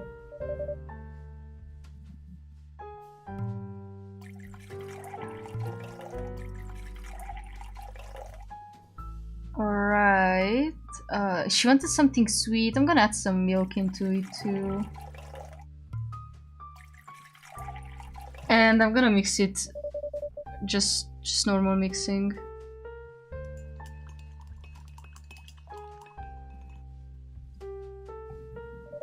Alright, I wanna use this cup. It's really cute. What the? I cannot use this cup. Why?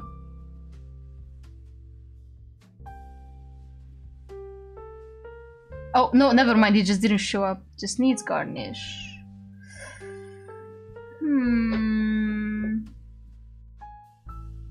I'm gonna put some bubble. This. Hehe. Alright, I think this should be enough. Nothing else that would fit this sweet drink.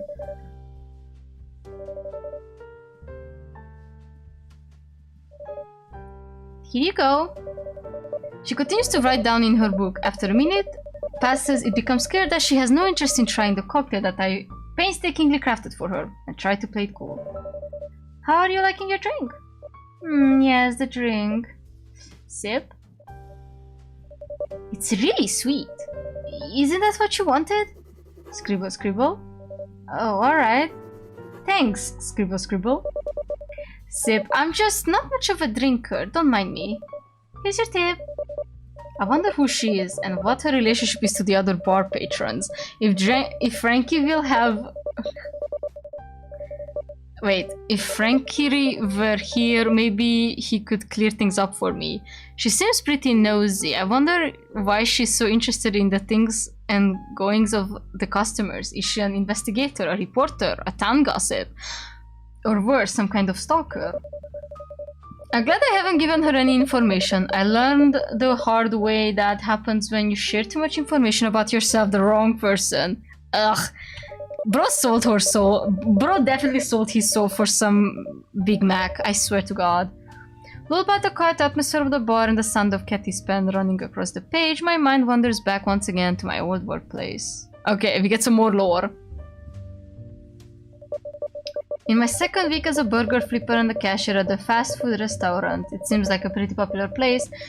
It's tough to fill all the customers' orders efficiently, but luckily that one manager steps in when I need help. It seems like there aren't many employees beside me. I haven't really made any friends. Everyone seems a little quiet here, except of course for the guy who hired me, the store manager. That guy never seems to run out of energy. I'm making this decent wages and my rent check is coming at the end of the day. Things are finally looking up. Order number 47, double burger combo with vanilla shake. Thank you for your business. The last customer of the day grabs his to-go order from my hand and rushes out the door. I smile my best customer service smile at him. Have a great day. Phew. Long day, Jackie. Definitely, it's getting easier though. Why don't I come help you close at the register? But here, let's take a break first. Made us both milkshakes before I turn the machine off. Wow, thanks. You know, I just can't get enough of these shakes. They're super good. Ah, that's our secret recipe for you. Really, it's a secret. Oh my god, they poisoned the milkshake. All our recipes have a little extra something something in them. Shh, don't tell. Oh, really? Okay.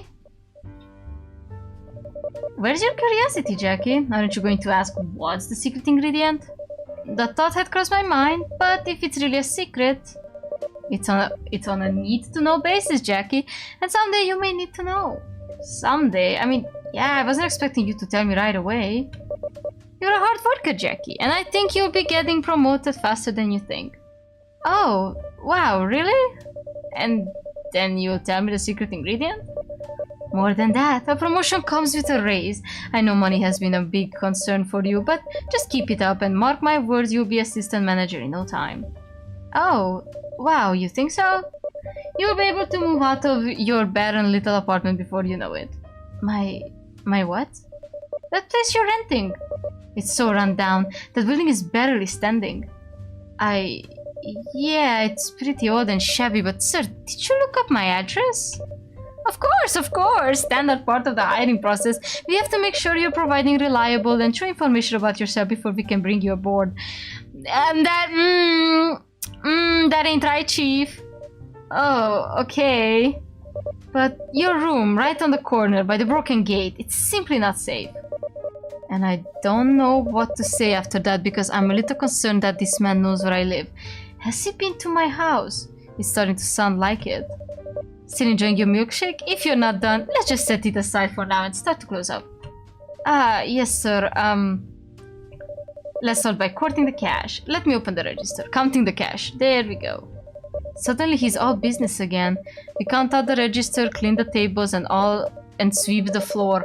I then clean the bathroom. A few minutes later, I realize that I need to get to the kitchen before all the leftover food is thrown away. Money is still tight and I need dinner. The manager appears in the doorway as if reading my thoughts. I notice you always make use of the meal perks we offer. I saved your usual portion for you. Oh, thank you, sir. I notice the lights are out and the other employees have quietly gone home. I suppose I'd better make my escape with my dinner. Do you need a little extra food to take home today? Do you live with a roommate? Surely not, it's such a small apartment. No, I don't have any roommates. There's a lot of leftover food tonight. Perhaps you have some friends in the area, partner, family. They're really scouting him out to him. My family's in nearby. No, I don't have too many friends or partner. This food will go to waste if you don't take it though. Here, why don't you treat yourself to a big dinner?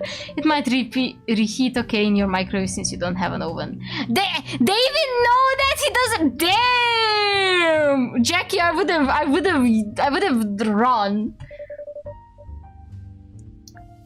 I can't carry all that. Oh, no car. Well, let me drive you back to your apartment. Drive me? No, that's fine. It's a long walk, Jackie. Let me help you. Oh my god, they're way too nice. It's alright, I could use a walk. I like to walk. If you say so, Jackie. I wanna stop soon. God. I rush out the door and into the cold night. I need some time to think. Does the manager really know where I live? Has he been to my house? And why has he asking about my friends and family? I need to draw a line with this guy. He's my boss and I barely know him. Or am I totally overthinking this? Maybe he's just being friendly. It's not a secret that I live alone and the ride home might have been nice.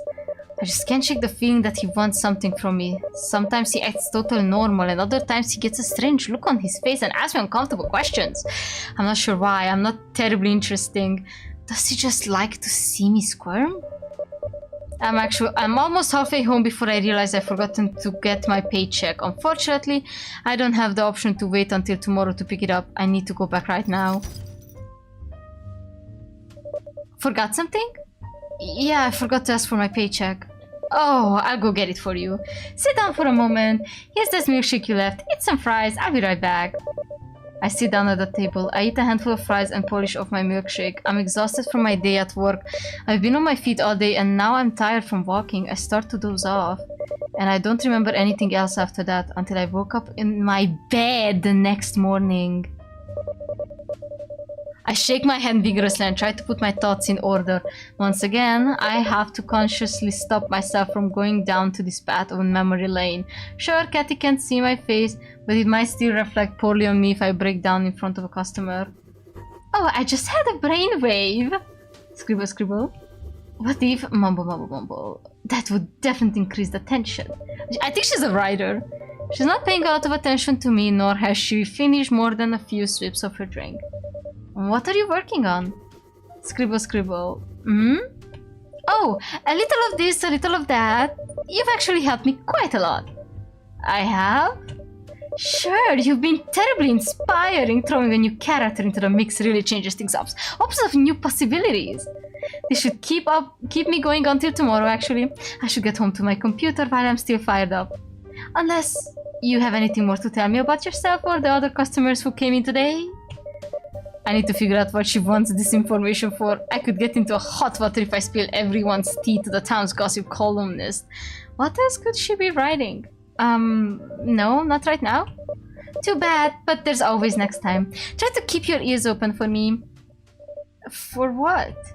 Oh, just chit-chat. Maybe some relationship stuff. Surprising news. And try to remember people's names and faces. Sure, I guess. I'll be taking my leave, but I'll be back soon when there are more customers. Have a good night. She takes one final sip of her drink, leaving it more than half full. How long is this demo? Why can't I save? I heard the door. Was there another customer? Frankie, boss, are you all better? Well, no, I'm a little better, but I feel like I'm still under the weather. But it seems like you're really getting the hang of this. And we're only open for another half hour, so we can start getting ready to close. Oh, thank God. Really? Hey, looks like you even got some tips. Maybe you're truly unnatural at bartending. I'm so relieved that this evening is coming to an end that I'm suddenly blurt out, overcome with curiosity. Boss, I just have to ask. Are you one of them? Oops, I shouldn't have opened my mouth, but it's too late now. Are you like a monster? A gulp? I mean, I do wonder about that myself from time to time. There's no straight answer to that. There's no scientific classification for what a monster is. It's just a label people apply to things that scare them. There's no species of a monster or even genus or family in taxonomic sense. Are you a bartender or a biologist? It's not like we all come from the same place or have common ancestors. The way I came about was not the same as the way a vampire or a ghost came into being. So there are ghosts? Huh, yeah.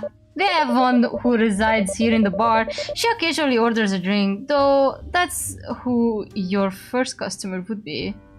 I thought that's who your first customer would be. At any rate, I kind of get the vibe of you that you might be the same as us. I'm not calling you a monster, but But if you think I'm a monster and our customers are monsters, that's not what I meant. Well, I just think that maybe you're hiding because you might see yourself as a monster. And that's normal. We all go through that. What are you? My therapist? Dude. This isn't who I am. It's what I've become. So how does that make you any different from a vampire or werewolf exactly? You were born human. They were born human. I don't know. Don't act like you know what I've been through. Crap, did I overstep? Is he going to fire me after all? Well, clearly you're going through something. And believe me, I know all about existential crisis. But I'm working on it in therapy. I'm even improving my relationship with my dad. Oh my god! That's so sweet for no fudging reason. Your dad? Wait, so if your dad is Frankenstein, then you're Frankenstein's son. So you're Frankenstein? Ah, no, my real name is Adam. Frank is a nickname. And that said, my stomach is starting to crap up again. No, boss, stay here and let's close up first. Some of those customers could have killed me and I wasn't remotely prepared. I try, but I can only hold on for so long. My stomach is churning and churning. Broke out IBS. My digestion is a little sensitive, perhaps due to the way I was made. Just hang in there, we're closing in 10 minutes. What can I do? Wipe the table, sweep? Yeah, sure, I can hold out that long. And I handle my customers that come in. Oh, speak of the devil. Oh god, my stomach! I mean, I guess I can handle it again. But I'd still feel better if you're here to help me out, boss. Nope, I'm sorry, Jackie, but I'll be right back. My IBS is kicking in! Don't leave! Wait, that customer... It's dark, but... Is that... No way, that's the boss! My blood runs cold. Suddenly I can hear my own heartbeat pounding in my ears. This is worse than any vampire or zombie or demon. I wonder if my legs will give out from sudden weakness. I hear Frankie welcoming the new customer. This can be happening. Unwanted memories flash before my eyes yet again. He's here. It's my old boss. Oh my god, that's terrifying! That's terrifying! Dude! Frankie looks like he's already got one foot in the bathroom door, but he manages to grunt out a half-hearted welcome. Welcome to the room! Frank is there! We will make you drink your desires! Thank you for the warm welcome, Mr. Frank. I've been meaning to stop in for a while and see for myself what your bar is all about, Mr. Seek. I'm glad you stopped by. I didn't expect you to come so soon. Frankie? Do you know him? I immediately tried saying anything. Now he's looking right at me. That's not a polite way to greet a customer. I'm sorry, sir. My new trainee bartender is still learning the ropes. Mr. Frank and I met earlier today when he dined at my establishment. I own a restaurant, you see. Yes, I know you run a stupid fast food restaurant. I used to work there. But wait, maybe there's hope. Does this mean he doesn't recognize me? Well, how could he when I'm wearing this setup? Yes, I had a delicious... Oh my god, that's why he's sick. It's the lunch. But my stomach seems to be disagreeing with me somewhat. Is this why Frank is sick? I don't know why he'd do it. But it looks like Mr. Seek may have poisoned Frankie. In fact, I'd say it's more than likely. But what can I do? I apologize, but I must excuse myself for a moment. Several moments, maybe. So, we meet again, Jackie. Never mind, he knows. I do know you! Oof, that was excessive. I'm pretty sure he knows it's me. You're not playing games, Jackie. I'm not here for fun. Let's not play games. You haven't been back to work in several weeks. That's because I quit. Did you? You didn't give me any sort of notice. You just left. What? Is it obvious why I'm quitting? You turned me into a monster, a freak! Oh my, did something like that happen? I can't imagine how that would have happened at a fast food restaurant. Surely you have a very wide imagination. Now you're the one playing games with me. I know you did it. We were both there. Oh, you say you remember? You're making this up. There's no way you could remember. You're always acted so nice, giving me free food, all the while you were poisoning me, sedating me, experimenting on me. Whoa, what? I was always so exhausted on my lunch break. I'd fall asleep and then I'd wake up in a daze and it was already time to go home. Don't be ridiculous. You were studying for the college exams and working the night shift. Of course you were tired. I very kindly offered you free food and let you sleep while you were on the clock. You were so grateful back then. Such a silly, delusional child. No, you even asked for a blood sample on my first day. I was a huge red flag, but I was so desperate for money so I could pay for school and nobody else was hiring. Blood? You won't find any trace of your blood at my restaurant. If you cut yourself at some point, it has been totally cleaned up. We have very good grades from the health inspector after all. Stop messing around. Stop trying to make me think nothing happened. You can't deny that this happened. First, I took off my face mask. Do I have to do it? Then I took off my glasses. And finally I took off my crummy wig. He's invisible! I knew he was invisible! I put the glasses back on. Moment of drama behind us. I do need to be able to see. I see. So your head exploded then? No, you stupid asshole! I'm invisible! Ah, I knew it! I'm a genius! Only true master of science and art could pull this off! That small bastard, of course now he's gonna brag about it. Not denying it anymore, are you? It was easy to goad you into revealing yourself. You're very predictable, Jackie, the perfect toy. The perfect experimental test subject. And you yielded the perfect outcome. Come back to me, Jackie. Are you insane? Insane, small-minded people do sometimes hold that opinion of me. My mind does function in a very different way than other people's do, on a higher plane. That answers that. And I will explain myself fully to you, if you agree to come back to work for me. I don't want to know how your mind works. I don't care, I hate you! I have a new job here anyway. Do you, my friend? Your boss seems a little unwell. You better give me the antidote to fix whatever's wrong with him. Oh, Jackie, I would never kill such an interesting specimen. Just a little friendly teasing. The effects of the drug are short-lived. Why did you poison him? Oh, let's just say I've had my eye on you for some time. This was the only job posting in town, so I invited Mr. Frank to dine at the restaurant or half off, knowing, of course, that you had your interview later this afternoon. And before that, I made sure his other employees were all out sick. That way I knew I could talk to you one-on-one. You can't turn away a customer. Resourceful of me, no. I'm still interested in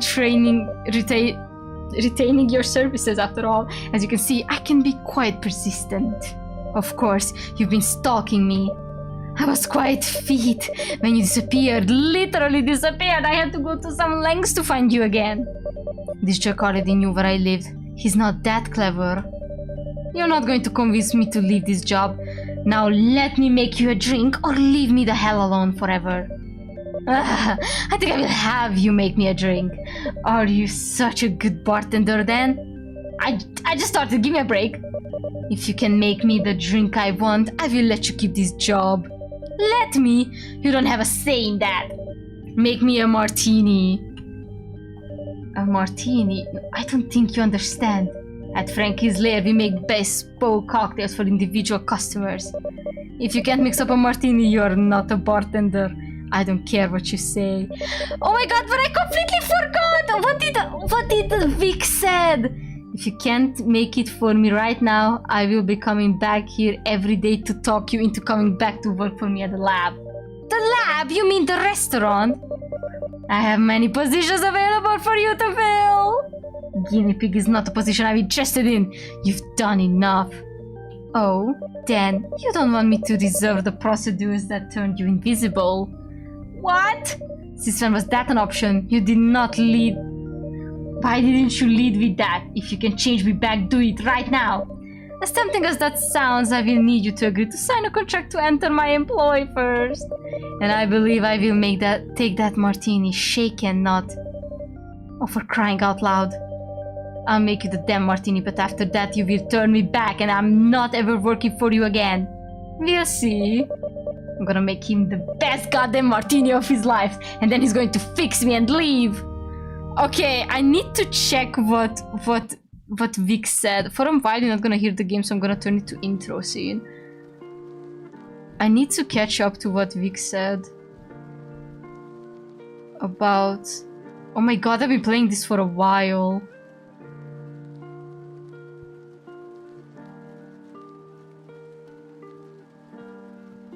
Yeah, da.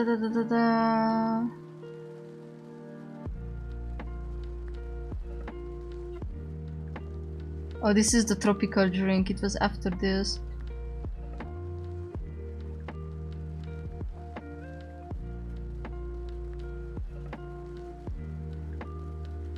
Okay, no, not this one.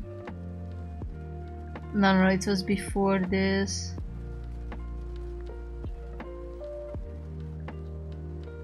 Sure.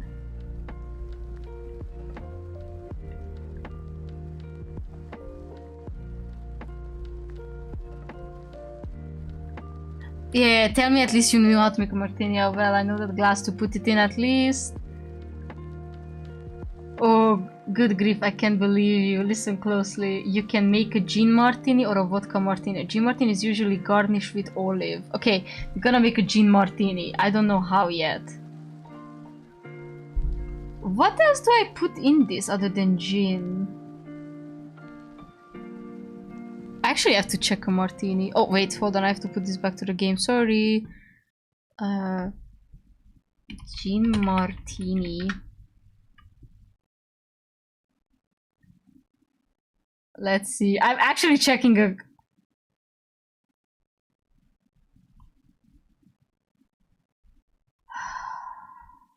God dang it, I just want the recipe. Gin. Gin or vodka, dry or wet?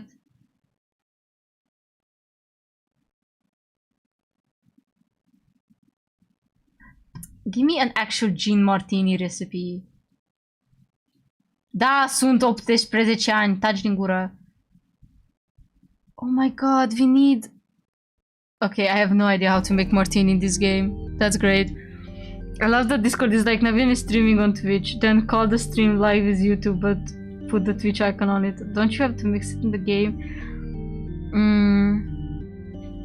What else do I put in this to make it... Oh my god, I love that he literally looks like a freak. Alright, what else do I put? Can I put double gin? You can put double gin. Place 2 1.5 ounces gin or vodka and 1 ounce of dry vermouth in a cocktail shaker. Add cubed ice and shake vigorously for 10 seconds if you prefer ice short. Okay, simple, strain the drink into... Okay, thank you, Kyon. Thank you, Kyon. I'm thinking about how to make gin in this game. Apparently I can put double gin, but I should put vodka then. Oh shit. So... I'm gonna put gin and vodka. Gin... Vodka... I guess we put sour mix. Is martini sour?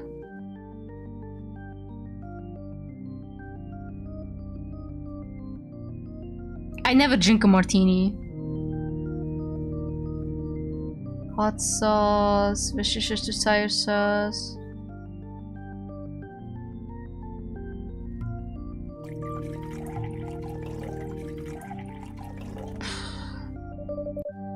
Shaken.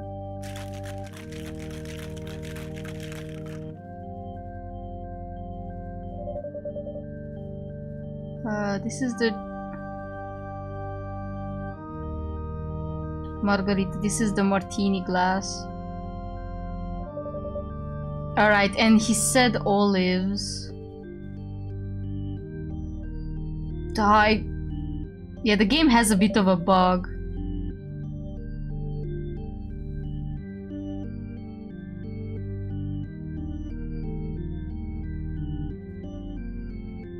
Can I put ice?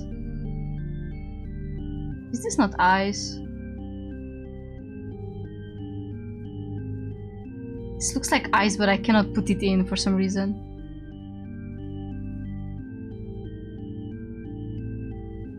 Binder. Oh, I can actually check the binder? Okay, Margarita, Blood in the Water, Dark and Stormy, Bloody Mary, Mojito, Martini. Okay! No, this actually tells me how to make one. Never fudging mind. Wait, it actually tells me how to make one. I'm so stupid. Let's see. Martini. Vermont, gin or vodka. Bitters optional. Garnish is a twist unless it's dirty. One of the classics on the very versatile base for customization. If you can't make a martini or even a bartender, this is basic version, has no mixers, only alcohol. Gin or vodka, shaken or stirred. These are hotly debated. Vermouth, gin or vodka. Okay. Vermouth. Which one is the vermouth? This one. Vermouth, gin. And we put... it doesn't matter the mixers, right? Bitters, optional. Sour mix, soda. I don't know what's a bog juice. What else is... I'm gonna put the spirit biters. This could be a martini. Alright. Shh.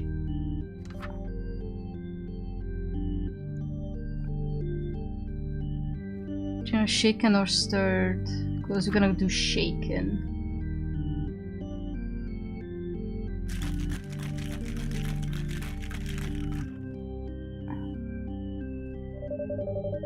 What glass? We're gonna do the martini glass. Just need the garnish. A twist unless it's dirty.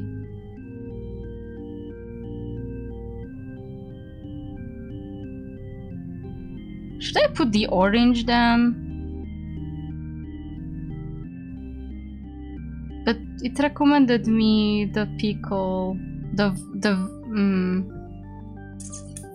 Should I put the olives? So Vic recommended olives, but the recipe says orange. Which one should I put? Oh, there's Irish coffee. Oh god, that looks so good. Follow the recipe. Yeah, I think so too. I'm just gonna put orange then. I don't know why I can't put ice. It's kind of annoying. Well, looks like a martini. Ah, a martini. Well, how do you like that? That's a martini. Who wouldn't know what was in a martini? I believe I'll be the judge of that. It's pretty boozy. Are you trying to get me drunk? It's a martini. I don't know what you expected. Now, don't take everything so seriously. This martini is satisfactory. Yes, I did it! Now make me visible again. Oh, Jackie, the thing is, I don't give out charitable donations. The procedure is quite lengthy and the equipment is terribly expensive, and looking at your tip jar, I'd say you have about $6 to your name. It's not nothing. I only had 4 customers, one of whom is you. It's only my first day, but my customers left satisfied. And I give you exactly what you wanted too. So no, I don't think I'm terrible, bartender. Oh, the confidence of... Oh, the confidence your $6 gives you. Your naivety is most charming feature, Jackie. No, because the confidence your $6 give you is literally me. You will come running back to me. I wouldn't count on it. You can hide from Mr. Seek. Do you really just say that? That's so lame. His attempts to get me back are getting more pathetic. I'm starting to wonder how I was ever afraid of him. I think you better be going Mr. Seek. You need me. I think I'm gonna do alright here. I fit in well here. I don't think anyone's going to care that I'm a little different. Oh, and he's going to accept himself as the way he is. That's gonna be so cute. Damn straight. Now you get the hell out of here before you cause any more trouble. And stay away from my employees. But the customer is always... Go. Good riddance, you poisoner. Well, Jackie, you look... different. Yeah, well, technically I don't look like anything at all. Well, if you can joke about it, that's probably a sign that you're going to be fine. Eventually.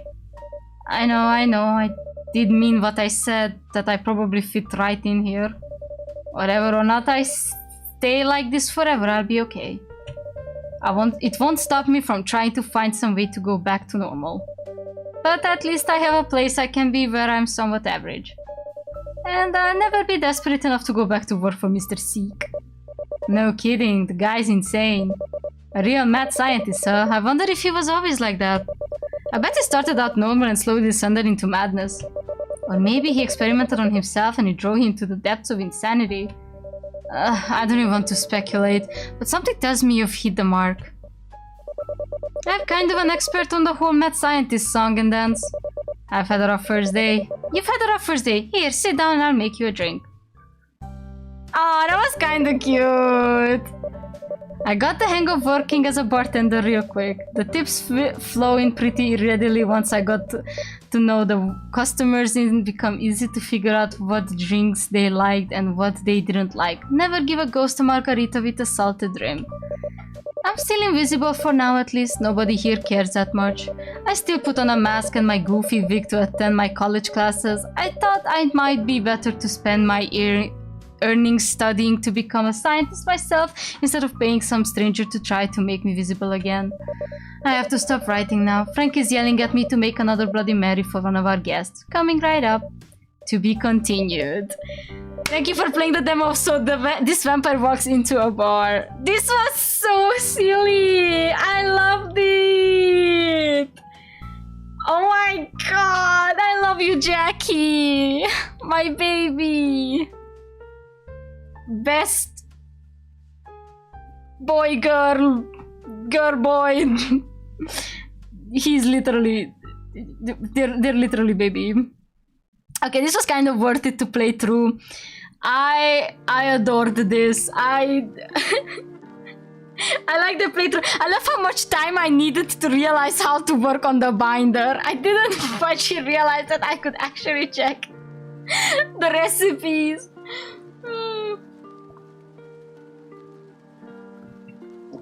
Oh man, this was good. I knew he was invisible the moment I saw him. I just knew it. You know what they say about the invisible guys, they're always the sexiest. Until you watch Hotel Transylvania 4 and you get the worst revelation of your entire life. But anyway, I'm going to take a moment of break to recover drinks, eat a bit because I'm really hungry. And I think I'm gonna play a few more demos.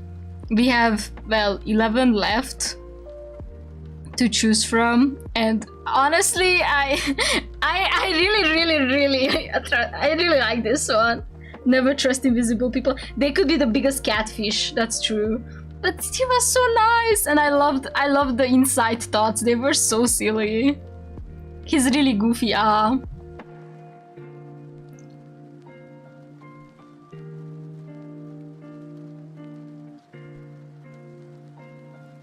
What? I don't know, whatever. I got some weird messages from Kyon. Anyhow. Okay, let me take a break. Let me grab some food. If anyone has a number we can prepare to work with, do tell me. But I'm going to take a moment to eat, because god, I'm hungry. Read those out loud. What the fudge? So this looks like a Google search. Scold talk. First result. Nikki interrupts her parents when they are talking and her parents scold her. And the second, why does Aunt Alexandra scold Atticus for talking about Mr. Underwood in front of Calpurnia? What are these? There is no number 13! We are at 11! Don't pull that! Don't pull that! Kyon did that to me! I'm not falling for it twice!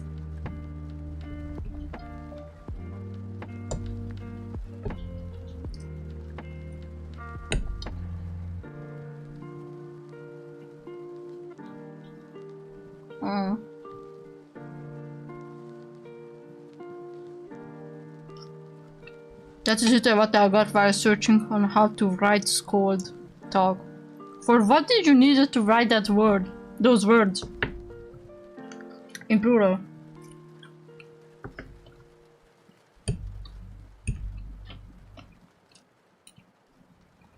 I'm not sure if I wrote it correctly. Ah!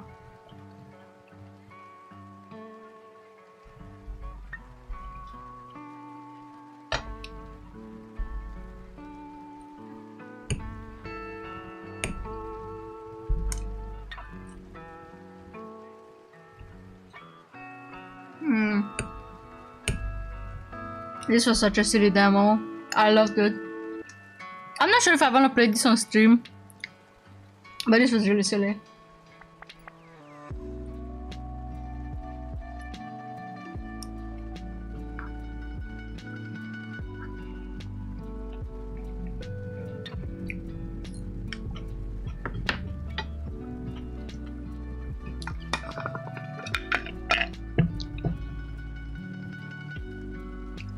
Never trust a burger joint, chat. Never trust a burger joint.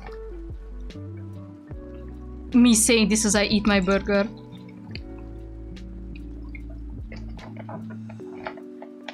I really expected him to like he sold his soul or something. But like yeah, it was so like it was so under the nose that he was invisible. But that's so silly. But it's from the burger joint. It is from a burger joint. It's more like a local restaurant, so not exactly a burger joint.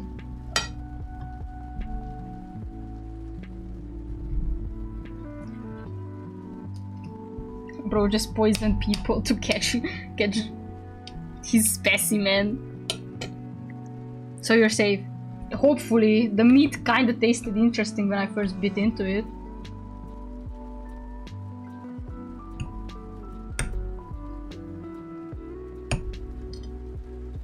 Chat, if I turn invisible, what am I going to do?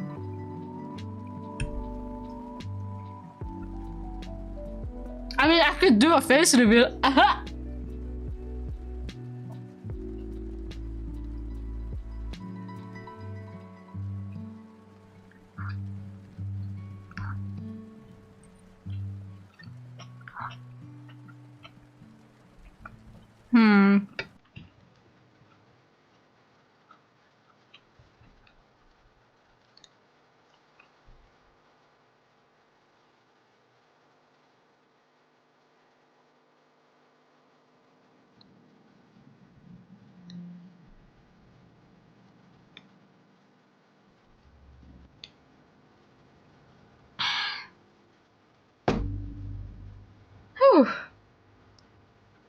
Let me take a few more bites and then we can continue.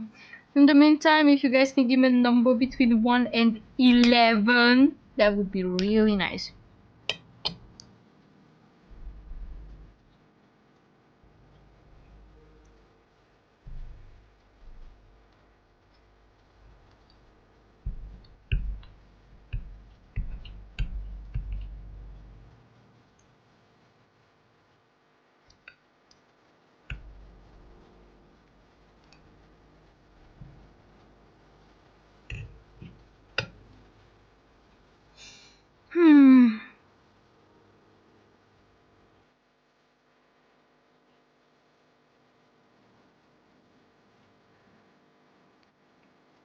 Lucky number 7. Let's see.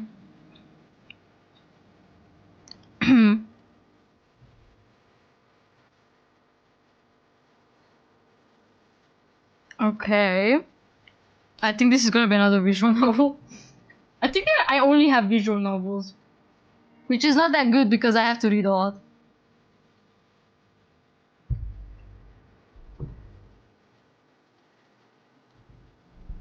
Give me a second, let me finish my burger.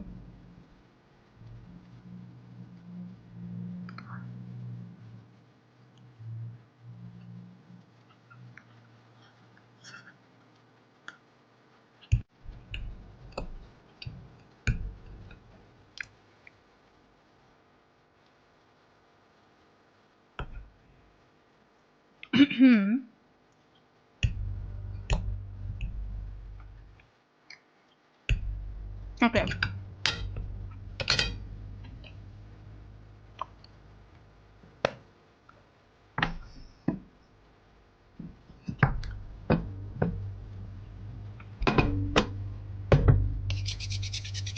Let's get ready.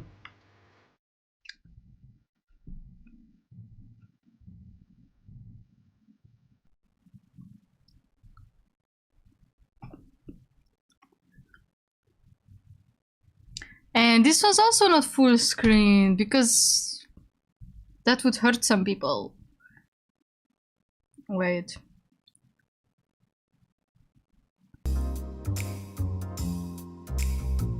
So,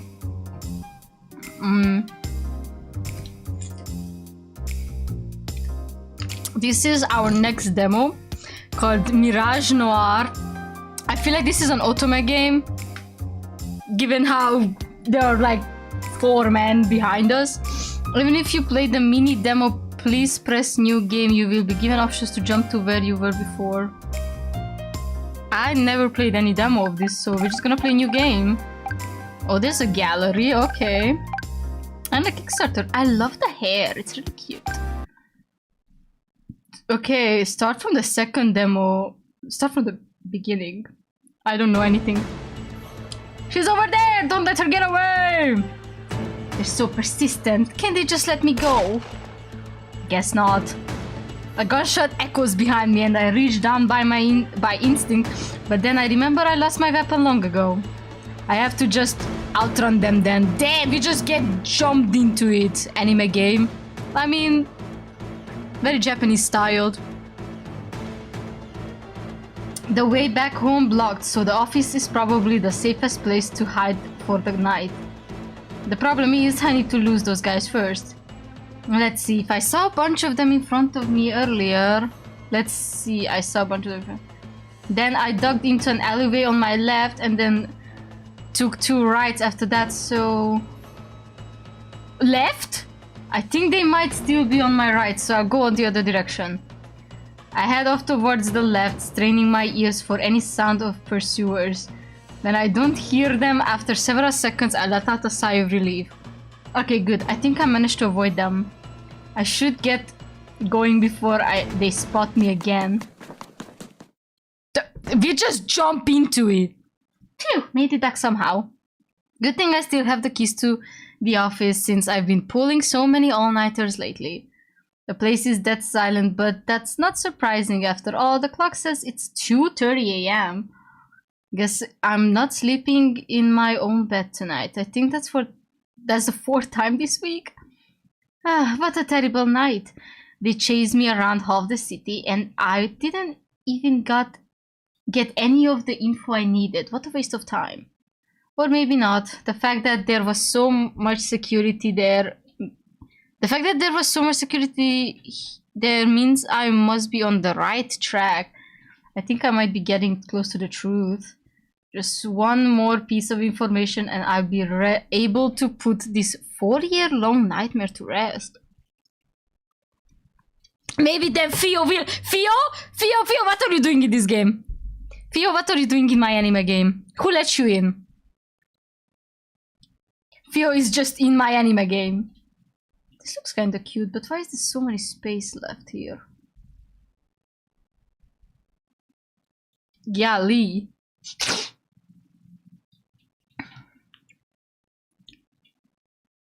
Anyway, how do I get back in there again? I move over to my desk and sit down heavily in the chair. Tonight was a failure, and they'll only be more alert from now on. I doubt a repeat performance will get me anywhere.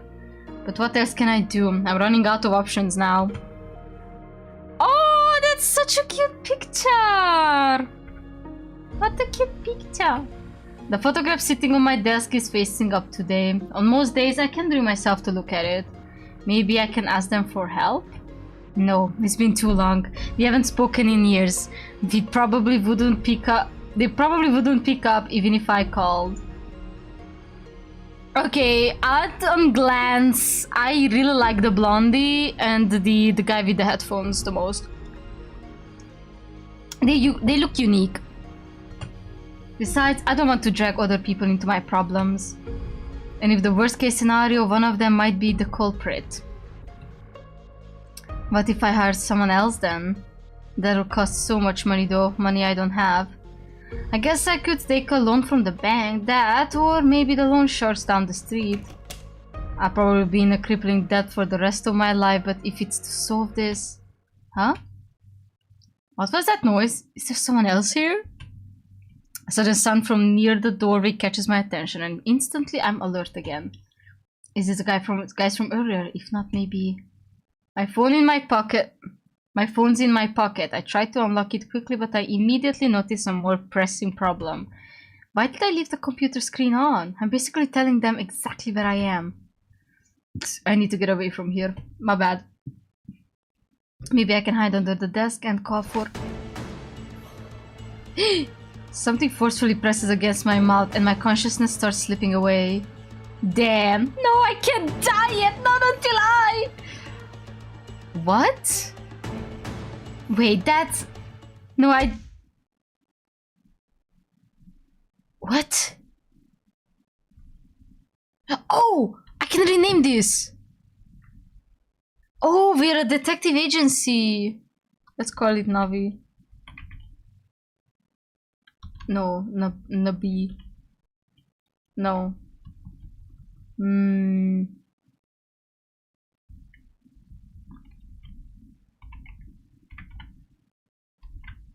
Ah, detective doesn't work. Ah.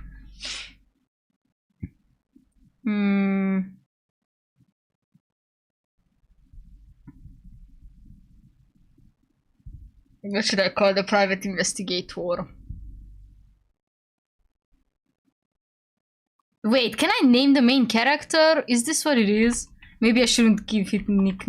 Okay, we're just gonna call Navillian and see what happens. If you can name the girl, that's gonna be so annoying. I don't really like to do that.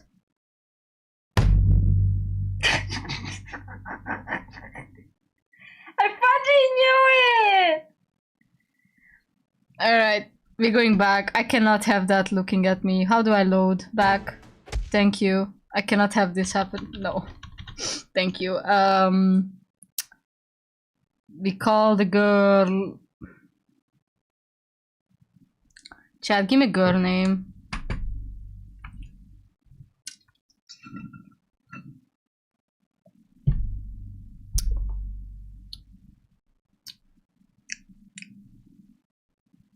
I'm gonna call it Angel.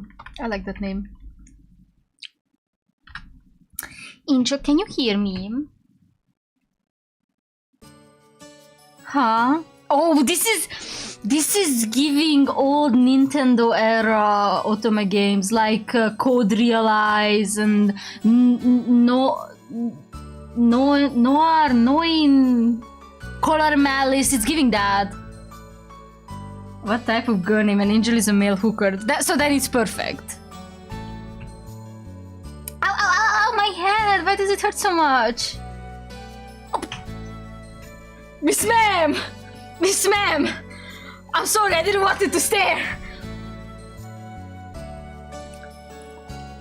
Hey, you alright? You just hunched over all of a sudden. It scared the crap out of me. Sorry, my head's killing me. You're not hungover, are you? You said you weren't straight home last night because you didn't want to deal with the rain, but I should have known you were out partying. You're the alcoholic here.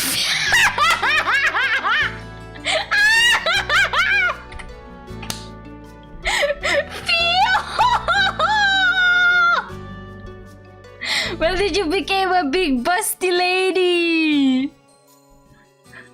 And also alcoholic. Oh no, I'm crying. Oh, upgraded. It's part of the job. What, you want me to turn down free booze? I glance around, trying to regain my bearings as the pain in my head recedes. I'm in the plaza right now. Oh, that's right. We plan to meet up before work today. This here is Theo, my best friend. We know each other since we were young. We lost contact for a bit when we went to different colleges, but we've reconnected since then. I don't have many fond memories of this city, but as long as Theo is here, I'll always come back. Get your upgrades now. Seeing her again is almost worth the astronomical rent I have to pay. Almost. Theo's profile has been added. You can check by clicking evidence button at the top of the right navigation of the profile's menu. Did you die or something? Theo, your friend since childhood. She works at Celestial and is quite popular around town. She's perfect. Nothing else needs to be said. Wow, Theo, really? How much did you pay for these guys to write nice things about you? Lol. Never mind, you just threatened somebody, didn't you? From this point forward, there will be no more notifications when profiles are added to update, but be sure to check after big events. The entries will be updated as your thoughts about the person change. If it's not because of drinking, then are you sick? You really don't look so good. What do you mean, pay people? Yeah, exactly. I'm like, you threatened somebody, didn't you? I don't know. I had this daydream vision. I'm not really sure. I was working a case at the agency late at night, and then I think I got kidnapped. They pressed something against my mouth, and then the memory of getting grabbed from behind comes rushing back, and I shudder. Theo grabs my hand, and it's only then I notice they're trembling. It's okay, it's just that overactive imagination of yours. I'm sorry, Theo, but I keep staring at your boobies. I mean, we talked on the phone last night before you fell asleep, remember? And you're here now, safe and sound. No time for you to get kidnapped. Besides, you shouldn't know it was a dream. You should have known it was a dream. Mr. Potato Head would never let you touch actual detective work. Hey, it could be a premonition of some far-off future. You never know. Very old and grey in your vision. I hope I'm not still working when I'm that old and be much happier retired somewhere cozy with you. Oh wow. Actually, speaking of Theo, didn't she come up? It was... She died! I suddenly feel a sharp pain splitting my head open, so intense I almost pass out. I quickly take a few deep breaths, trying to steady myself so I don't scare Theo. What the heck? This has never happened before, no matter how scary a nightmare I might have had. What's going on? Maybe it wasn't a nightmare after all. But if not, then what was it, a vision? Have I actually gained future sight? No, that can't be. Even if it's in the future, why would those dangerous people be chasing after me? Also, there was that photograph. The rest of the dream is a bit hazy, but I remember that part very clearly. I recognize some of the people in it, but that's impossible. A photo like that shouldn't exist. After all, they live in a completely different world from me. We don't know each other personally, let alone enough to take pictures together. Oh my god. I can't help feeling like I'm forgetting something important.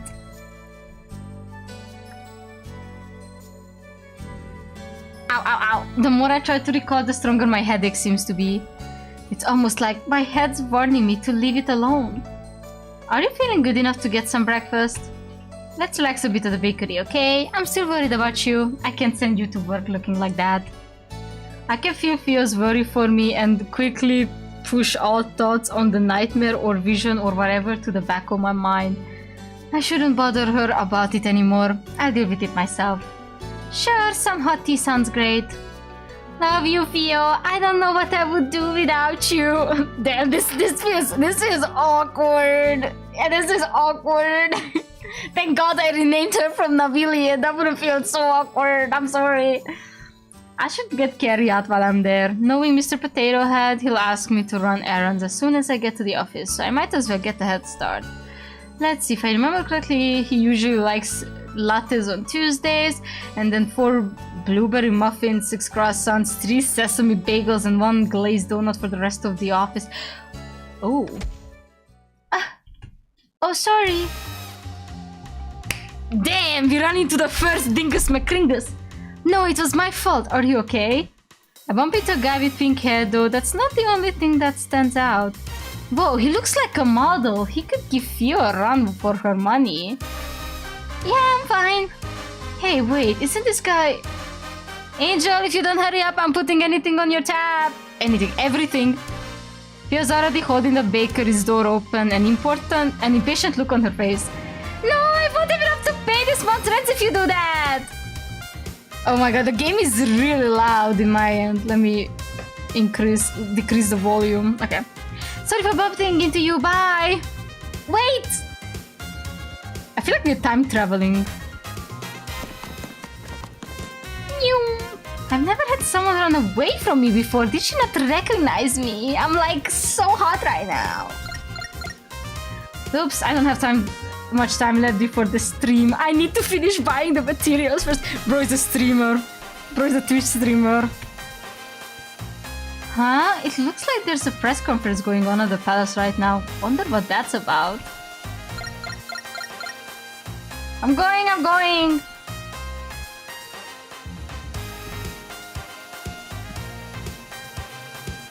Oh, we got question mark. The mysterious good-looking stranger you bumped into in the plaza. He was in that photograph, wasn't he? I wonder who he is. And that concludes today's press conference. Oh! Mother trucker, dude! He's not gonna be dateable because of course the big burly man cannot be dateable in a Twinkie looking game. God dang it! What a load of bullshit. Anyone with a brain can tell that there's barely keeping any of his promises. Oh my god! He looks like a sort of VTuber that I don't really vibe with, but other than that... Sir, can I have a number? Disease running rampant. A useless figurehead. New serial killers popping up every week and crime at an all-time high. So much for being the world's golden standard. No, we have to date his rundown little brother. No! No!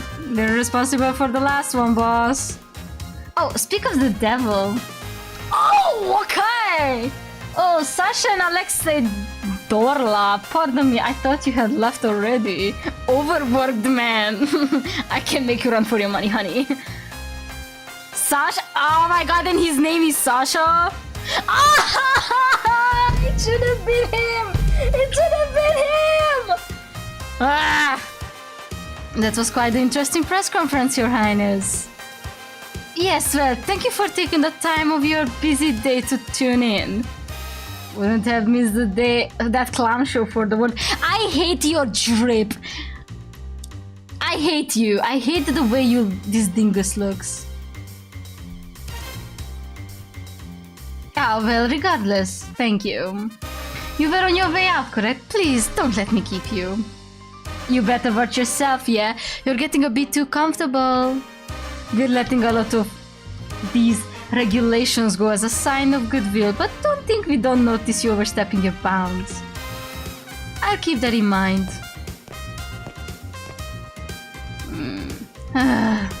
Those Dorlas are quite a handful, aren't they? Dr. Killian, forgive me, I didn't see you there. Oh no! All the NPCs are so fine! That's alright, Prince. He is a prince! What is this game? Theory. You've had a long day. I suppose I have. Oh, no! It should have been him and the mafioso. I'm sorry to bother you at this time, but could I borrow you for a bit longer? Is it urgent? I have another meeting later, so I was hoping to catch some rest before that. I'm afraid it is. I need to review some of the budget cuts with you before the next council meeting. The proposal was wonderfully drafted, of course, but Madwise would like to make some minor adjustments to it, particularly to how the resources are allocated. You understand our concerns, don't you? Very well, lead the way. Ow, fudge! Oh, it's not looking good for our hero here. I suppose that's my cue to save the day. Now then, how should I interrupt the meeting today? Got it. He's going to hate it, which means it's perfect. What am I doing? Oh no, that's Mr. Potato Head. Newbie, are you done with those papers yet? There's another pile here for you to go through. My boss, degradatorily named Mr. Potato Head, appears in front of me as I'm getting settled in for the day. On it, sir. I've been here for 2 years already. How much longer is he going to call me a newbie? Just grin and bear with it. You can't get fired now. Who else is going to pay for Theo's caffeine addiction? This name again. I return to my computer screen thinking that the conversation is over, but he clears his throat loudly as he taps the food until I look back at him again. Did we get the profiles? No, we didn't, because we didn't meet them. Don't give me that attitude. This is your punishment for getting my coffee order wrong this morning. I was very explicit about what I wanted. I'm really sorry, sir. No, I got you what you asked for, and then you changed your mind. Your memory may be fading, but mine still works really well, thank you very much. If you finish early, let me know. I have more papers you can go through. Of course, sir, I'll let you know if I do.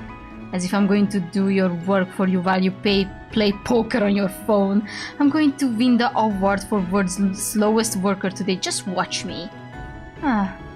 So much for the beginning of the rest of my life. College advertised it as something great, so I worked hard for it. But is this really it? It's just paperwork day after day. Where are the exciting cases I was told about? The robberies, the murders, the crime scenes! Hello, Douglas Detective Agency. What? Murdered? Did I just manifest a dead body? Period.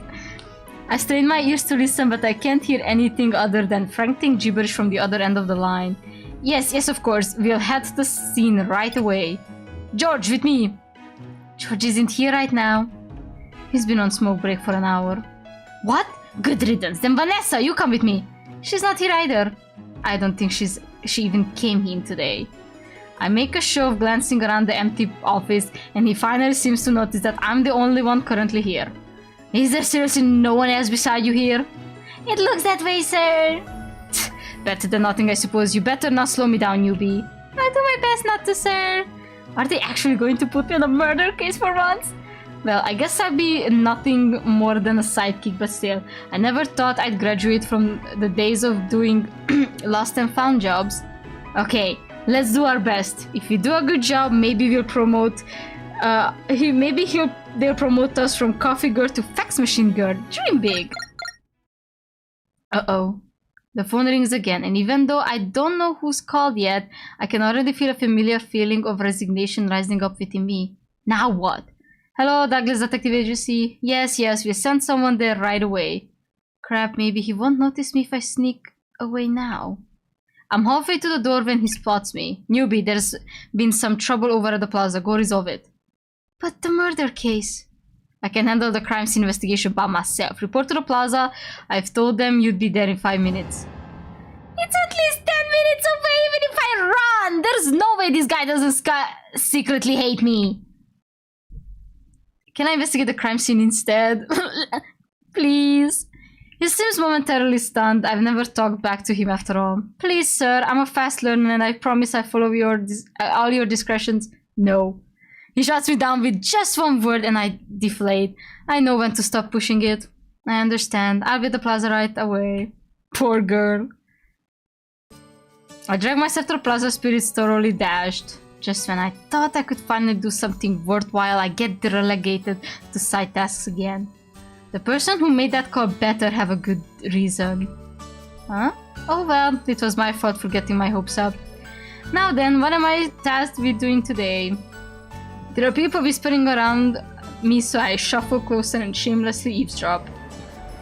Are you serious? Is no one going to stop him? Don't look at him, you might catch his attention. Ew, what a weirdo.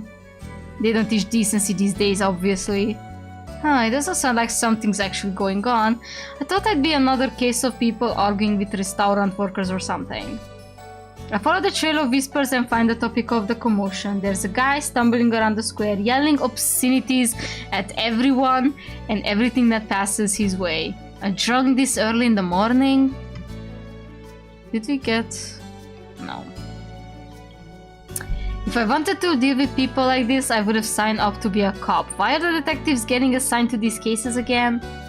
I guess I should do something about it. I still need to pay this month's rent. Excuse me, mister... Approach cautiously, making sure to stop a couple steps away.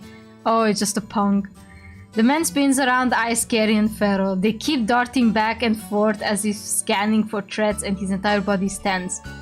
Weird, I've never seen anyone act like this while they're drunk.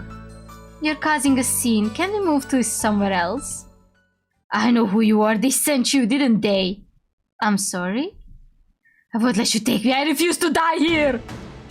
He unexpectedly launches forward and I let out an undignified squeak as I barely managed to avoid his errand first. Holy crap, this guy's a psycho! Sir, please calm down! His hand shoots out and grabs my wrist, squeezing it hard. I let out a yelp, trying to tug my hand out of his grip, but he doesn't let go. Help! I glance around, but even though the commotion has gathered quite the crowd, no one comes to my aid. It's kill or be killed! What? I'm not here to kill you, please let me go! That's what they all say. I don't get tricked again. You just want to take me back to that room again, don't you? I don't know what you're talking about, let go! I yank my arm back, but he releases his hold as soon as I do, so I end up stumbling on air and tripping over my own feet before falling to the ground. Ow. I don't have the time to rest as he starts moving towards me again. I quickly scramble backwards, but he moves faster, hand reaching for my arm. No! Theo, help me! I refuse to go through that treatment again, I'd rather... She's not interested, dude. Take a hint. The body suddenly slumps over a little bit away from me and I quickly move away. Thank you so much. Oh no, it's the mafioso. You okay there, girlie? Oh my god, it's giving... it's giving Tartaglia. Is it that Alexei Dorla? What's he doing here? My surprising savior comes in from a rather notorious gangster. Even I've heard of him. Yes, thanks to you, you saved me. I've seen this guy from far away before, but I can't believe he's actually talking to me. He's not exactly famous for good reasons, but it still feels like I'm meeting a celebrity. No worries, I hate pushy guys like him who can't take no for an answer. He reminds me of someone, but I don't know who. Someone from Katekyo Hitman Reborn. Here, let me help you up. At least he's nice. He offers his left hand and I reach towards it before realizing it doesn't fit. He notices I'm trying to awkwardly turn my hand to fit his and thankfully retracts his hand and offers the right one instead. My bad, it's a habit. You're a lefty? Not really the most pressing question to ask at the moment, but it's out of my mouth before I can stop myself. Yeah, handshakes are a pain, as you can imagine. Though being ambidextrous might be good for my job, but no, couldn't do it. My right hand's as useless as they come. Up you go. He helps me to my feet before stepping back, hands to his pockets. You're a new cop, I haven't seen you around before. No, I'm actually a detective. Yeah, why are they sending detectives to do this? Don't you guys have more important things to do, like investigating dead bodies and other fun like that? I wish. It's usually just lost pets and cheating husbands. Sounds boring, no offense. None taken. I can't believe I'm having a normal conversation with this guy. I've heard so many stories about how he rips off people's arms and kicks dogs in broad daylight, but I guess they're not all true. Anyway, it's time to take this guy to Medwise. Oh, and let's leave out the fact that I hit him and just say he got a concussion for falling down, yeah? Wait, I feel like those medical people are sus. The medical people might be sus. I glanced down at the man lying face down on the ground between us. There's already a blossoming red wound on the left side of his head where he was hit. Oh no, I couldn't make you do that. You've had me enough already. I'll take him there myself. It's no biggie. I was about to head there myself. He cuts off, eyes suddenly hardening. I glance over to where he's staring at, but I don't see anything weird.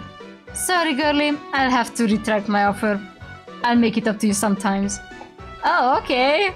I'm not really sure what's going on, but I nod anyway. Although he seems friendly enough, he is an infamous gangster. Maybe it's a good thing here we're not going together. As expected, though, he doesn't seem to know who I am. I wish there was a way I could ask him about the photograph without sounding crazy. I poke at the guy on the ground to make sure he won't wake up and continue his weird tirade from earlier, but he's still completely out cold and doesn't even twitch. Unsurprisingly, Alexei Dorla is pretty good at knocking people out. I sling the guy's arm over my shoulder.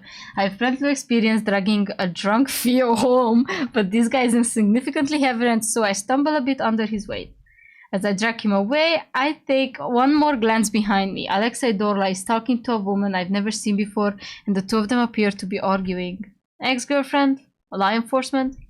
Oh well, none of my business. Actually, this guy's also none of my business! How did I get stuck delivering him to the hospital again? I momentarily entertained the thought of calling an ambulance, but then I remembered that the last time I called, they ate up half my paycheck. Working it is. What am I doing? Alright, a notorious gangster known around town for his strength. He's part of the Dorla gang and is our leader's younger brother. I knew he was a younger brother. He's a surprisingly easy to talk to. He is still a gangster though, so I should be cautious. Whoa. Medvice is our country's most prestigious hospital and research facility, and it goes without saying that I've never set a foot in here before. I brought him here because Alexei Dorla said to, but was it really a good idea? Maybe I should have dragged him to my own doctor's office. Oh, but that's too far away. I can't feel my bones cracking already. Thankfully, that doesn't seem to be a line, but the receptionist doesn't look up at all, even when I stand in front of her for several minutes. Excuse me. I try to clear my throat in several different ways, but there's still no response. I found this guy collapsed outside. Can he get checked out? Do you have an appointment? Oh, so she does know I'm here and is just ignoring me. No, like I just said, I found him collapsed outside. We don't have any openings for the next month. Please make an appointment next time. Sorry, my bad. Is there any way he can see a doctor even without one? It might be an emergency. Do you have an appointment? Dude. Well, he'll probably be fine, right? I don't think Alexei Dorla hit him that hard. Maybe I could just dump him in the corner and leave. I'm done enough good Samaritan deeds for the day. Besides, this guy should just be thankful I didn't drop him in some trash can after what he did to me. In the process of accidentally leaving him on the floor when I hear someone clearing their throat behind me. Oh my, are you a patient? Oh, pretty lady. A kind-looking lady materialized in front of me. She must be one of the doctors here, given the long white lab coat she's wearing. Hopefully she'll be nicer than the receptionist. Oh hi, sorry, I found the guy collapsed in the plaza. I know there are no appointments left, but is there any chance he could get looked at? That's really nice of you to do for a stranger. Believe me, I wouldn't be here if he wasn't particularly foisted at me. Is he inebriated? We have some resting rooms where you can put him in until he wakes up. I'm not sure. At first I thought he was, but he was being strangely aggressive. Maybe he's just a violent drunk? The doctor frowns a bit and then reaches forward and examines his eyes. Oh dear, another virus patient. There's a virus! This is fake. They've taken anyone the moment in an emergency. I must fling the guy off of me. I must look completely panicked because the doctor reassures me quickly. Don't worry, it's not contagious like that. You'll be fine. Despite the reassurance, I hurriedly set him down in one of the chairs and scoot away as far away from him as possible. What kind of virus is it? How should I describe it? To put it simply, it amplifies your negative emotions and paranoia. It can even cause hallucinations. It's really quite sad. I guess that's why he was so aggressive earlier. But I didn't even know there was a disease like this. That sounds so horrifying. I mean, he just attacked a random stranger. I don't even know what would have happened to me if Alexei Dorlal hadn't showed up. Saved me. Ah, Jesus, I cannot read. Why isn't anyone talking about this? It sounds like a big deal. The doctor must notice the look on my face because she gives me a comforting part on the arm. Don't you worry, sweetheart. Here at MedWise we're working hard to develop a cure as soon as possible. I can't divulge too much, but we're nearing a breakthrough. That's good. I hope the cure gets completed soon. As do I, of course. Anyway, I've taken enough of your time. I take this guy back to the examination room, so you're free to go. Thank you for bringing him over. She slings the man onto her back and carries him with ease, despite her slight frame. Maybe she's had a lot of experience doing these things. Oh, don't worry about the payment. It's covered. Be careful on your way home. That's good to hear since I don't actually have the money to pay for a stranger's hospital bills, especially at a place as prestigious as this, but I'm still surprised by her words. Why aren't my medical bills covered then? Period. She's so real for that. And so I'm back here again. I wander around aimlessly trying to figure out what to do next. Mr. Potato is probably not back at the office yet, so maybe I should go do something while I have an excuse to be out. But what can I do? Theo's at work and it's not like I know anyone else I can hang out with. I'm usually fine alone, but it's times like these that make me realize I really only have one friend. Wow! Well, who cares? Theo's amazing and it leaves me with a lot of time for myself too. Now then, what super fun and exciting individual activity should I do? Just as I'm debating between going to the lake to skip stones or staring at a wall in a cafe, I spot some commotion out in the corner of my eyes. There are a lot of police officers in the alleyway between Celestial and the Cosmolux Hotel. I wonder what happened.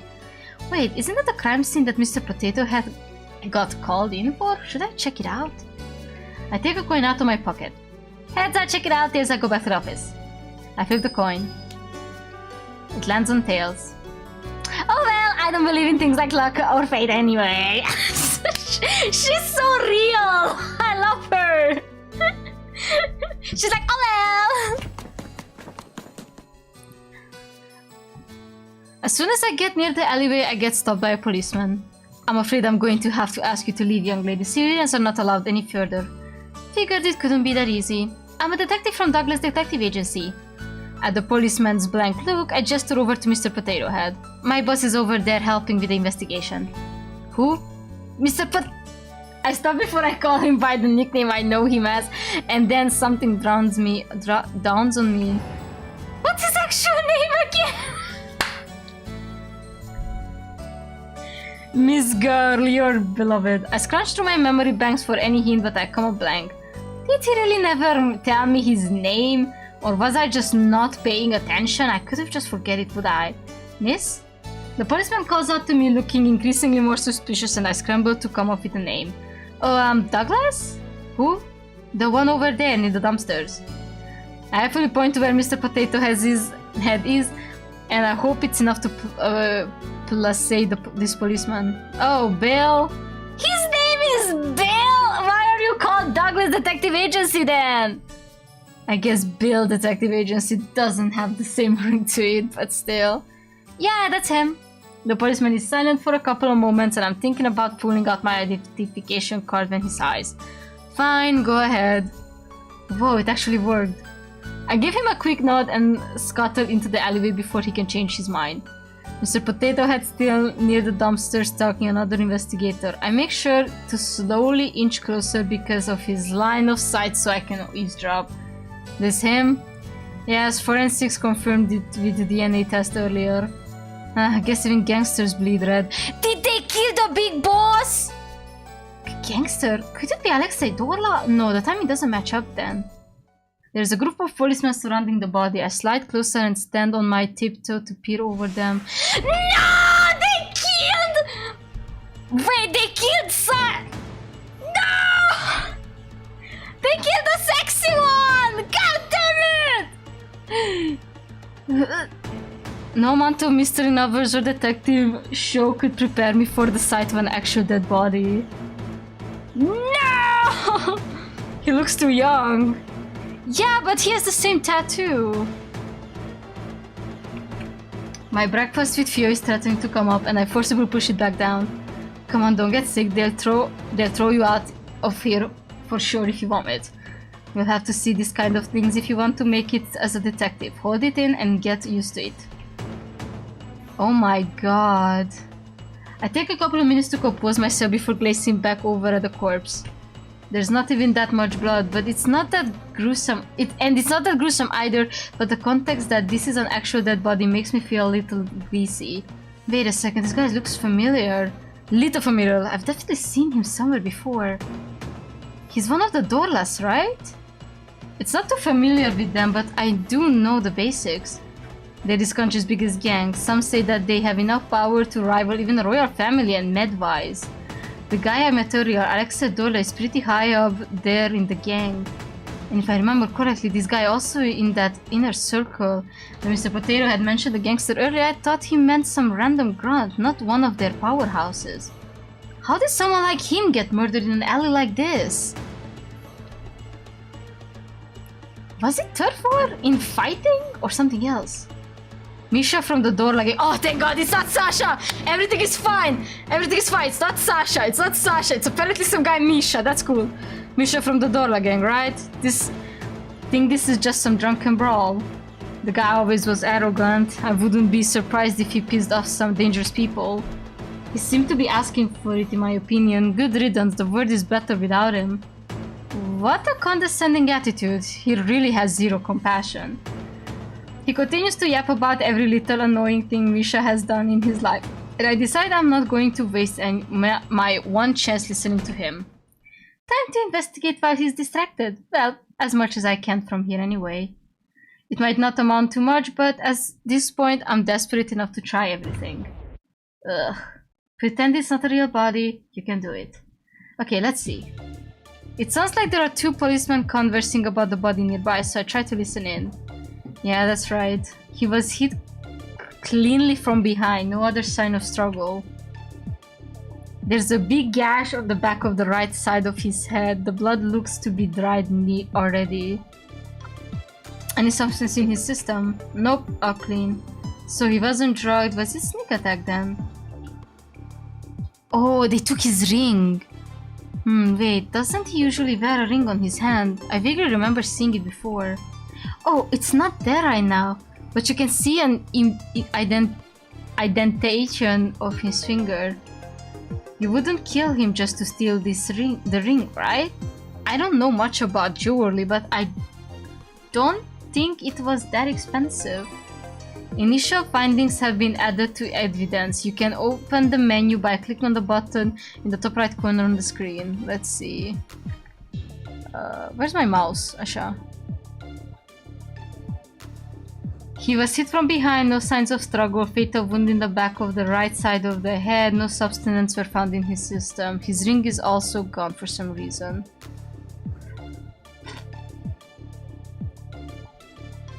Why are you still here again? They've already arrested the culprit. They did? Yeah, Sasha Dorla and his bodyguard both have alibis at the time of the murder. The only one unaccounted for within the inner circle is his younger brother. There's already an arrest warrant out for him. Wait, are they talking about Alexei Dorla? That's strange. Already? Since when do they work so fast? Yeah, it's weird. I heard someone from the royal family wanted this case closed as soon as possible. The royal family? I knew Sasha Dorla was gaining a lot of power, but I didn't realize it was enough to catch the crown prince's attention. So is Sasha the dad? Then Sasha is the father.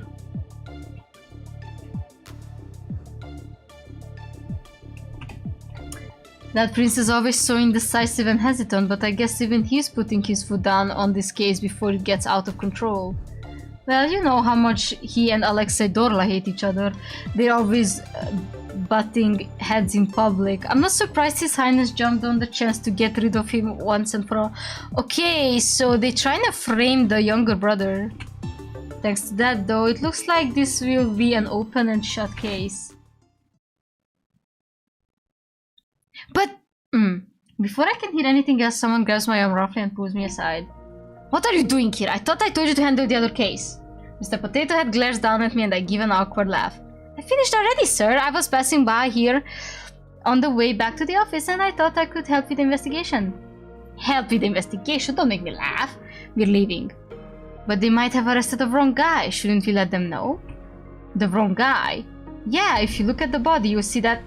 Listen, newbie. I've been doing this gig since long before you were born. Oh my god, shut the fridge up. In this field, evidence doesn't matter. The sooner you get that through your head, the better. But you're a detective. Yeah, we're detectives, we're not heroes. We say what our clients want to hear and that becomes the truth. Damn, really now? In this case, the royal family has already arrested the suspect, so there's no need for evidence. They're just gangsters anyway. Honestly, I'd say they did all of us a favor by taking themselves out. I know what he's saying is how the real world operates, but to hear it straight from an experienced member in the field does sting a little. Do you understand? Yes, sir. Good, now let's go back to the office. Excuse me, sir. The policeman stops us before we can leave, and he doesn't flinch even when Mr. Potato levels him with a patent's call. What? Do you mind taking this to the station? It seems the inspector wants to see the report. He holds out a stack of papers that Mr. Potato sneers and does not take. Isn't this your job? Yes, but he specifically asked for you. Fine, these people think they can just order me around. So he says, but from the way he's puffing out his chest, he's obviously very proud he was asked for specifically. Newbie, we're dropping by the police station before we go back. Me too. The police station is crowded when we arrive, and the police officers usher us into an empty room before rushing off to do something else. Mr. Potato Head paces around the room, mumbling something under his breath about being made to wait, and I do my best to stay out of his way. Why did he even bring me along? I thought he'd jump on the chance to tell me to go back to the office first and finish my paperwork for him. Newbie. I didn't think he'd voluntarily start a conversation first, so it takes me a few moments to realize he's speaking to me. Yes? How has work been? It's been good. Good. This is so awkward. Small talk is already hard enough, but it's even worse with the boss that doesn't like you. How are you liking the new snacks we got last week? I've only tried the pretzels so far, but they're good. The crackers are even better. They got them on my recommendations. Honestly, they shouldn't just listen to me earlier. I've been telling them to stock up on them for years. I see. Thanks for the recommendation. I'll try them tomorrow. Good. Damn, this is awkward AF. Can we please just go back to not talking? Excuse me. I'm saved! The door opens and the policeman steps in. He barely spares me a glance, focusing all his attention on Mr. Potato Head instead. Inspector Clouseau. No way his name is Clouseau! Out of all the names, it's Clouseau. This is gonna be funny. It's ready to see you. Finally, you think you'd be prompting since they'd asked for my help. Newbie, stay here and wait. Okay. Don't tell me he made me come all the way here just so he could flex that the police needs his help. I glance around to see if there's anything I can read to occupy myself with, but I'm not sure if there's any top secret information hidden in here, so I decide not to risk it. I guess I'll just sit here and stare into space then. Thankfully, I don't need to wait too long. I soon hear some commotion coming from outside. Feeling a bit curious about it, I slide over to the door and peek out of the window.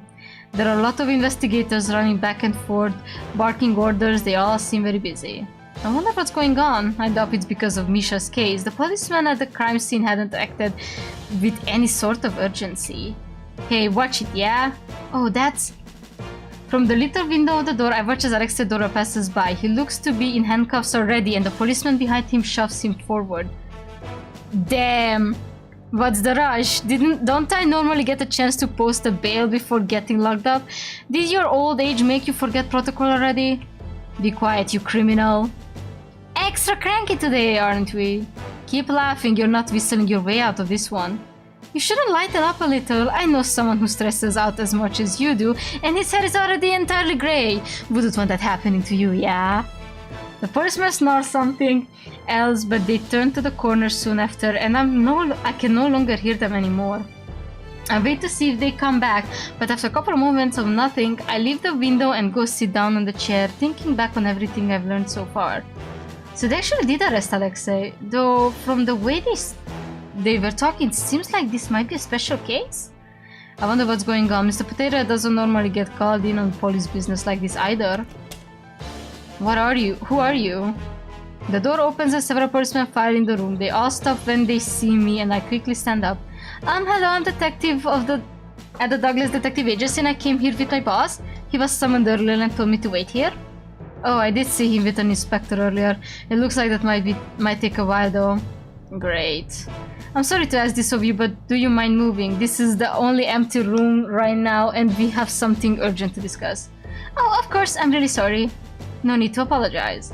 I quickly scramble and leave the room, almost tripping over air in my haste to get outside. Phew, good thing I didn't, or that would have been one of those embarrassing memories that I randomly remember in the midnight for the next 20 years. Okay, I kinda love her. The hallway is still crowded with cops, busy with whatever important case they're working on. None of them stop me from wandering around though. I do get a few curious looks. What should I do next? I let my legs carry me on autopilot as I consider my next course of action. I can return to the lobby and wait for Mr. Potato Head.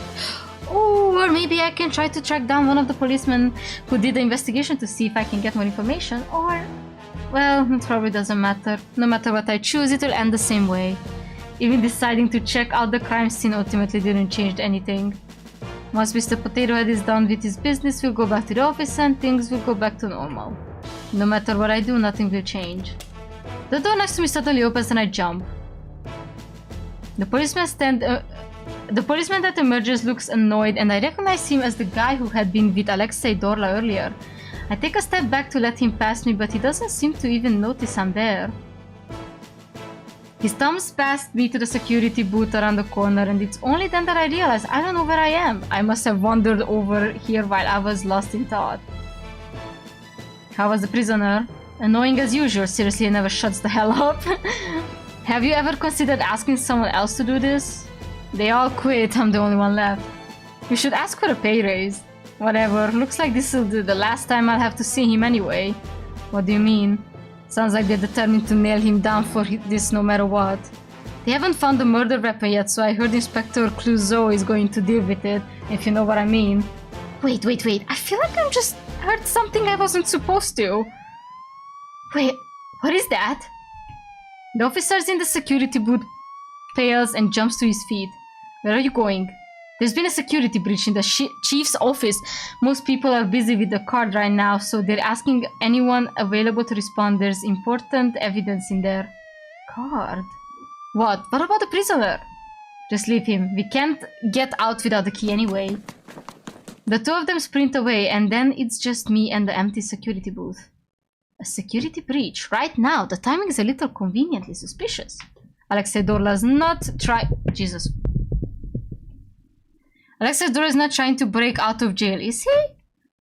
A little curious, I slide open where the security booth is.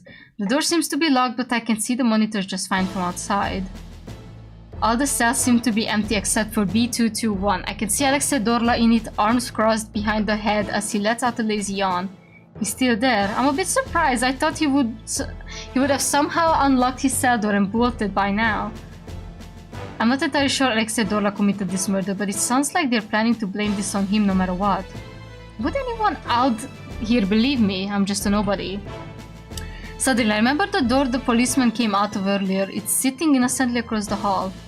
That leads to the cells, right? I stare at the door, then back at the monitors, then back at the door. In that case, should I go straight to the source? No, he's just a stranger. That would be stupid and he might not even appreciate it. Just go back to the lobby and wait for Mr. Potato Head. But... the photo! We were all friends in the future! I feel like if I leave now, I won't ever get a chance to see him again. Alright, we're gonna save, but we're gonna go in pretty much.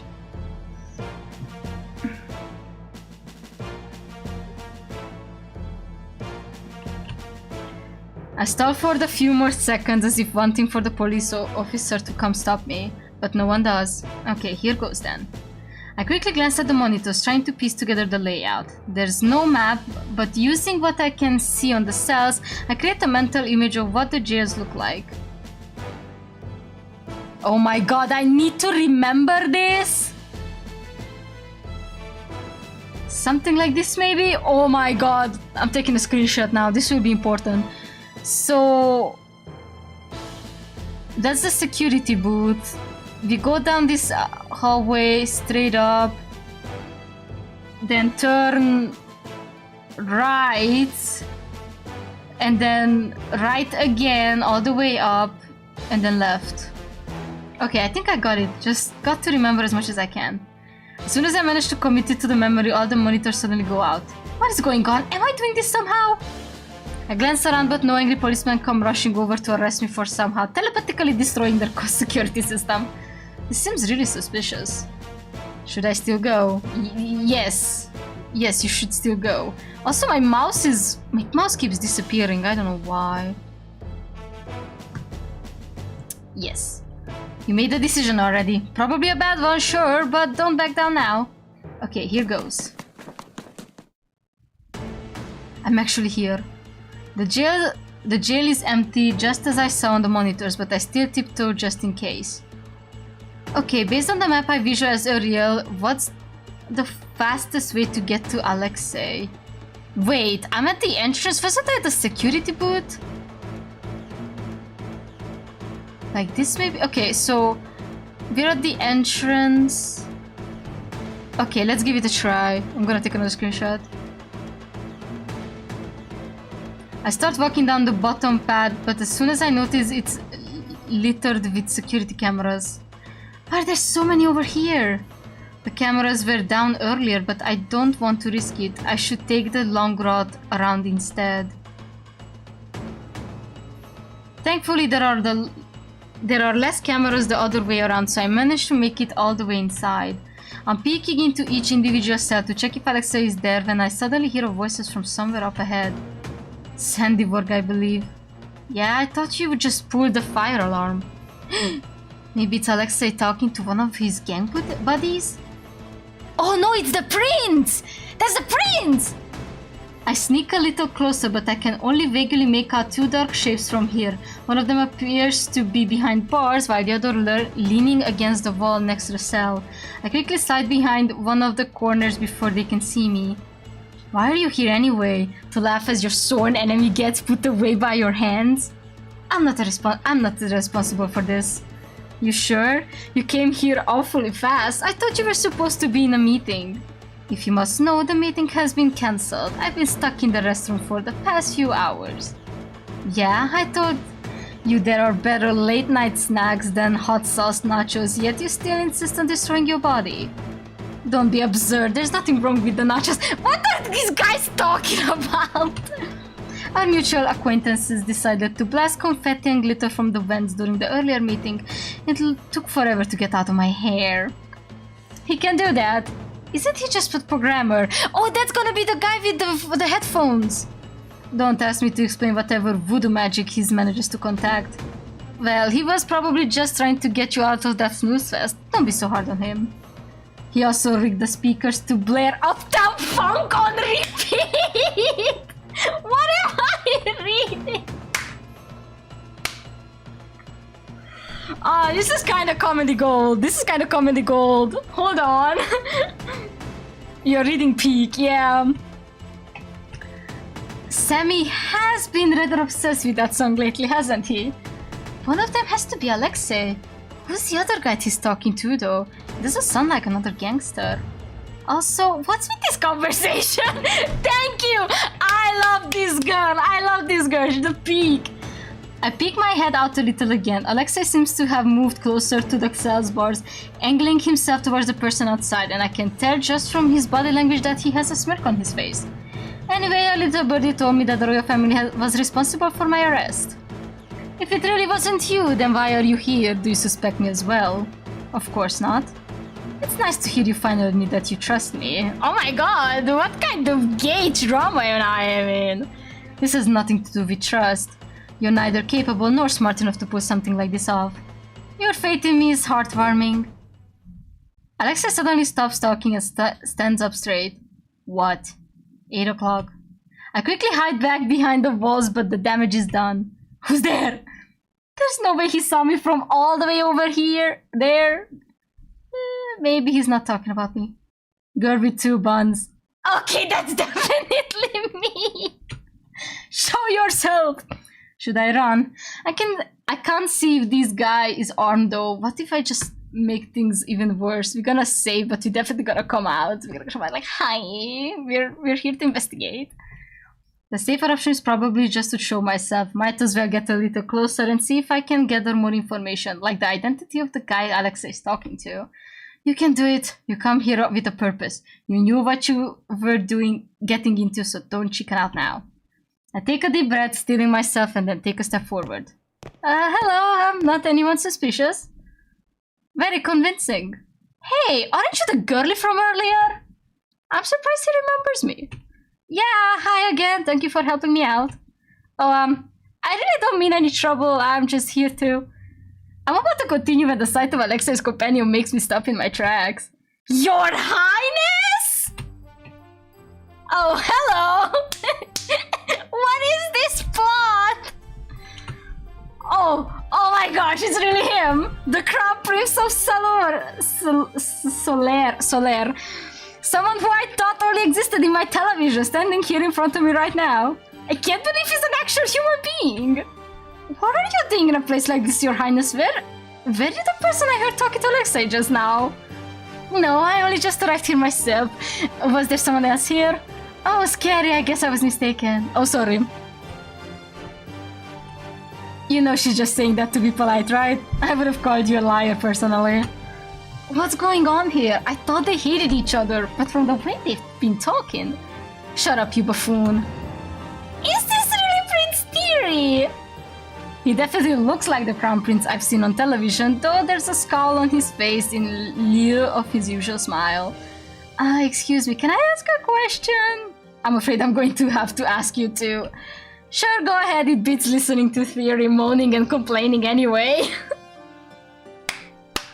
Never. What am I doing? Hey, Alexei, you really ought to be more careful in the future, though. A bigger and bolder wolf might just eat you up, you know. Watch where you stick your nose, He smirks down on me, obviously trying to appear intimidating, but the jail bar separating us diminishes the desired effect. Okay, thank you for the warning. You seemed way more terrified on me earlier. He could tell? Well, I guess that's probably his specialty. I'm still a little scared, but I no longer think you'll kidnap me or sell me off overseas and steal all my money. You really thought I'd do all that, huh? And well, I did run in here to try and help you. Seems a bit counterproductive to be terrified of you now. Anyway, I thought the real family and the Dorlas were sworn enemies, but you've been acting like your friends. Well, political reasons and all. What kind of reasons? She didn't listen to your warning at all. Long story short, a lot of people would be happier if we didn't get along.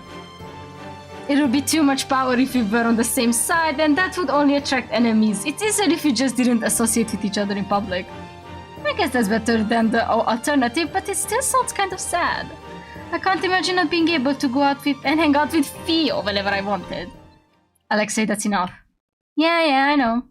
The mood suddenly shifts and he leans closer with a big grin on his face. Enough question about the boring stuff. You do know why I'm here, right? Yep, you're the prime suspect for murder. You're still here even though you know that? Well, yeah, because I think there's a good chance you didn't do it. Sorry, what? Wow, quite the charismatic fellow, aren't you? You even got a random girl to trust you already. Look, I know you accuse me of a lot of things, and most of the time they're true, but this was actually not on me. I haven't even done anything yet, besides help her out earlier, but I hope you're not here just to repay that favor. Oh no, it's not that. There's a reason why I think it's unlikely for you to be the culprit. Yeah, what's it? What is it? Well, it's because the victim's wound is on the right side of his head. Yes! And he's a left-handed. It's that important? The easiest way to land a clean hit on someone there without them noticing is from behind, isn't it? And in that case, shouldn't the wound be on the left side of his head instead? Alexei is left-handed, isn't he? Smart!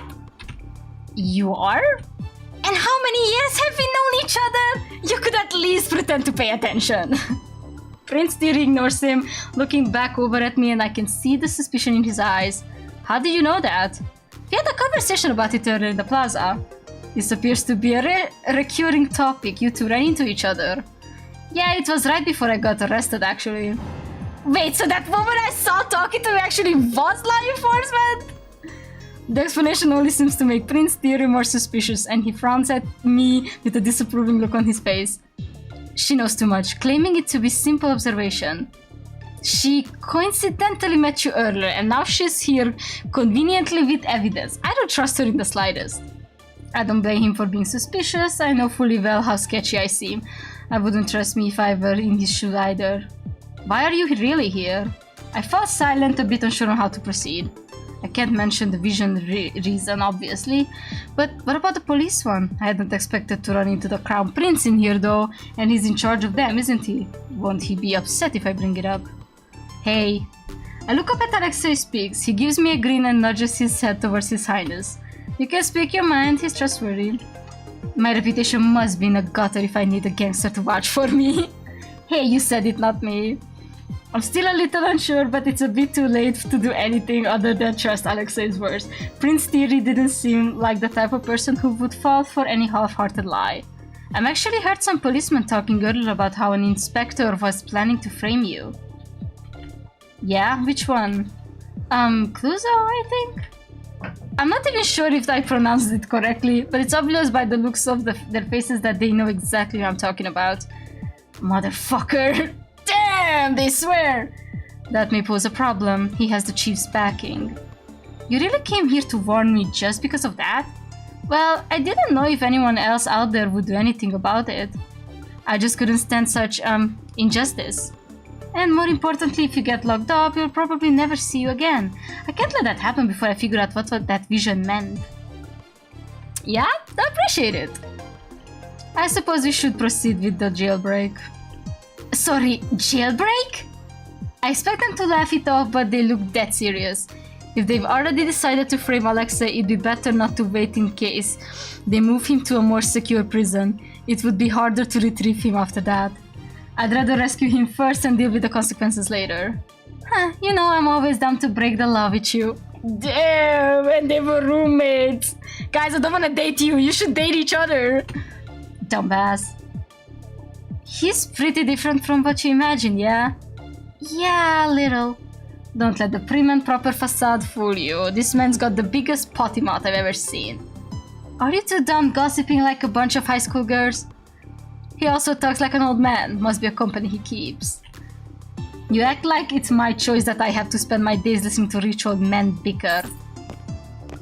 What's going on here? Oh crap! The policeman appears out of nowhere and I quietly take a step back.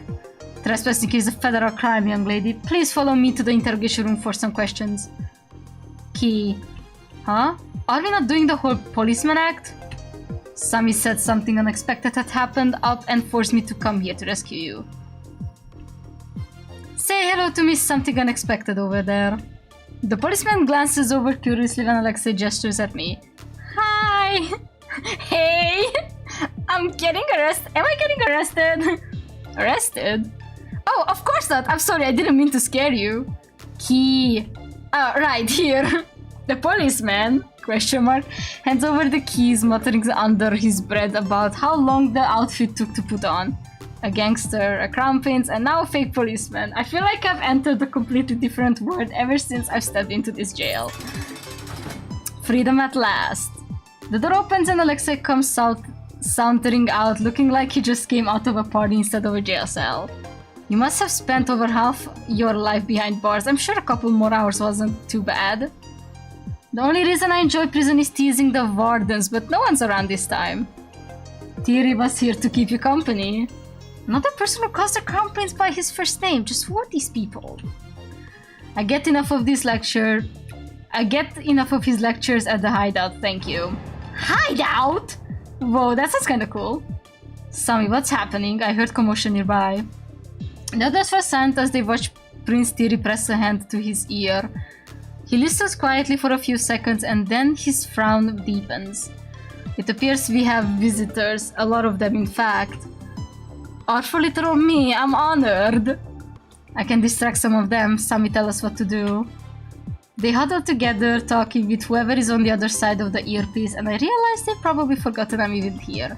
Only 3 cameras, aren't you? Aren't you the self-proclaimed world's best hacker? Should I just leave? They can probably take care of themselves, right? And I don't think they'll factor my well-being into any escape plan. Besides, I've already done what I came here to do. I don't think I'll be much help going forward anyway.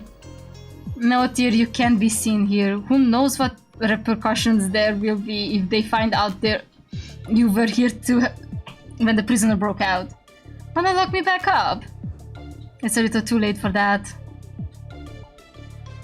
I get their attention. You two sneak out while I'm doing that. I have the best disguise and I'm the most dispensable one here. It's fine if I get caught. Oh, screw it. Excuse me? They all look at a little startled when I speak up. Yep, they definitely forgot I'm still here. Why did I have to open my big mouth and stick my big nose in their business? I might be able to help you. Well, I did sneak in here, still remember some of the layout, so maybe I can help you figure out an escape route for you. The fake policeman drops something into my hand. It's a small earpiece. It's surprisingly lightweight. Even to my untrained eye, it looks well made. Gem. Your and Alexei's safety comes first. We can deal with everything else later. Fine.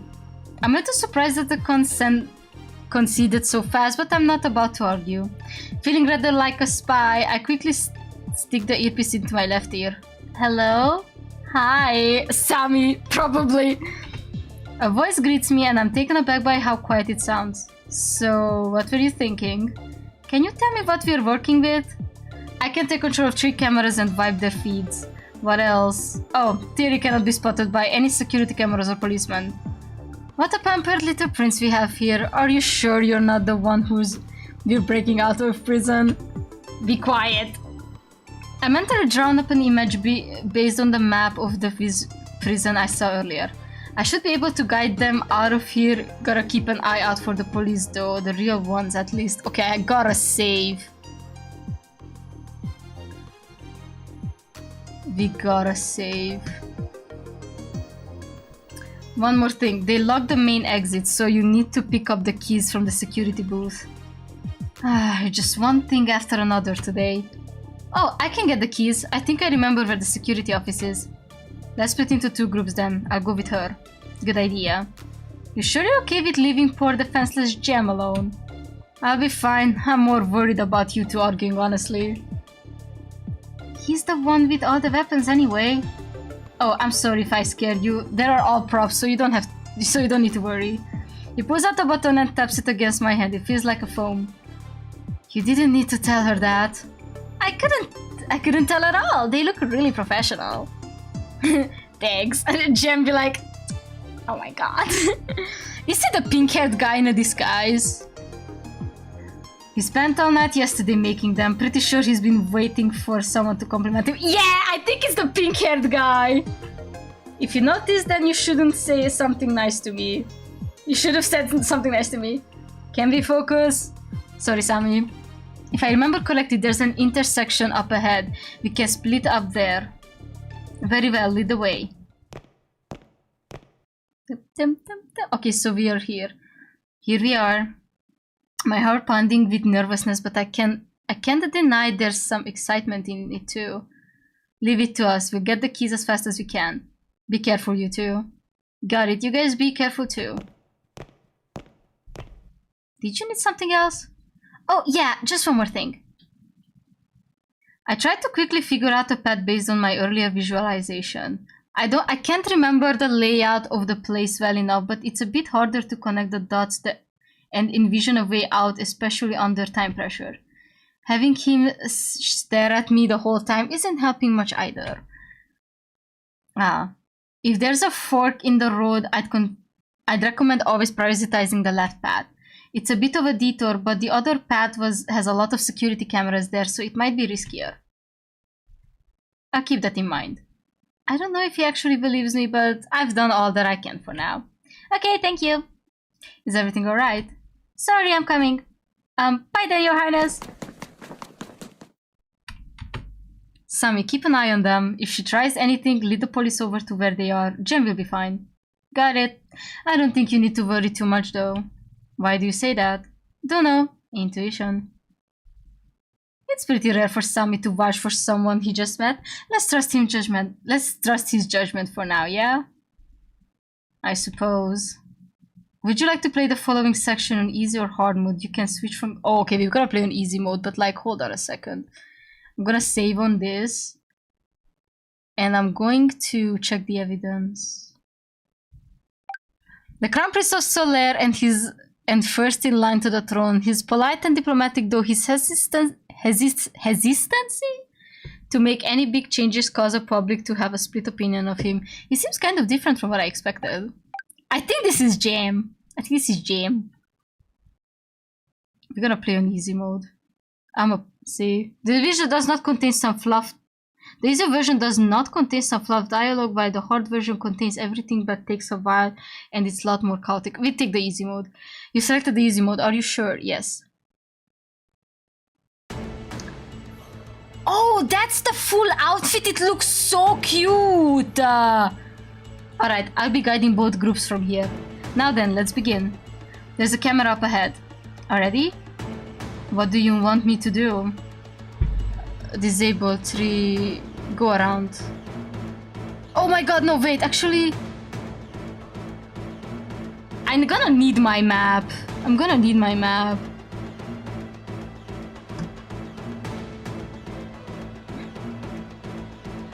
I mean, actually, I think we can disable it. But, like, maybe we're gonna need it for the other guys, too. Okay, hold on. Let's load. How do I load?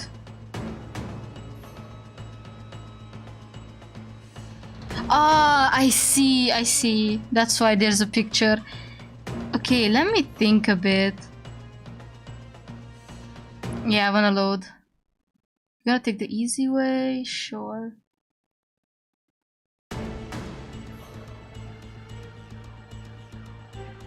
I mean, I think we need to disable the first one just to get to the security booth.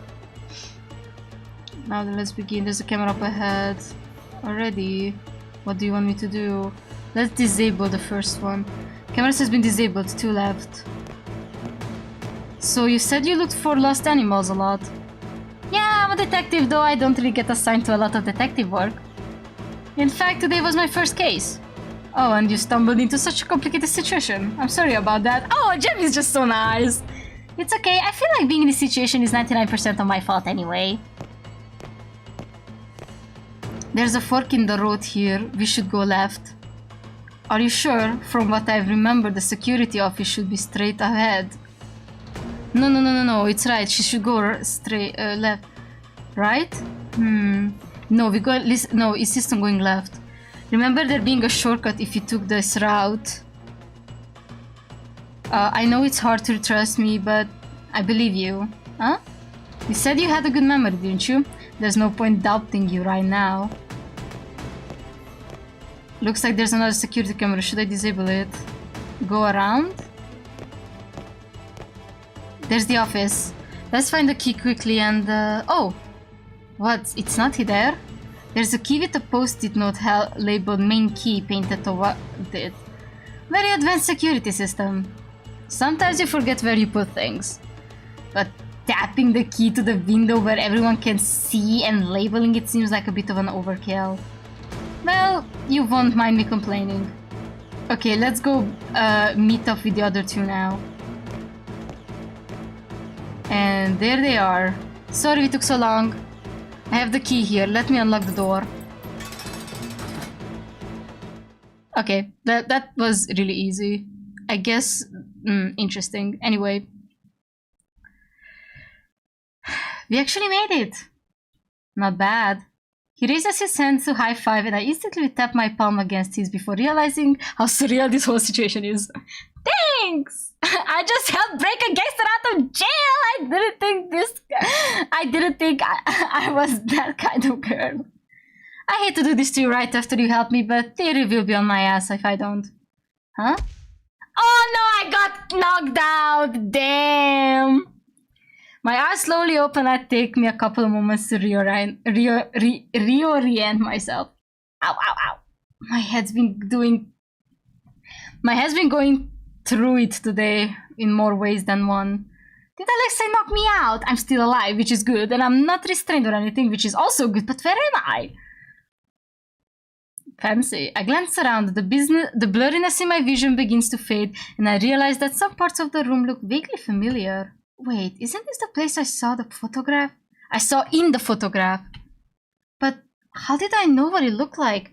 I've never been here previously, and people can't dream about things they've never seen before, right? That means... No way, no way, no way! Does that mean I actually have... It actually was a vision of the future! You're awake? Ah! I get startled by the person who suddenly pops up next to me, though I think I ended up scaring him just as much. Sorry, my bad, We share a laugh as we both start and stop talking at the same time. Are you alright? Yeah, I'm okay. What about you? So it's not Jam. I'm okay too. No, he's Jam! I am Jam, I'm Jam, by the way. Oh, the fake policeman. I didn't know you were the same person as the guy I ran into this morning. You remember me? Of course, you were the cute guy with the nice clothes from the plaza, right? Oh, the blush! Don't you be the nice guy with the cute clothes? Damn! We fumbling him straight up! I'm gonna save. Okay, this is kinda peak. I'm guessing the demo's gonna wrap up soon. Freeing our hostage, Gem. Alexei slides into the conversation easily. I watch him warily to make sure he doesn't try anything again, but he keeps his hands in his pocket and makes no moves in my direction. She's not a hostage, she helped you, Alexei. You could be a bit more grateful. Hey, I had to knock her out. You know how Tyr is about the secrecy of this place. Don't worry, I didn't even harm her. My head hurts a lot, actually. Ah, sorry, my bad. The way the music just cuts off. Oh, the last guy! There seems to be a head peeking out from behind the sofa. Is he waiting for me to say something first? Hi? Hello? God, I love the design on this dude! Another new person that I've never met before yet somehow recognized due to that picture. I'm Sammy, we talked to each other on briefly earlier. Oh yeah, thank you for your help with the cameras. You helped too, yet look what they did to thank you. Heartless, trash, scum of the earth. Stop looking at me, it was Theory's idea. All I told you to do was bring her back with us and make sure she couldn't figure out where we were going. You could have just blindfolded her. I felt like some of you are forgetting that it's my job to be violent. Who is this diva? Damn, people did not like that answer. Alright, I'm sorry, okay? Do you need an ice pack or pills or an ice pack and pills?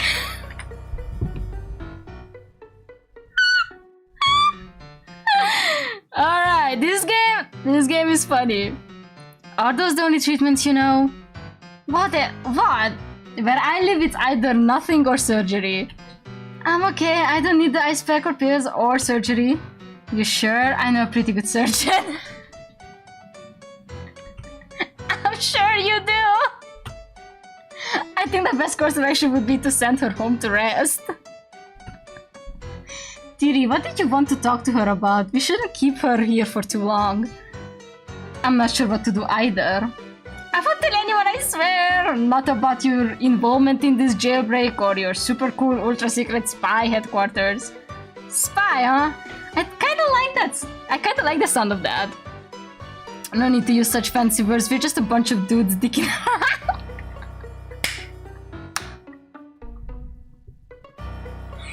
Oh, I love this. Allow me to apologize for bringing you here, as well as for your rough treatment. I'm naturally suspicious of everyone due to my position, but I shouldn't have dragged an unrelated citizen into this. It's okay, I understand, I know I seemed a little sketchy. Profiles? GM, a master of disguises. He was dressed up as a policeman during the jailbreak. His disguises are top-notch. Sammy, a programmer who lives in his massive house. He kind of reminds me of a lazy cat. Alright.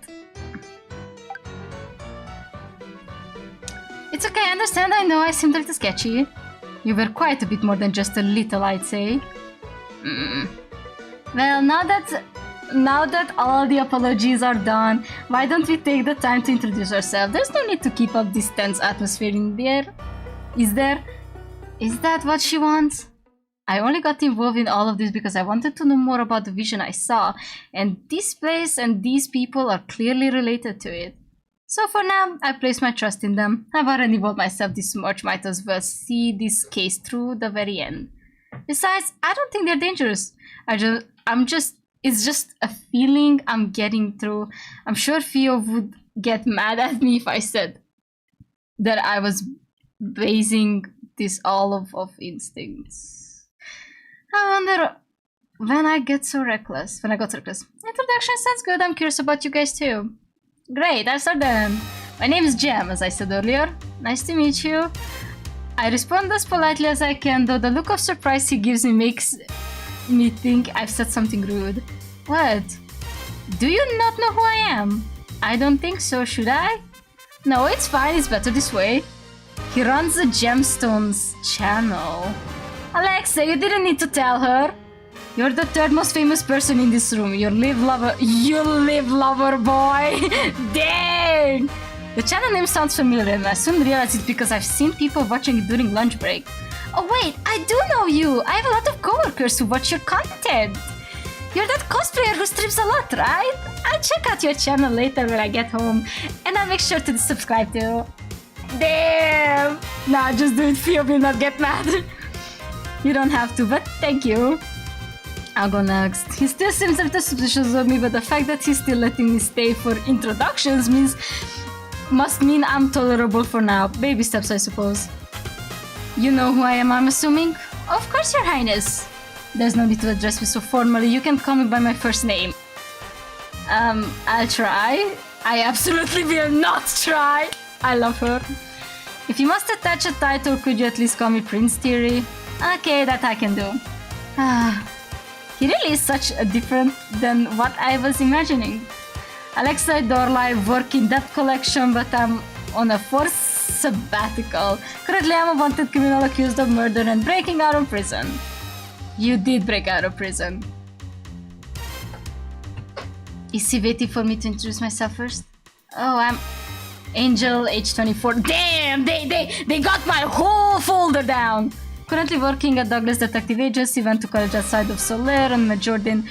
Okay, I get it. You're a hacker. You did a background check on me. Do you stalk people for a living? It's just a hobby, only when I'm bored. Really? What's your occupation then? Programmer. I destroy noobs online! Who brought this?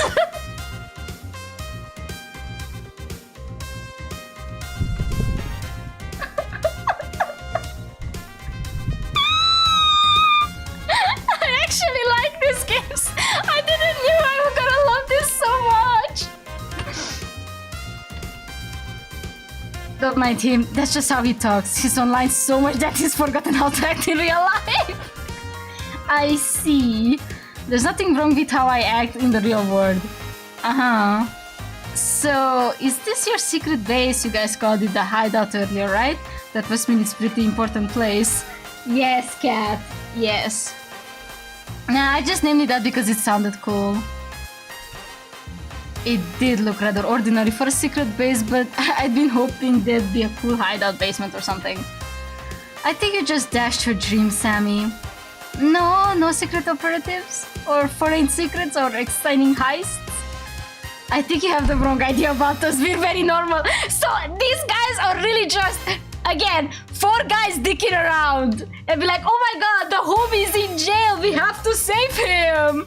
And now we have a random girl on our back. Also, none of us are gonna talk about the murder.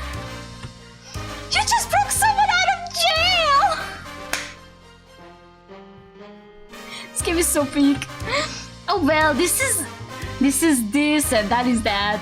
I give him a look and he just smiles back immediately. Innocently, sorry. We're really just a couple of friends that met up here sometimes because it's a safe space for us. Don't make it sound so special. This is my house and they're just trespassing. Damn, Sammy got that good life. Don't be so stingy, Sammy. Someone who doesn't pay rent doesn't get to complain. Money over friendship, I see. This entire place is yours. Whoa, I think I can fit my entire studio apartment into this living room. Into just this living room.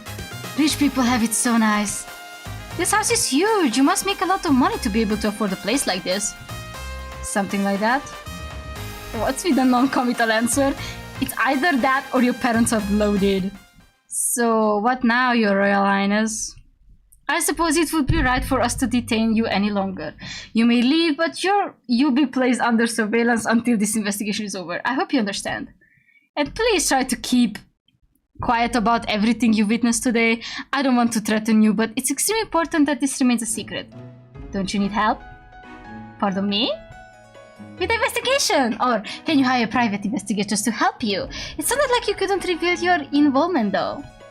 Well, just in case you forgot, I am a detective. You haven't solved any murder cases before. Everyone has to start somewhere, or is this a 30 years of work experience needed type of job? Someone give her an Oscar, 3 Oscars. She is peak. I've had to say what you get out of this agreement. Recognition, connections, money! And she's money-orientated! I love her! Blunt honesty. I like it. Altruism and networking are nice, but money pays the bills. The economy's been rough these past few years. Thanks, They'll be like, thanks, Your Royal Highness, can you stop making us pay so much taxes?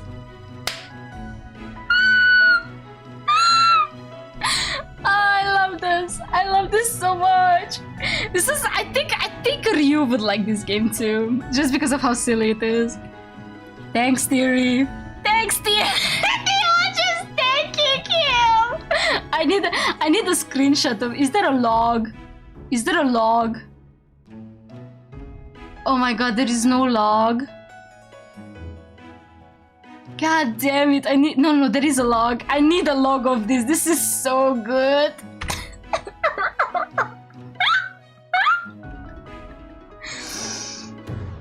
I appreciate that you think I could tank a country's economy all by myself, but unfortunately it takes far more capable people than me to do that. Of course we'll pay you for the job, but is there anything else you desire? Well, there is this vision, Rizz, but they think I'm crazy if I share it. I'm just nosy. I want to figure out what's going on. Besides, my boss won't let me work on my on any interesting cases, so this is my only opportunity. Prince Theory still seems a little hesitant, so I quickly add one more thing before I can stop myself. Please, I need more experience. There's something I need to do no matter what. Crap, did that sound too desperate? Please give us a few moments to discuss this. Okay, I'll just be over here then.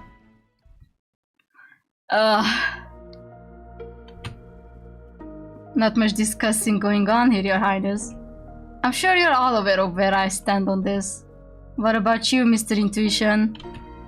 Background check came in clean. Parents separated when she was young. She's been living with her dad since then, but moved out as soon as she was able to. Other than a few years, she went to college. She lived here all her life. No records of getting into any trouble. Seems like a normal person to me. I don't mind if she stays. Wow, really? That's nicer than anything you've ever said about me! Take a look at your own background check before complaining! Alexei, what about you? You asking if I trust her? Yes. Sure, maybe. Does it really matter? I don't feel threatened by her, and that's all I care about. I'm fine with letting her stay. That's what I thought you'd say. I'm okay with going along with whatever everyone decides. That's what I thought you'd say too. Do you not want her to, Theory? Do you not want her to? Okay, sorry. I don't have anything against her. She's helped us so far, so of course I'd like to trust her. However, why not treat this like a test? Pardon? Have her help with the investigation. You don't need to trust her to do that, right? You can decide afterward if she's trustworthy enough based on how she does. Besides, she doesn't look very dangerous. See? My girl is just there being all cutesy. Sammy has the devotional suspect. Why too? I heard it was super rare, so I never thought I'd run into someone who has a copy other than me. I haven't read mine in years, I should... Let's put it back. See? Harmless.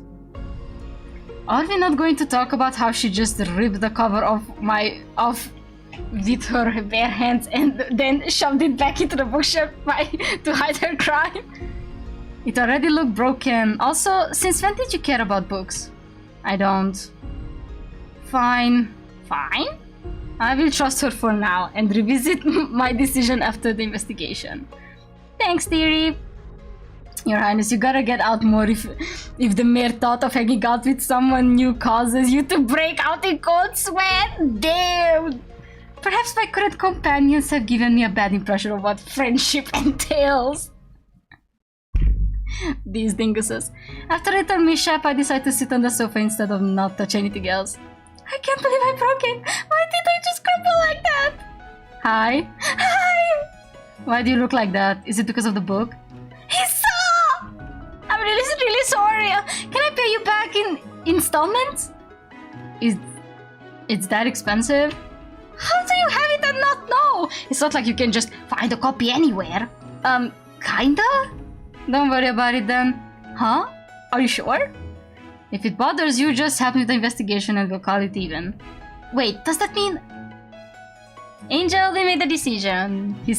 I sit up straight instantly, hands folded in my lap, and brace myself for the news. If you are still interested, we would like to enlist your help for this investigation. Really? Of course I'm still interested. Thank you so much. I won't let you down, I promise. Didn't know you were so invested in my freedom. She's clearly more interested in the investigation than you.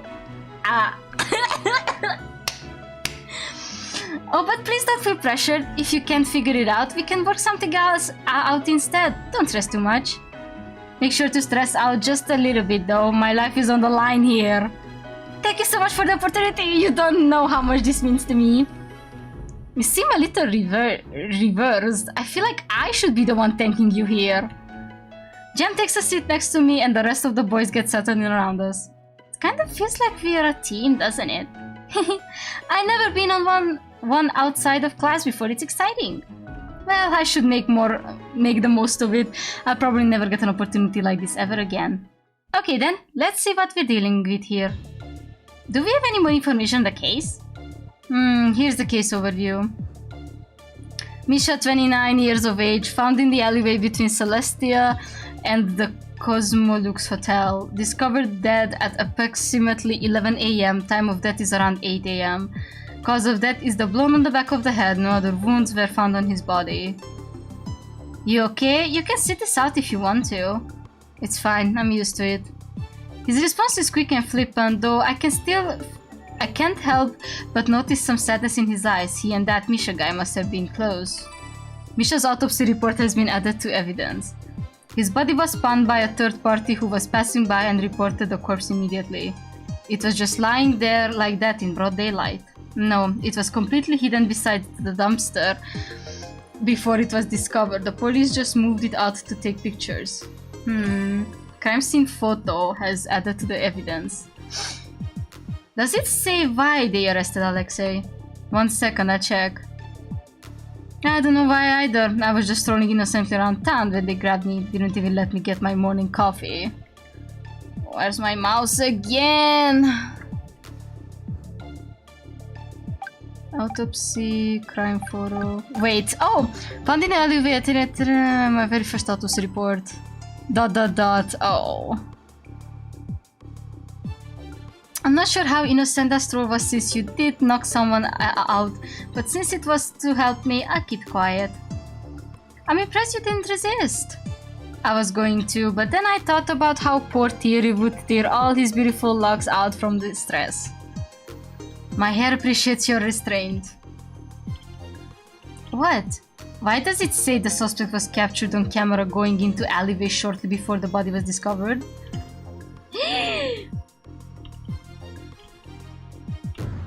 Oops, I forgot about that. Hi Ashley, I'm having a banger time playing demos. Oh, I wanna finish this demo so bad. I know I've been playing for so long, but this is just so peak. This is so peak. I love these guys so much. I thought I'm gonna be annoyed, but these guys are just so funny. There's just 4 dudes dicking around. I love them. Permission to lock him back up. Permission granted. Wait, I wasn't there to kill anyone. I'm sure. No, I'm serious, look. He fishes his phone out of his pocket and shows it to us. 10 alleyway?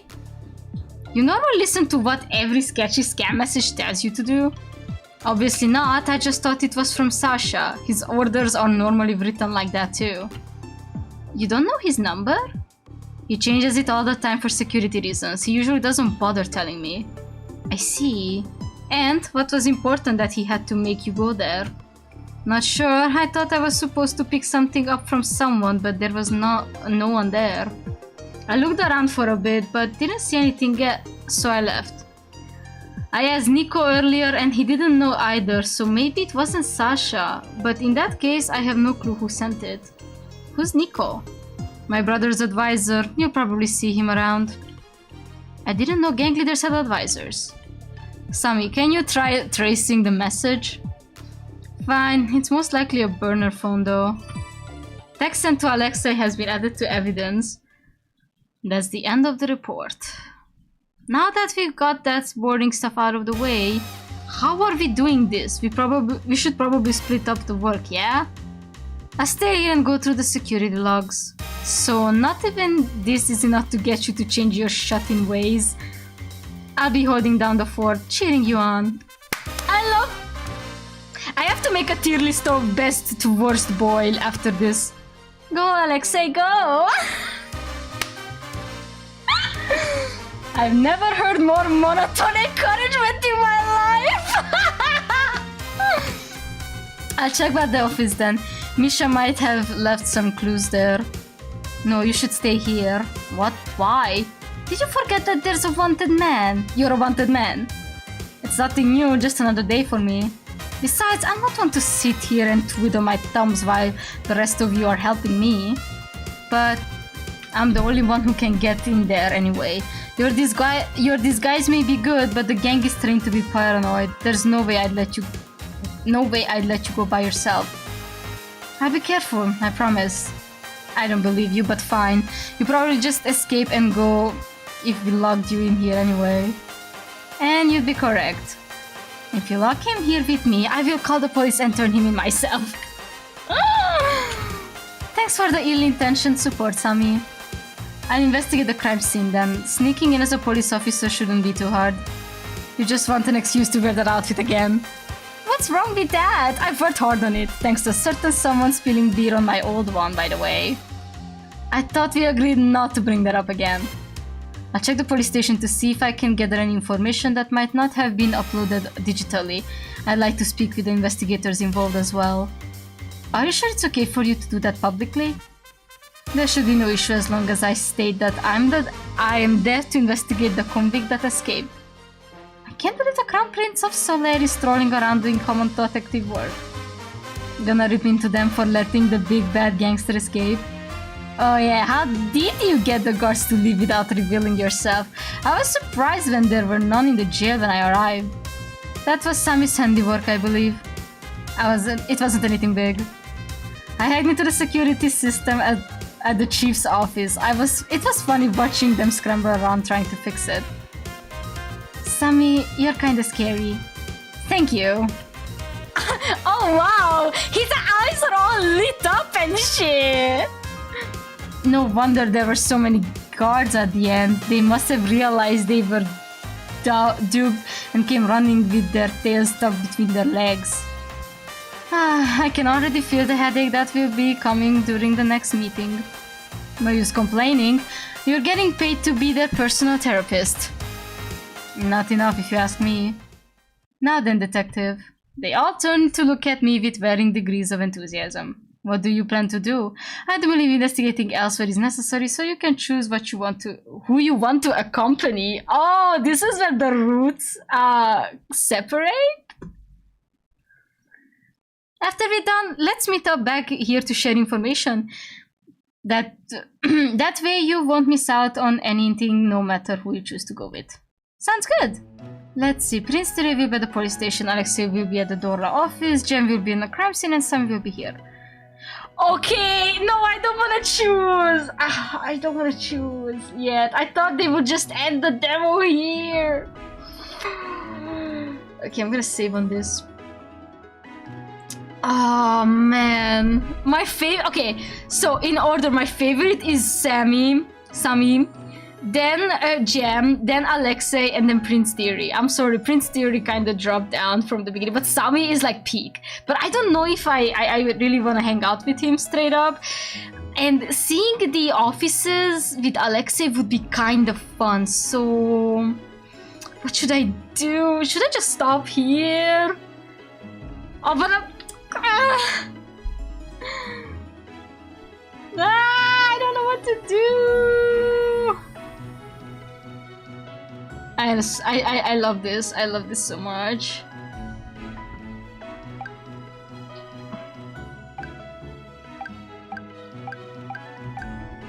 Zunakor hasn't been scammed yet. Maybe I should ask for his credit card info. Sammy, damn, I love him. He's peak. My baby. Short king for real. I might go with Sammy then. I'm just gonna check on Sammy. At first I think he's going to refuse and say that he'd rather be alone, but he surprisingly nods and offers no resistance. Nice, us lazy people need to stick together. I just thought it'd be more important to look through any footage of the crime scene. I didn't choose you to laze around. I know. He smiled? Ah! I love him. Okay, period. He's best boy. Like, the drip on him is insane too. Come sit next to me. I pulled the footage from security camera and we can go over it together. Okay. He pulls out a chair for me and moves over. Oh, what's that?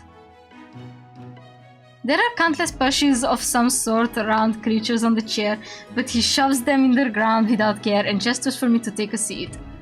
He doesn't strike me as a plushy person. Maybe he just likes cute things? Oh my god, they look so silly. Hey. The hand that landed on my shoulder quickly retracts. Whoa, you okay? Sorry, I didn't mean to scream, you scared me. My bad. Just wanted to give you a quick warning before I left. He leans in closer and lowers his voice. Don't let Sammy start talking about it, yeah? No matter how much he begs. What? What are you two whispering about over there? Nothing, I was just leaving see above. What did he say? Don't let Sammy start talking about it. No matter how much he begs. Bye. Wait, what did you mean by that? Unfortunately, Alexei gives a quick salute and disappears before I can ask him anything else. I loiter around the entrance to see if he'll come back, but then Sammy pats the chair immediately and I'll have no choice but to sit down. Impatiently, sorry. If you're going to give me a warning, at least be more specific. Any kind of context would have been nice. Yeah, I might end it here. I'm gonna end the stream here. I do make a save. I will probably come back to this demo on my free time and check out all the possible route options because this feels like a lot of fun. But yeah, I do want to take a break and I saved anyway. Look at the babies! Oh, I love them. And you know what? Miss main character here, she ate. She ate and she left no crumbs. She is best girl. And yeah, best boy. I'm sorry, best boy. Gallery? Oh, I only have the photo. Look at them, they're so cute. Classified. Oh, they all have a CG photo. Oh. Yeah, they have a Kickstarter. Is this still? Let me check. Is the Kickstarter still on? Apparently it's still on. Oh, they wanna release the game on... Receive a digital... Oh no, it's a digital copy, never mind. Oh, they have sticker sheets. That's so cute. They have keychains, prints. They have ships. Oh, that's so cute. Duo keychains. Ah, I so wanna back up. The goodies look so interesting. Oh, they're phone wallpapers too. And there is one with Fio. Oh my god, but there's a lot of tears that are already gone, man. Alright. So this was Mirage Noir. I'm obsessed. I'm obsessed. I need more. And I didn't even finish the demo, but this is one that I definitely want to finish. I definitely want to see more of this. This was super good, super great, super funny. I didn't expect to like it as much as I did, but color me surprised. The game was good. $225. Jesus, that's so much money on my end, but it would be so good to back it up just for the merch. They're so silly. And I would like Sammy. I would like Sammy stuff. Also, like I said, lucky number. This was great. This was a great option. Okay, I'm gonna take a small break to do some dailies. I need a moment to sort my head out, and it's already 11 p.m. I think I'm going to play 1 to 2 more demos for sure, because of the fact that it's getting late and my energy is kind of running low, and I'm also hungry and I don't have much food around, so yeah. There are two demos I might actually choose the demos myself, because there is one that I really wanted to try out for sure, and I'm afraid if I let you guys select the number we will never get to see them, and I want something different than just the usual dating sim gists that you might find a lot on my list, because it's me. There's gonna be a lot of dating sims. I might release the full list that I had to those who are interested, but the problem is that, as far as I know, the event ends tonight, so there is really no winning. But I hope they don't take down the Mirage Noir demo, because I want to finish it later. I really want to finish it later. Please don't take down the demo, I'm begging you. It's so good.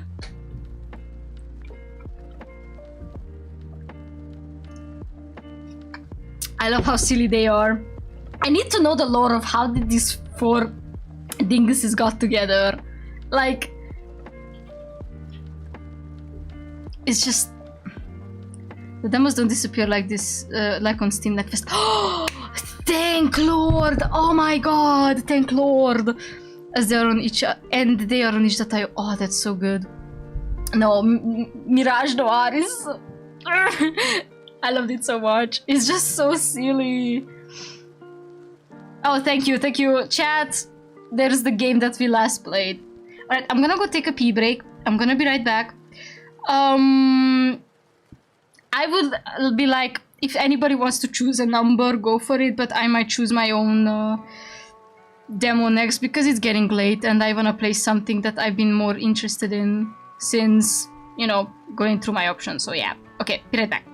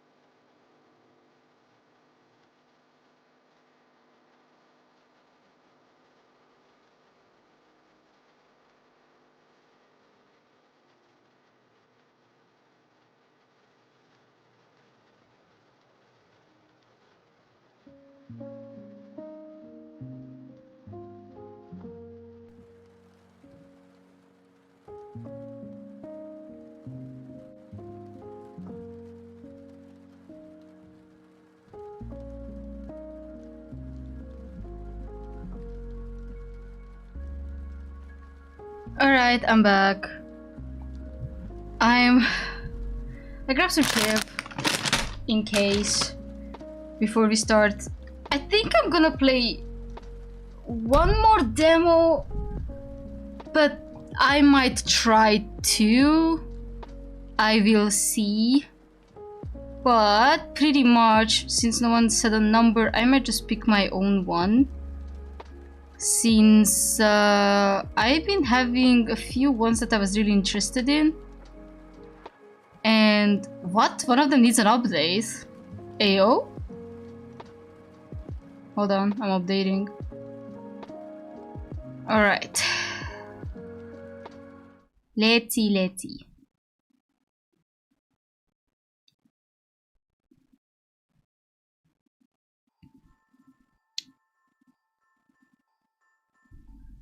This is Do No Harm. As far as I remember, this is kind of a spoopier game with more gameplay in it. So I wanted to try it out for sure. So yeah, and I have not much to say because again, I don't really know gameplay. So we just start a new game. In busy city streets, a strange offer caught my eye. An island village, remote and forgotten, in need of a doctor. The promise of high pay was too tempting to ignore. I put my back voice acting. The journey was long, the sea restless, and it warning me of what was to come. On my own, the island greeted me with silence. The villagers, they were unlike any I had met before. Their eyes were empty, their words few. And then there was the place they called my new home. An abandoned building, once a clinic, now a shell of its former self. I came for the promise of gold, but I fear I found something far more sinister. Oh wow.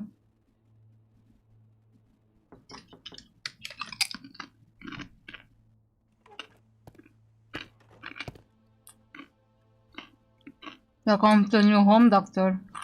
Oh, my name is Cormac. I'm the town sheriff. We got this place dusted to the best we come at this resource from. And what's left from the previous doctor? It's on your desk. Some books and bottles really, but hey, could come in handy, who knows? Sure as hell not me. While we're on the subject, I got a mean headache. Can you give me something for that? Okay. Oh, book of medicine, do no harm. Vital thing. Okay, hold on. The 4 humors and remedies. We recognize the 4 humors: blood, plague, yellow bite, and black bite as the cornerstones of health and disease. Vital medication pertain to the humors of blood and plague. Digestive medication addresses the humors of yellow bile and black bile. Precise dosage is required to restore harmony. A low dosage ranges from 1 to 5, by a high dosage from 6 to 9.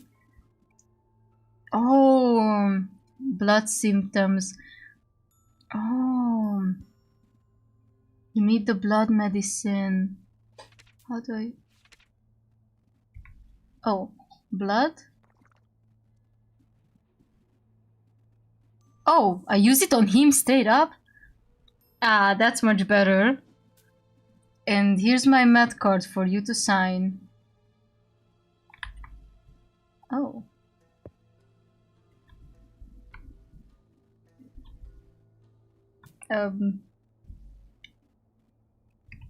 Good doctor.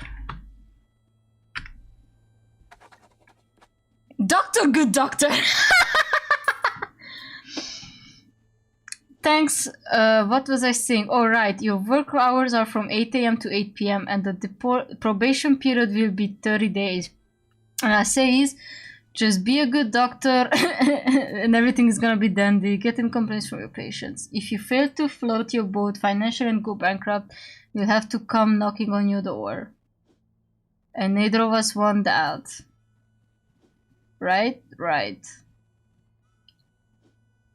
Alright then, have a good one.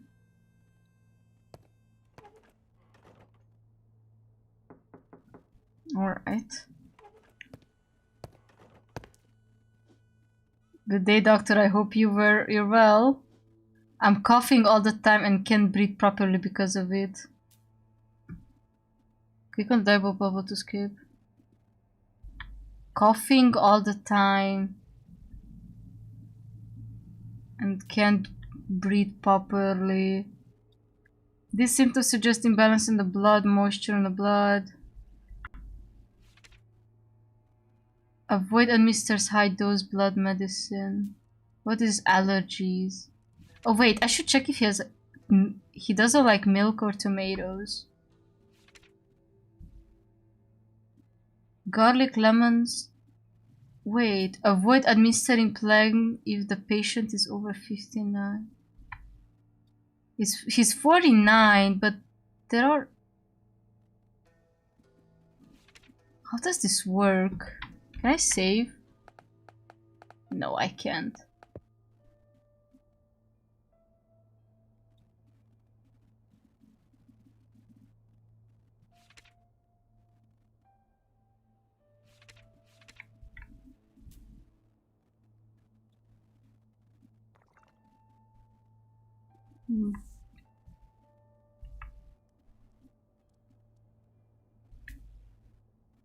Diagnosis tools.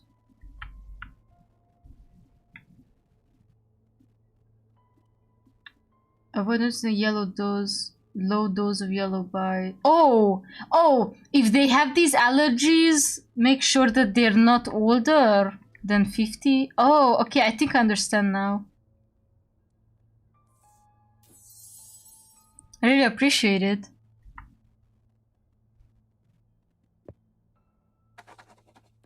Doctor, good doctor. I appreciate your help, doctor. Farewell. Okay, I think I understand, but like, what do you do when you have a patient who's allergic?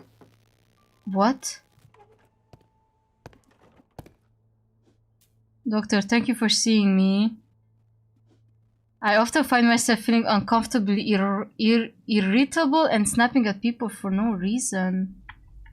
He's allergic to onions and water? How are you allergic to water? Coughing, sore throat, vomit, anger. Digestive medicine increases related to humors of yellow bile and black bile. Following symptoms, the key indicator that patient may need treatment targeting these digestive imbalances. So he has yellow bile? Avoid administering low dose of yellow bile. Cockroaches, dust, egg, fish, flour. So I just give him this?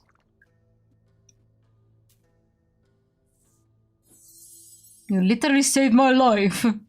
Of course. I love being Dr. Good Doctor. Thank you for seeing me, doctor. Take care.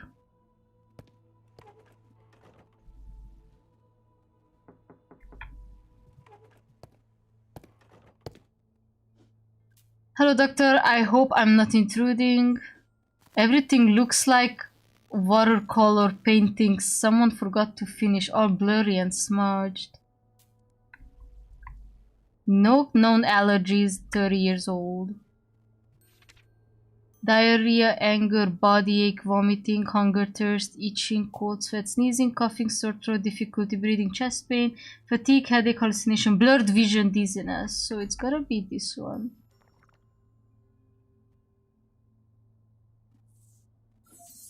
You're actually better than I expected.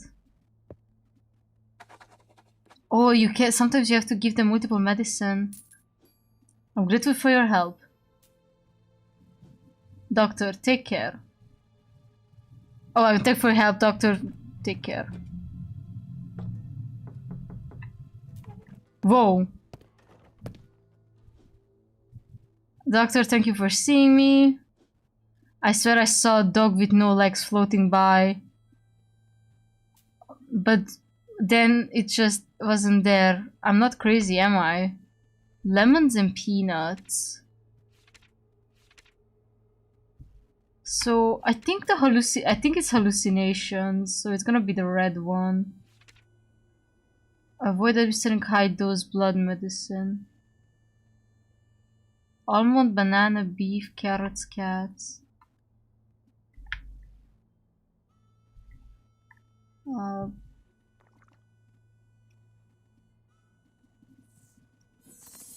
Doctor, you're just brilliant. What is this?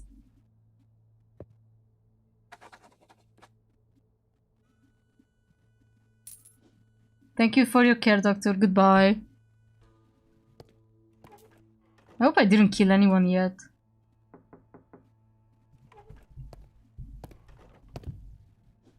Hello, Doctor.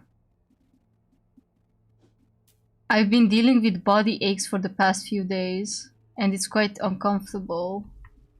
52, no known allergies. Body ache, yellow bite.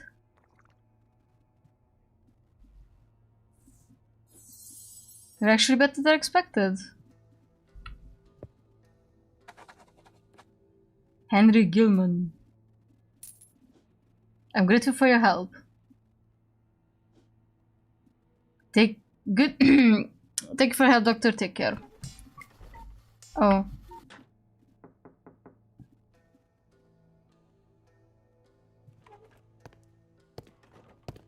The priest. May the Great One bless and welcome you. Splendid to see the lights on this dusty place flicker once again. It's been a long time since we had a doctor. Feels almost like a lifetime ago. I will leave you to your work.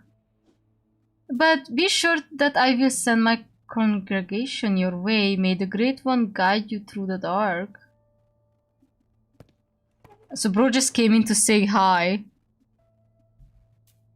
Okay, my reputation, my sanity is middle. My reputation went up, I think. Fully healed, fully healed, fully healed, fully healed. Okay, so I did good. Today was my first day in the new place. The day did not go as well as I had hoped. Perhaps tomorrow will be better. Main medicine. Lamp oil. Oh, you have to waste money?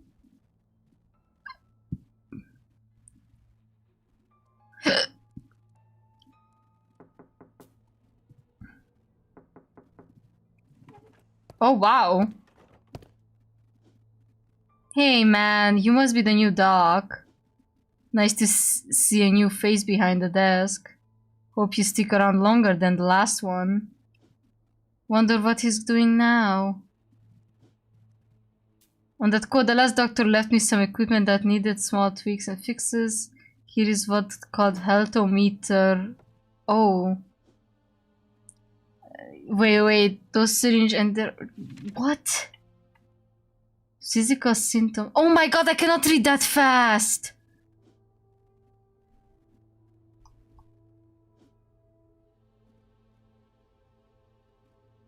Okay, Shy, you're reading way too fast. So here's the syringe. Is she still talking? Fully healed. It means that the patient is ready to be discharged right now. Are so sick for me. You can check the new pages. Which medicine is required to dosage.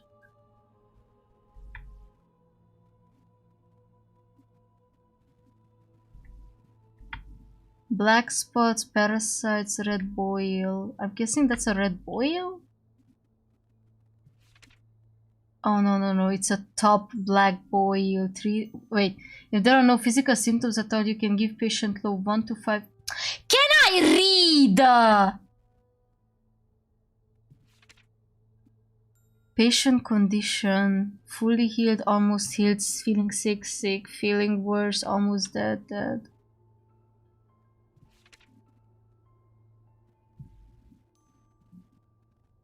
Physical symptoms can be seen on the patient's body. For some, you need to get the patient naked. These symptoms help you find those interval with the patient needs. If there are no physical symptoms at all, you can give patient low 1 to 5 dosages high.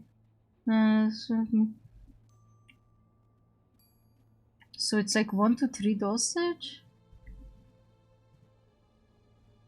Or 2?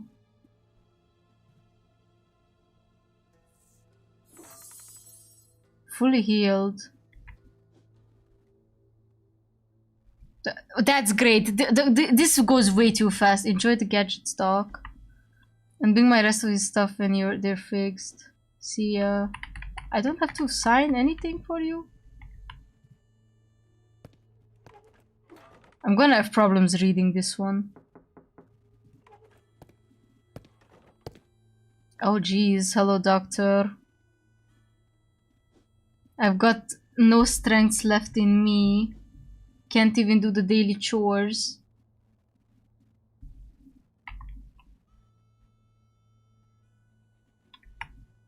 No strength left in me. Physical symptoms. So this is gonna take a lot of doses, but no, red spots with white top. Okay, it's gonna take 4 to 6 doses, but of what?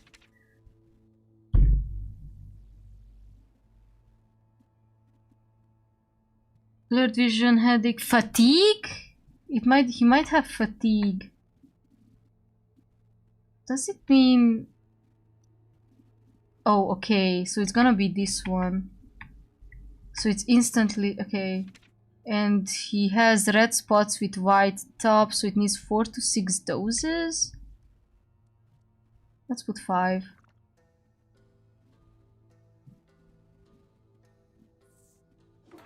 No! Almost healed. So I add you 1 more. Ah, he needed 6. You actually feel better than expected. Fully healed. Okay.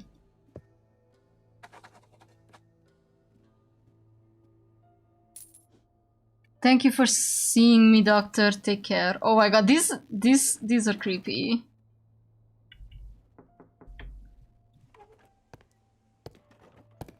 Oh wow, good. I hope you're well.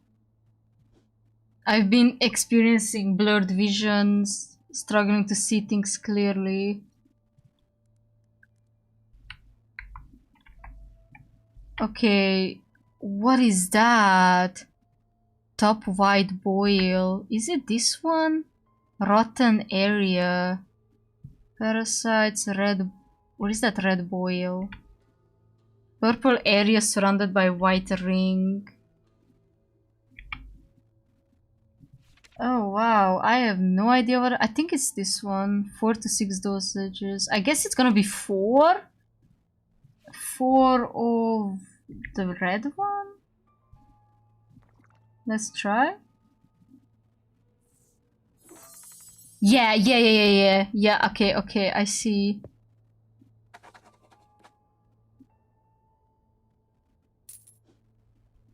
Thanks for your assistance. Goodbye. Okay, so depending on what number you get is how many of these dosages you have to... Okay. Oh my god, what's wrong with you? I've been experiencing cold sweats lately. It's awful concerning. Allergic to nuts. Cold? Cold sweat, cold sweat. Okay, so it's gonna be the black pile, but like... Swelling? Yeah, that's swelling. 3 dosage.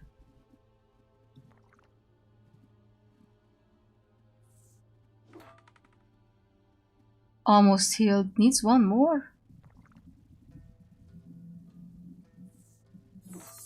Yeah, needed 1 more.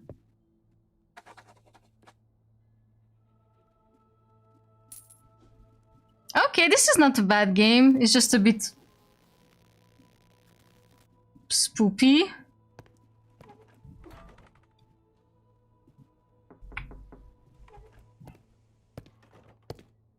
It's another one. Doctor, thank you for seeing me. My throat's been hurting for 2 weeks.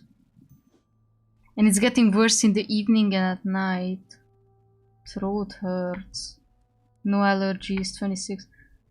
It's gonna be swelling again. Sore throat. Okay.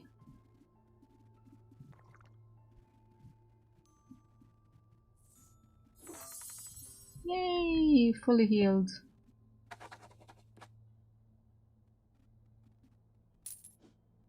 Thank you for your time, Doctor. Goodbye.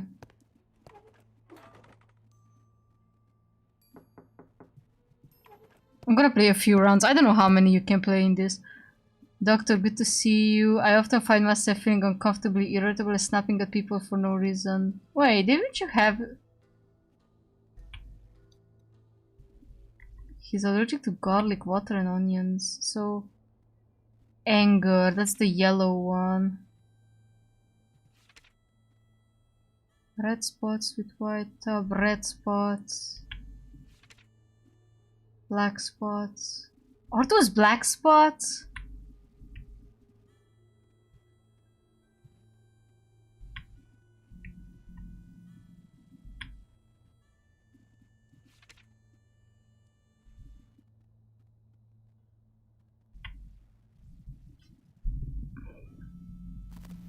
Ah! Okay, they don't look like anything. Red boil, parasites, black spots, person by white ring, top white boil. They just look like it's part of his face. Can I not use?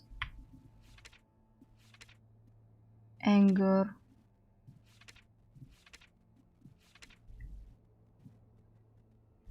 Have to put a number. Nu știu cât. You know what? I'm gonna put down 9 and hope that he doesn't die. I feel the same.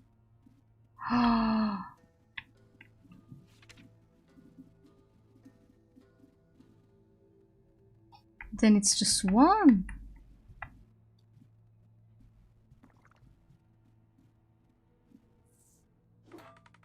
Almost healed.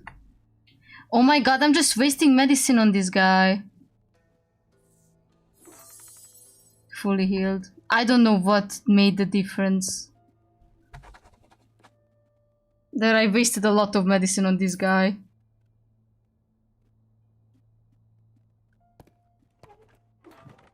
I might have killed him. Like that, I might have overshot it because of his face. Thank you for seeing me. I feel like a dried up riverbed. I couldn't drink the whole well and it still wouldn't be enough.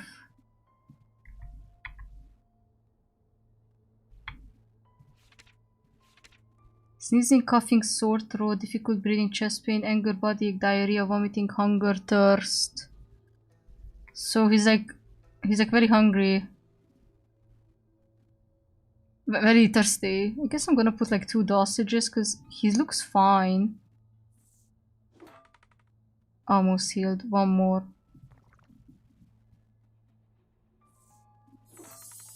Awesome.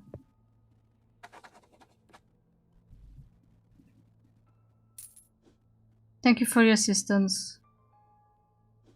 Goodbye, doctor. Is the priest coming in again?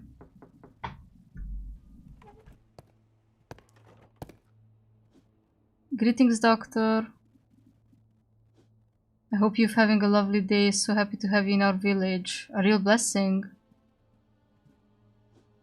We were just thinking for the folks about how your presence comforts people, make them feel safe in case something goes wrong, you know?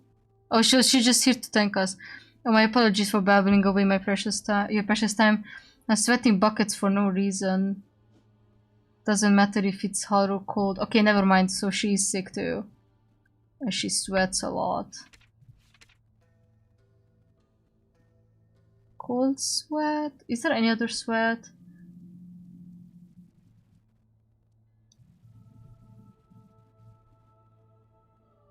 No.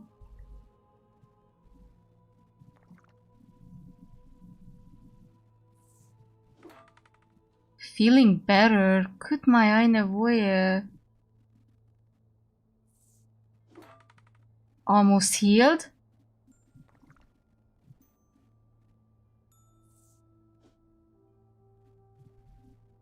you serious?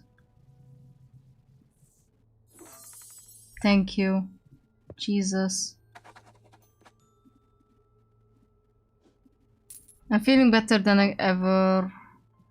Thank you. It's not that bad, but when you don't have these obvious physical forms... Wait, was I supposed to make them undress?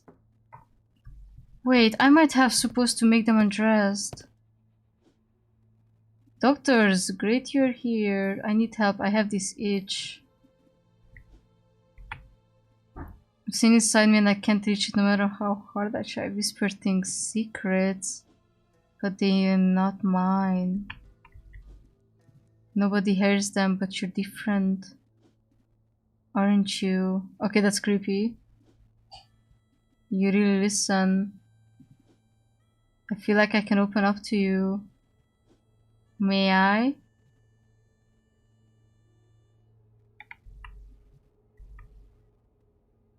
That's not even the same person. How do I ask her to undress?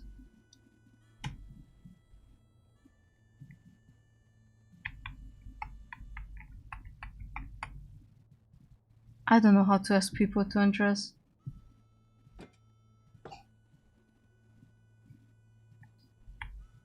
Bro's got an itch. But how much do I... Use 3?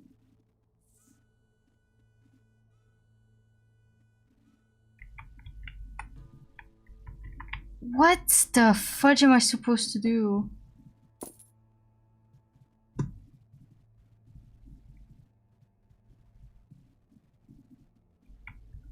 I sincerely don't know what to do.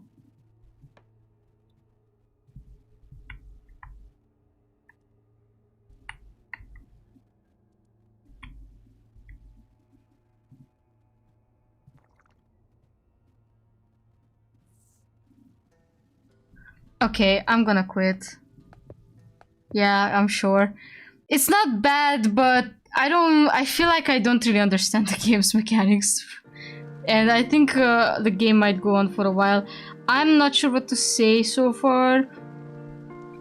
I don't know how to get people naked. I'm sorry. I'm a virgin. I guess. I've never done anything like this before. So yeah, I guess that happened. I don't wanna judge it, but I don't know how to kinda control the game.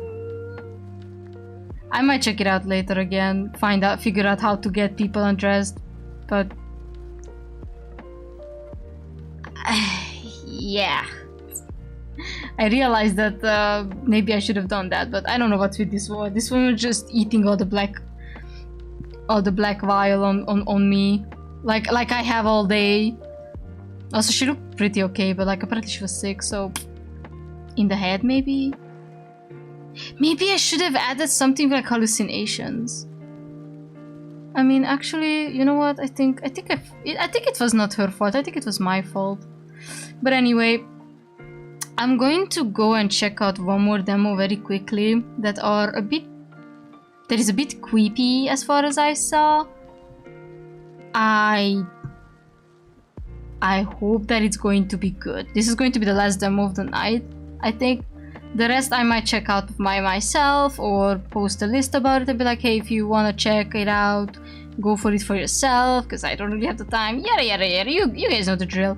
Anyways, next weekend we're gonna have Next Fest coming anyway, so you know how it goes. It's going to be full of demos once again. I just hope we're gonna get more voice acted stuff and more game focused stuff too, because that's one of my problems. That again, this specific event brought a lot of visual novels in, and it's not that it's a problem, it's just, yeah, I gotta play other games too. So yeah, all right, last demo of the night. Give me a second and I'm gonna boot it up. And then I'm going to end stream. So I'm gonna sneeze.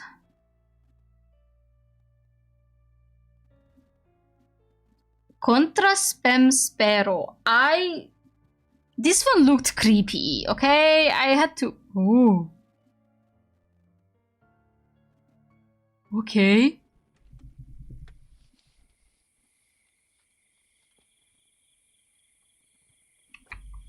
What? Oh.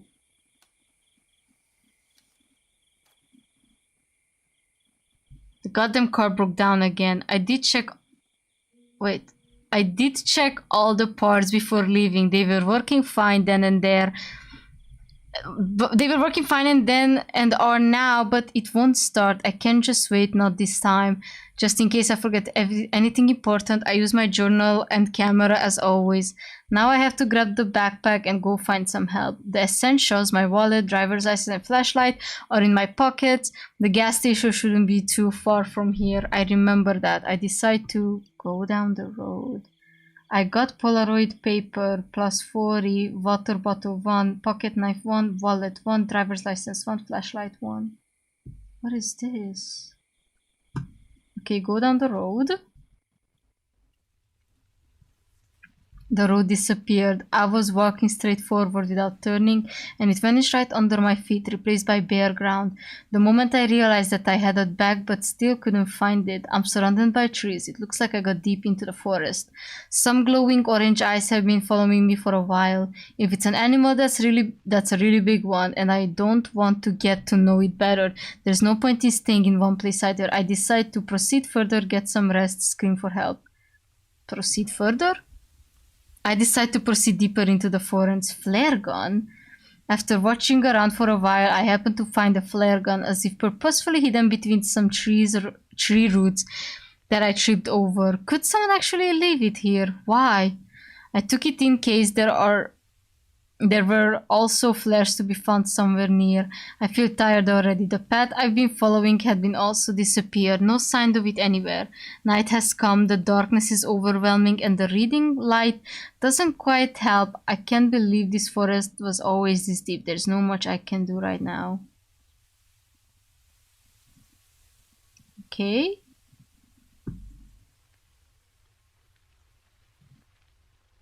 Okay, that's my backpack.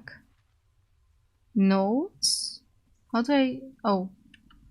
There's this. Are you sure you want to quit to main menu? Oh, that's just quitting to main menu. I see. I decide to continue walking, get some rest, scream for help. Get some rest? I decide to rest beside a nearby tree and feel less tired. Not sure if I should wait here till morning just to see anything. The path I've been following had also disappeared. No sign of it anywhere. Night has come, the darkness is overwhelming, and the reading light doesn't quite help. There's not much to do. Examine the surrounding. The forest is full of wild animals. It feels as if my every move is being watched. I change my mind about staying in one place. It may be too dangerous, especially in such a conspicuous one. How ironic. I find myself in a clearing. Wish the road were right behind me. That tree line there's... I think I see someone standing next to it, but I'm not sure if they're facing my way. If I call out, this person won't be the only one to know my location. I got an idea. The flash may attract their attention. Lost 1 wallet, 1 driver's license, 1 flashlight. How did you lose that? How do I...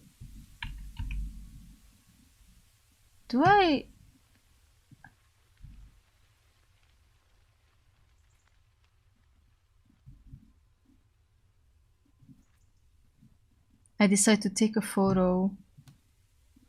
I did. It did. Looked like they waved at me. When I got closer, as carefully as I could, not to make too much noise, the silhouette became more vague. I asked in a whisper if they knew how to get out of here. There was no response. I glanced at the photo to make sure I didn't imagine things and I'm not talking to a human-shaped tree snag. I decided to take a look closer at the photo. Oh, wow! No one, you're gonna die in here, fool. You're gonna die. His mind fresh meat. Don't run, point lasher. Okay, this cannot be happening. Just fight, run away, pass out. Run away? You should have wished for a better ending. Whoa. Okay, so that was it. What if I hit continue? Okay, so take a photo, take a closer look. Can we even fight it? I cannot move my... Where's my... There. Okay, so I guess passing out is our only option. Let me try this again. They look like Wendigos. I don't know what are those bars on the bottom of my... What? Actually, I don't believe myself at the moment. He's leading me somewhere where it's always safe. I had no choice but to follow.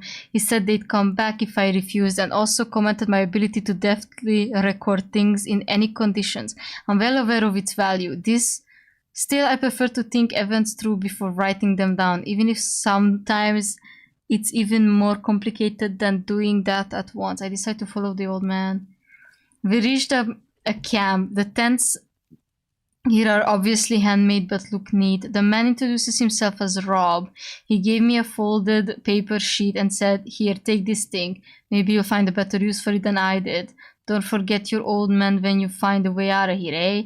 I sure hope you will." There was another one inside but empty. The first one turned out to be a shabby hand-drawn map. But did he really depict this forest in it? How do I, like, flip pages? Oh, what's this? Riddles.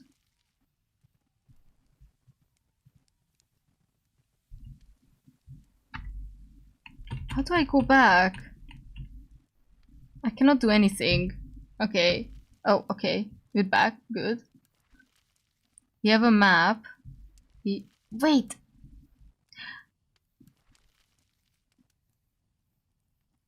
Oh my god, that's so many bullshit. Okay, perhaps I should use my cam more often to have at least some idea of the surroundings and check it, hopefully. But not to overdo it. I still have only a few pieces of Polaroid photo paper left. Or I could just wait till morning. Now that I feel safe in the presence of another human, I still strange after I take a photo. When I took a picture, Rob got closer and said, "What you got there, a camera? Looked like an owl to me. Bizarre photos you have there, buddy. Your cam has a flash, eh? You ain't seen one when you took me a picture. That's the way light works here. Or doesn't, who knows? Depends on what the forest wants you to notice. That could come in handy, so cling to the thing." I doubt his ability to give valuable advice. I doubt his ability to give a valuable advice, but I'll keep it in mind. Moreover, the thing was not expensive to buy and not cling to now. I decide to talk to Rob, get some sleep, leave. Okay, this is a bit of an interesting game. Get some sleep. And I said sleep till the morning. In one of the tents, Rob obligingly suggested, "Perhaps this place won't be so gloomy in the daylight, and I'll be able to keep out faster." When morning came, there was no light. Pitch darkness, just as before, covered everything around me. Rob was sleeping near the fire. I woke him up and asked what was going on. He said, "There's no light in misery, nor doesn't have it either," and went.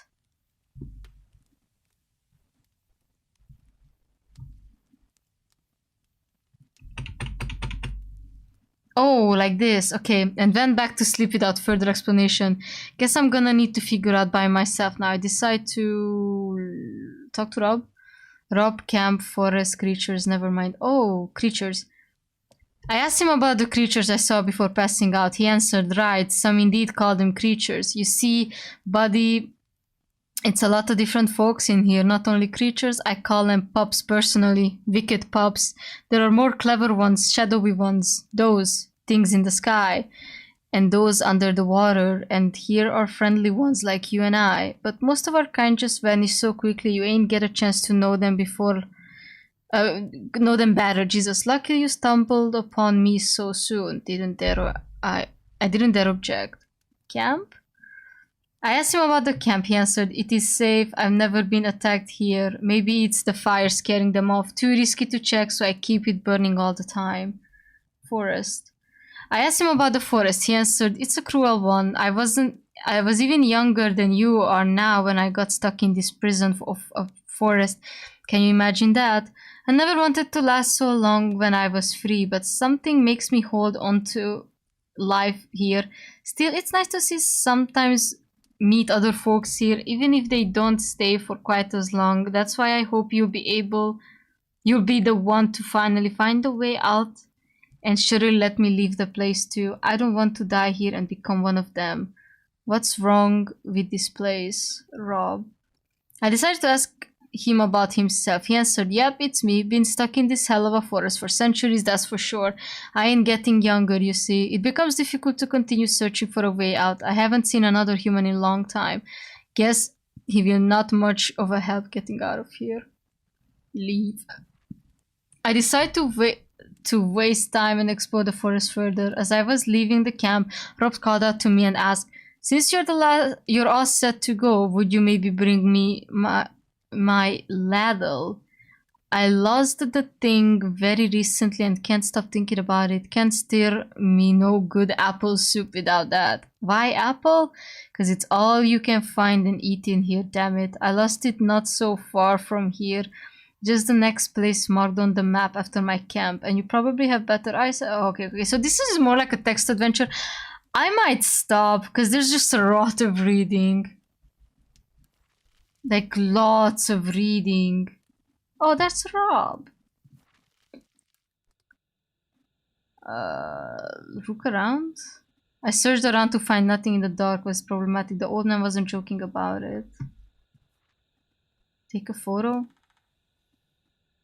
I decided to take a photo. Don't know how to explain properly, but even going off, the flash of my camera seems to freeze in time or create an invisible light source that illuminates the surroundings, even if only faintly for a much longer period than it's supposed to. All the nearest objects stay visible to me somehow. I decide to look around again. I still spotted the ladle almost glowing because its metallic texture. It was weird to say that least having a neck too wide for the bowl, but suitable for cooling liquid. Handmade too. Leave. I left. We got ladle. So I go back. Go there. Talk to Rob. Oh my god, it's raining. Ladle. I implied at my back by trying to find the ladle, and when I finally did, Rob grabbed it out of my hand cheerfully and said, "Attaboy, I almost lost all hope by now. But you're a promising fellow. Look, there's another problem you absolutely have to help me with. You want some apples? A bit more so I can make me some good...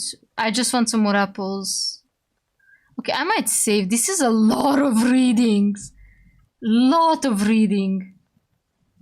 Can you even save? No, I don't think you can. Notes. Oh, you can actually take... Oh, you can take personalized notes. I see. I might have to play this alone, because this is a lot. It's very interesting looking game. I cannot read more than I already did, and the problem that I have with this game right now is that the font itself makes it really hard for me to focus. So I might just end it here for now. It looks really creepy, but really atmospheric altogether. Playing this alone might not be my thing, not because of the atmosphere, however, that does have a impending factor on it. It's just that I cannot read this much. I can't do it. I can't do it. But I enjoyed it. It's just, again, it's more like you know, those text adventures, or what they're called. I don't know how to explain them. If I have to make like a tier list of what I enjoyed the most and what I enjoyed the least so far in this event, and this is nothing against the developers, these are all personal matters, they're all personal feelings, don't feel pressure to please me, please don't. But I have to say probably my favorite was Mirage Noir, and I am it was just amazing. Not to mention, I also really liked So This Vampire Walks Into the Bar. It was really silly, and I like the message. I think it's going to be very cute, and it's just going to be another Valhalla type of game, but I like those, so I didn't mind it. Other than that, I think made Marion and like Lock and Key were like really close to one another in my, if you ask me. But I think I really like the Maid Marion one, probably because I had the most focus because I just started the stream. But honestly, Mesa was kind of hot, so I'm not gonna forget about them for a while. And yeah, I have to say that these last two games were pretty much a bit of on a lower extent, probably because I'm getting tired too. And I got confused about Do No Harm because it was like really fast going, and Contra Spem Spero has the problem of actually like using this really specific font that does not work with my dyslexia. So that's there. And Fishbowl was probably the shortest of them all, and I can't say much. However, I did like the presentation. It looked really pretty, and I like pixel art games. So yeah, and it also reminded me of Venba, so I don't know. It was interesting. The remaining games that I had left, I'm just gonna leave them here now that I'm at it. One of them was Craft, a fantasy merchant simulator. I don't know why I had this here, but it sounded silly. Then I had Emblems, Sunless Vow. I think this was also a visual novel combined with multiple gameplay choices. Then I had Going Under. I absolutely have no idea what this game was about. I just liked the presentation. Then I had Imperial Grace. This was definitely another visual novel with like, you know, multiple choices, probably dating Simi too. Yeah, and then I had Moonbriar demo. The Moonbriar looked like a really furry game. It looked like a furry game, but it was so it wasn't your classic furry game. The vibe itself was more like a Egyptian mythology-esque furries, you know, like very detailed stuff, but like more realistic detail, you know. Anyway, check it out if you're interested in this kind of stuff. Then I had Moonflower, which was another visual novel. I had Save the Villainous, which was again visual novel. If I remember correctly, Save the Villainous has been in development for a while now. I don't know if they had the demo out for long or not, but I do remember that this game kind of reminded me of what is it called? It reminded me of a manhwa. I think it was called Kill the Villainous. It really does look similar to it, and I'm guessing it might be a transmigration story, but who knows.